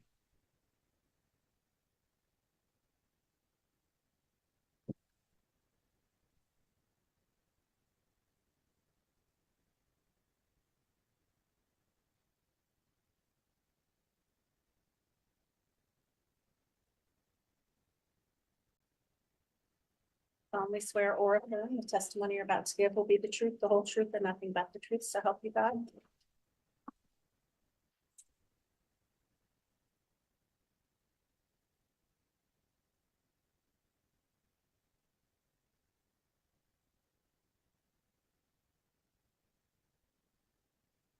Great, thank you.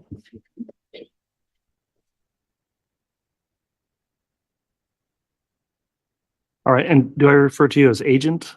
I'm a tactical specialist. Excuse me? A tactical specialist? All right, tactical Yes, specialist forward, please. Heideman. I just wanted to inquire, now that you're under oath, for purposes of your testimony here, the court's issued an exclusionary order, meaning I'm not permitting any witnesses in the case to previously view testimony of other witnesses. we are live streaming these proceedings, so I'm going to inquire whether or not you have reviewed or watched any of the testimony in this trial thus far. I have not. Very well. Thank you for answering that. Ms. Blake, if you'd like to inquire, you may. Thank you, Your Honor. Will you please spell your name for the record? Nicole, Nicole, last name Heideman,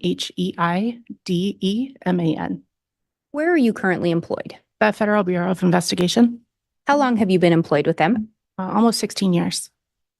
What is your current title and/or position? Tactical specialist. Have you held other positions within the FBI? I have. And what are those other positions? Prior to that, I was an evidence control technician. At some point, as part of your employment, did you become involved in an investigation regarding some missing children in approximately 2019 or early 2020? Yes. Do you recall who those children were? JJ Vallow and Tylee Ryan. As part of your job duties, were you given specific assignments with regard to that investigation? I was. As part of your duties, were you asked to look into evidence and data collected to determine phone attributions? Yes. Can you tell me a little bit about what phone attribution is? Yes. Phone attribution or phone number attribution is an attempt to identify the likely primary user of a phone number. And as you reviewed the data and different reports, did you also discuss the investigation with special agents, detectives, or other law enforcement officers? Yes.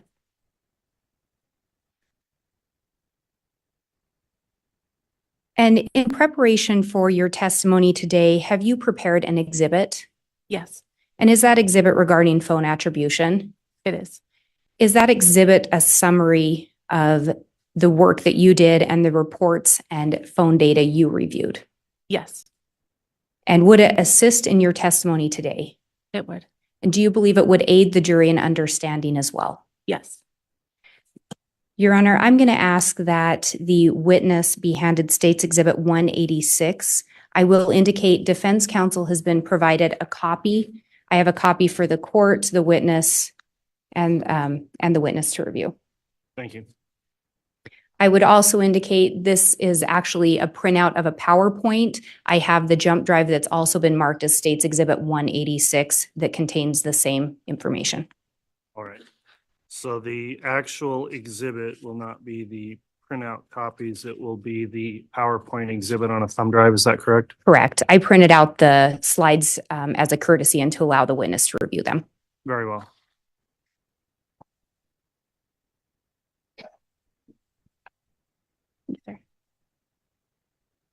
And do you mind just looking through those if you would?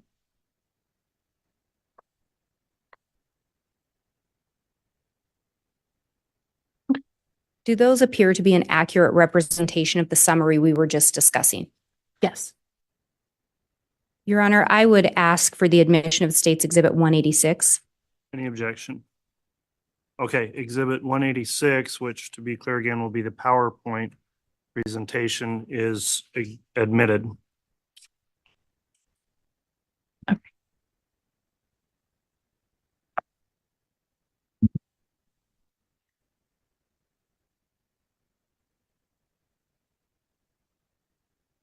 And Your Honor, I'm going to ask permission to publish State's Exhibit 186. You may publish.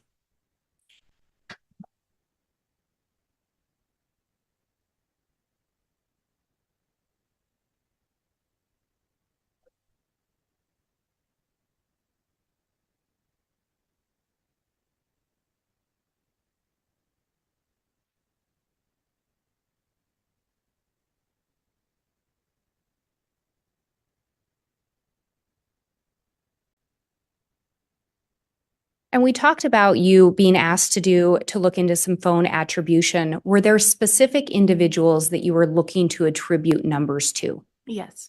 And who were those individuals? Chad Daybell, Lori Vallow, and Alex Cox.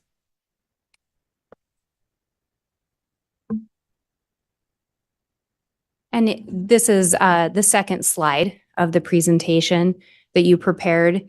In looking at this, how many numbers did you attribute to Chad Daybell? Between the time frame of October 2018 and January 2020, there were 9 phone numbers. And of those 9 phone numbers, did you determine certain ones were of more interest? Yes. And how many were those? 3. And how about in regard to Lori Vallow, how many numbers were attributed to her during that time frame? 6 phone numbers. And similar question, were there some that were of more interest? Yes. And how many were those? Again, 3. And with regard to Alex Cox, how many phone numbers were attributed to him? 6. And of those were some of more interest? Yes, 3. And you talked about a specific time frame. Why did you look at that specific time frame? We learned through the investigation that Chad Daybell and Lori Vallow met on October 26, 2018. So we went back through October 2018 through sort of the end of the investigation of January 2020. And when you talk about the end of the investigation, was there still an active investigation into the whereabouts of the children? The whereabouts, yes. So you'd focused on this time frame of when there may have been communications between the parties. Is that fair? Correct, yes. And turning specifically to Chad first. In looking at that first number, is this a number that was attributed to him? It was. And can you read the number into the record? 208-690-9374. And under that, there are 9 things listed. Are these things that assisted in attributing this phone number to the defendant, Chad Daybell? Yes. Were there other things that assisted in attributing the number? There could be, yes. Were these the main ones that you looked at? Yes. And can you go through this list of the 9 things? Yes. This list of 9 items were documents, primarily documents, but other phones or something that I reviewed that had the 208 number in close relation to another identifier, either Chad's name or an account number, address, something along those lines that were attributed to Chad. So that phone number was subscribed to Tammy Daybell since March 17th, 2018. It was listed as the contact number for Chad Daybell on a Hawaii rental agreement effective December 15th, 2019. It was saved as contact Chad in Tammy Daybell's phone. It was the SMS or text number associated with chad.daybell@gmail.com. It was listed on a Citibank application in Chad's name. It was listed on the Life Map insurance benefit claim form next to Chad's name. It was saved as contact Bishop Shumway in the Lori for Style iCloud account. It was associated with Chad on some Allegiant flight records, and it was saved as contact Dad in Seth Daybell's phone. And do you know who Seth Daybell is in relation to Chad? Seth is Chad's son. And Tammy Daybell was Chad's wife? Correct. Could I ask the witness to please maybe just pull the mic down a little more and talk right into it? Yes, sir. It's not that sensitive. Thank you. Okay, thank you. And then looking at this next part of it here, there's a reference to a Cricket account. Can you tell me what the significance of the Cricket account is? 2 additional phone numbers of interest were identified, and when the subscriber information returned, it came back to a Boyd dial in Mesa, Arizona. And talking about a Boyd dial, are you aware if there was any investigation done to determine whether or not there is a Boyd dial that actually exists? Yes. And was there an investigation conducted? Yes. Do you know, were you part of that? Yes. And were you able to identify any actual Boyd dials? Yes, we found 2.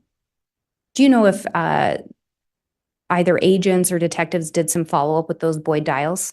Yeah, I believe some FBI agents in Utah interviewed the 2 Boyd dials as part of this investigation and cleared them of any knowledge. And when you're trying to determine if there's any other Boyd dials in existence, what are some of the things that you were looking for to see if they're a real person? Through database searches primarily, I conducted searches for Boyd dial, PO Box 405, Mesa, Arizona, and received negative results. I then did Boyd Dial in Arizona and again received negative results. And then I just did a very broad picture of Boyd Dial in the US. And those were the two that came back, the two in Utah, that came back as being real individuals. And if you know, was there anything found to link either of the Boyd dials you located to these devices or these phone numbers? No. And I said devices. Let me be clear. How many devices did you identify as being associated with the numbers we're going to talk about next? There was one device for all four numbers. Yes. And so this first number that we're seeing here, can you read that into the record? 480-395-5126. And there's two things listed here. Are those two of the factors that you considered in attributing this number to Chad Daybell? Yes. And can you read what those are, explain a little bit about them? This phone number was activated on October 31st, 2018, which was just a few days after Chad and Lori met, and then was either expired or deactivated on January 31st, 2019. And then secondly, it was saved as Melanie 2 in the Lori for Style iCloud account, along with Chad Daybell's known phone number 208-690-9374. So the Melanie 2 contact had two phone numbers associated with it. And that was in the Lori for Style iCloud account? Correct. Do you know who that iCloud account was associated with? With Lori Vallow. And the next number on here, can you also read that one into the record? 480-812-5496. And similarly, there are two things here. Are these things that you use to attribute this number to Chad Daybell? Yes. And could you explain a little bit about those? This phone number was activated the same day that the prior number expired, January 31st, 2019 through July 1st, 2019. And it was saved as Contact Janie in the Lori for Style iCloud account.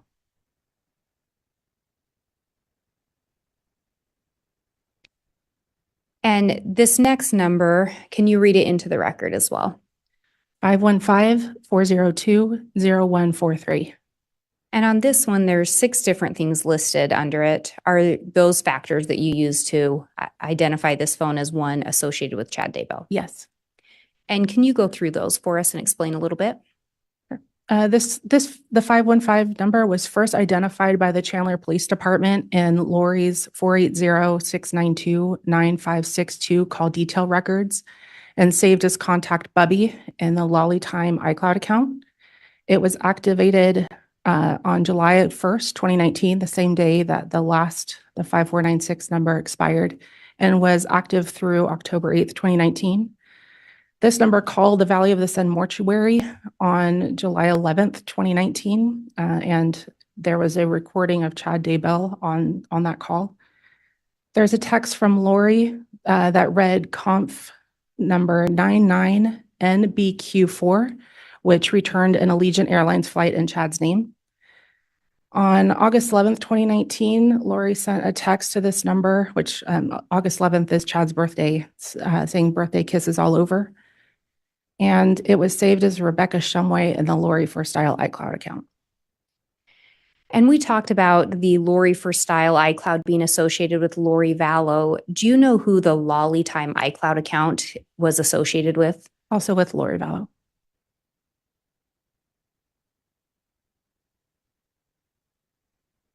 And then we have one more number listed here. Can you read the number into the record? 401-569-8260. And under this one, there are also 6 things listed. Were those 6 things what assisted in attributing this phone number to Chad Daybell? Yes. And could you go through those 6 things and explain a little bit? This number was first identified as the first attributable contact of Alex's 334 phone number. It was activated the same day that the 515 number expired, which was October 8th, 2019, and ran through December 30th, 2019. On October 8th, the same day that this phone number was activated, Chad conducted a Google search for Rhode Island area code, the Rhode Island area code being 401. There was a text from 208-690-9374, also known as Chad's known number, to Lori on October 9th, 2019, saying, "I will call right now from a 401 number." The only contact that this attributable contact that this phone number had was with a number attributed to Lori, 480-489-4652, and another number attributed to Alex, 334-744-4205. And finally, it was saved as contact Bishop Miller in the Lori for Style iCloud account. And again, looking at these that are listed under the Cricket account, I think on all of them you have that as one number is being deactivated, a new number is being activated. Correct. And again, these all had the same, appear to be linked to the same device. Correct. They all shared the same IMEI number. And then we notice here as well, we've got 3 numbers in yellow and 2 in white. Could you talk a little bit about why the different designations there?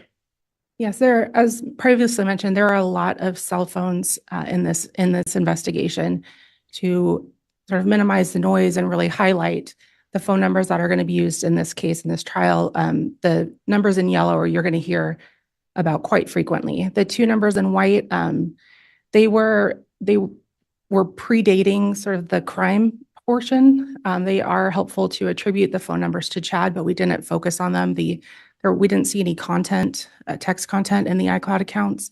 So we can see that they were speaking to people in the cases, but the focus of the investigation was on those 3 yellow numbers. And is that why the 3 yellow numbers all have more items listed as to how they were attributed to Chad? Correct, yes.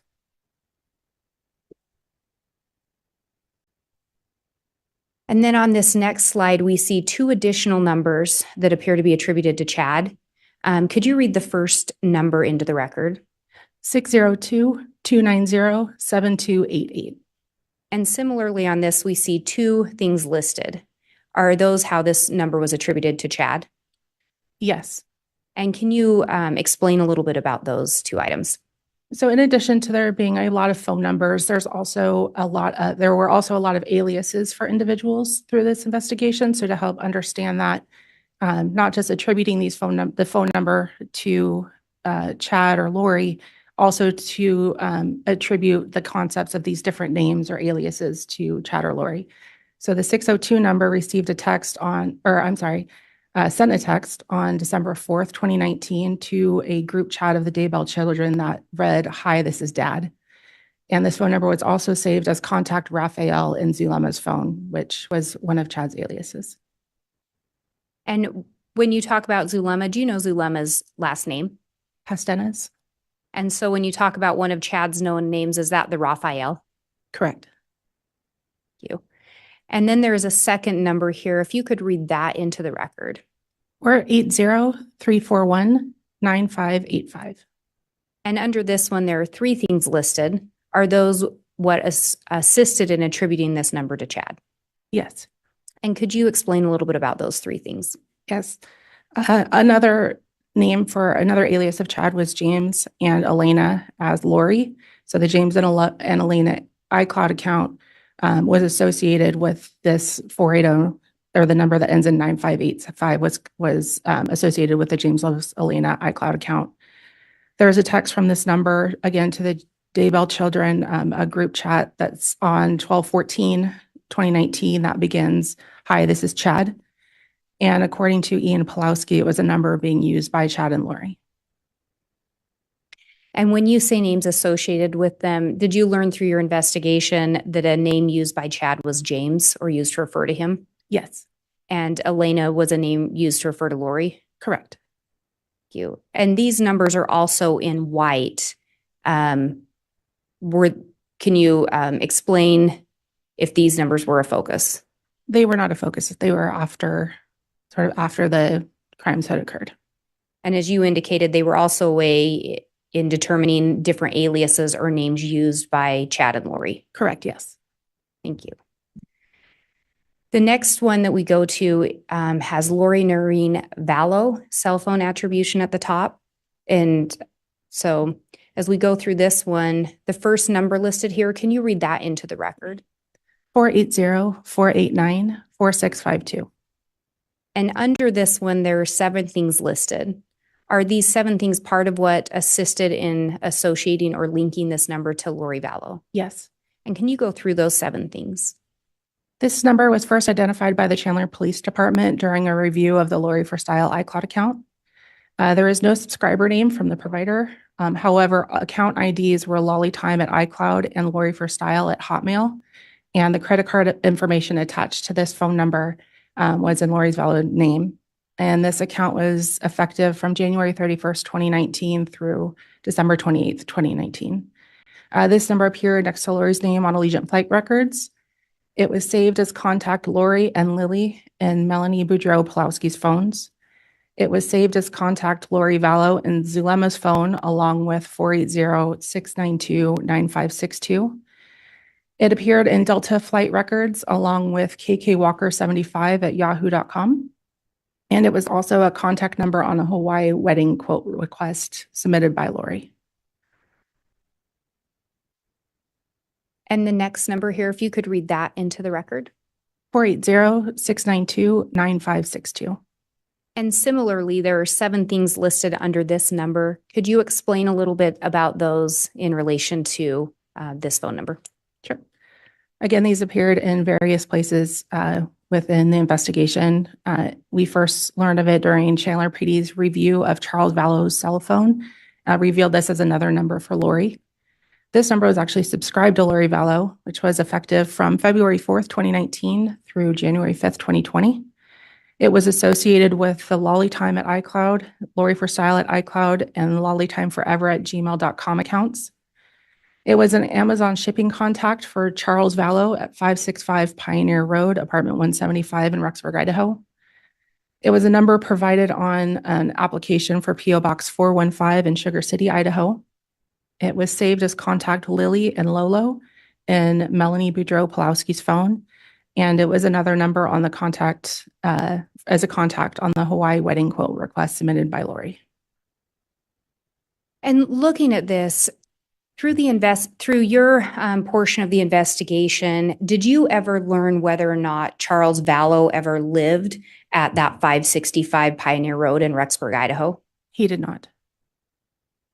Did you learn whether or not Charles Vallow ever had a PO box in Sugar City, Idaho? He did not. And looking at the next number here, can you read the number into the record? 808-755-5452. And similarly, on this one, there are 7 items listed. Were these 7 items what assisted in attributing this phone number to Lori Vallow? Yes. And could you go through those 7 items? This number was provided by Lori to the Chandler Police Department. It was subscribed to Premier Financial Services between January 8th, 2016 through November 24th, 2019. It was associated with Lori for Style at iCloud. There was an instant message to Peter Dixon on August 8th, 2019 that read, "Hi, Peter, this is Lori Vallow." It is saved as contact Lolo Vallow and Melanie Boudreau-Pulowski's phone. It is saved as contact Lily and Melanie Boudreau-Pulowski's phone. And it was another contact number on the Hawaii wedding quote request submitted by Lori. And do you know who was part of Premier Financial Services? Charles Vallow and Lori Vallow. And with all 3 of these numbers, we see all 3 of these in yellow. Were these all numbers that were determined to be of interest in the investigation? Yes. And as we've gone through these, for some of these numbers, could there have been other things that assisted in the attribution in attributing these to Lori Vallow? Yes. But these were the main ones that you focused in on? That I focused on, yes. And turning next to the numbers associated with Alex Cox. Could you read that first number into the record? 480-351-9120. And under that, there are 6 items listed. Could you go through and let me back up. Did these 6 items assist in attributing this phone number to Alex Cox? Yes. Could you go through those 6 and explain a little bit? This was the contact number provided by Alex Cox to the Chandler Police Department. It was subscribed in Alex Cox's name with an effective date of February 27th, 2015 through, we don't know when it ended based on the search warrant. It is associated with email accounts homerjmaximus@gmail.com and homerjmaximus@yahoo.com. It's saved as contact Alex Cox and lollytime@icloud.com. It's saved as contact Alex Cox and Lori for Style at icloud.com. It was listed as a contact number for Alex Cox on Allegiant flight records, which also included homerjmaximus@yahoo.com. And if you could read this next number into the record. 304-960-5998. And this one has two items listed. Were those items what assisted in attributing this number to Alex Cox? Yes. And could you explain a little bit about those two items? This phone number was identified through its IMEI through the homerjmaximus@gmail.com records. There's no subscriber name, but the account ID was raymaximus@gmail.com with an effective date of September 27th, 2019 through December 28th, 2019. And this next number? 334-744-4205. And there are three items listed here. Were those items what assisted in attributing this number to Alex Cox? Yes. And could you go through those three items listed there? This phone number was associated with a Samsung Galaxy phone recovered from Alex's Rexburg apartment. Again, there's no subscriber name, but the account ID was raylamar@gmail.com with an effective dates of October 9th, 2019 through January 9th, 2020. And it was saved as contact Spencer's wife and Lori for Style at iCloud.com.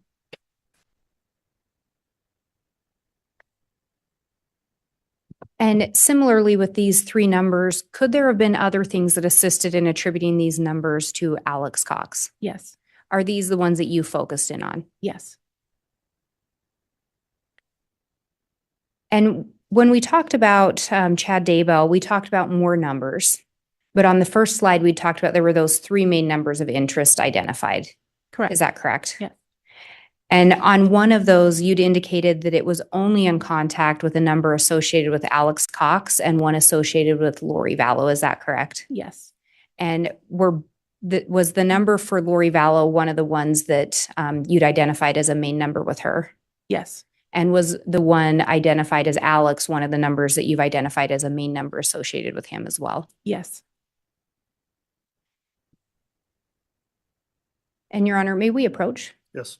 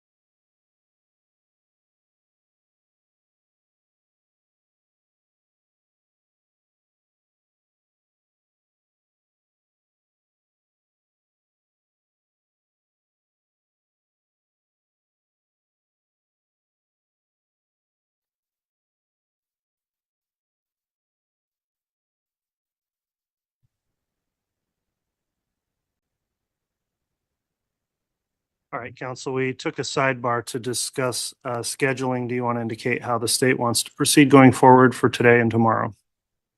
Your Honor, the state recognizes that the court did wish to end at 3:30 today. And I think given where we're at with testimony, the state has finished with this exhibit, but does have more to present through this witness. So I think it would make a logical stopping point. I did just want to confirm that Exhibit 186 was admitted, and then I do have that disc. It was admitted. Okay, and we do have that. All right, and then for purposes of tomorrow's schedule, then we will run court again from 8:30 to 3:30. We may have a slightly longer lunch for the jurors tomorrow because I think we're going to take up a motion outside of the jurors' presence at 1 o'clock is the plan for now. We can confirm that tomorrow, but our regular court schedule will be in effect. So we'll be in recess for today and resume again at 8:30 with the testimony of this witness. So of course, I'll remind the witness the exclusionary order is still in place, so don't review any testimony between now and when you return to the stand. Also, thanks everyone in attendance for adhering to the court's conduct order. And then finally to those jurors before we recess for the day, again, as we recess, please make sure to follow the court's admonishment to not do anything to look up or investigate this case or in any way, or to discuss it with anyone, including amongst yourselves, so that you can remain impartial until such time as you begin your deliberations. So with that, is the state okay to recess for the day?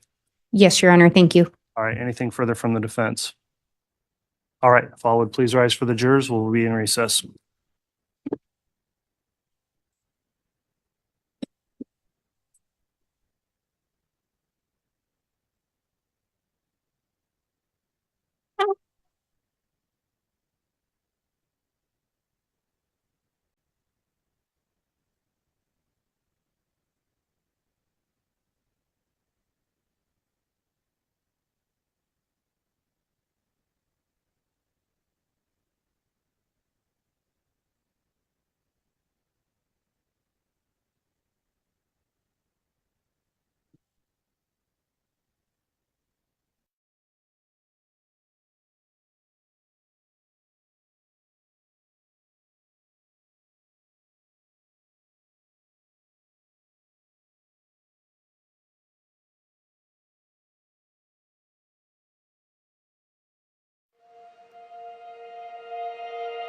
And here we go. We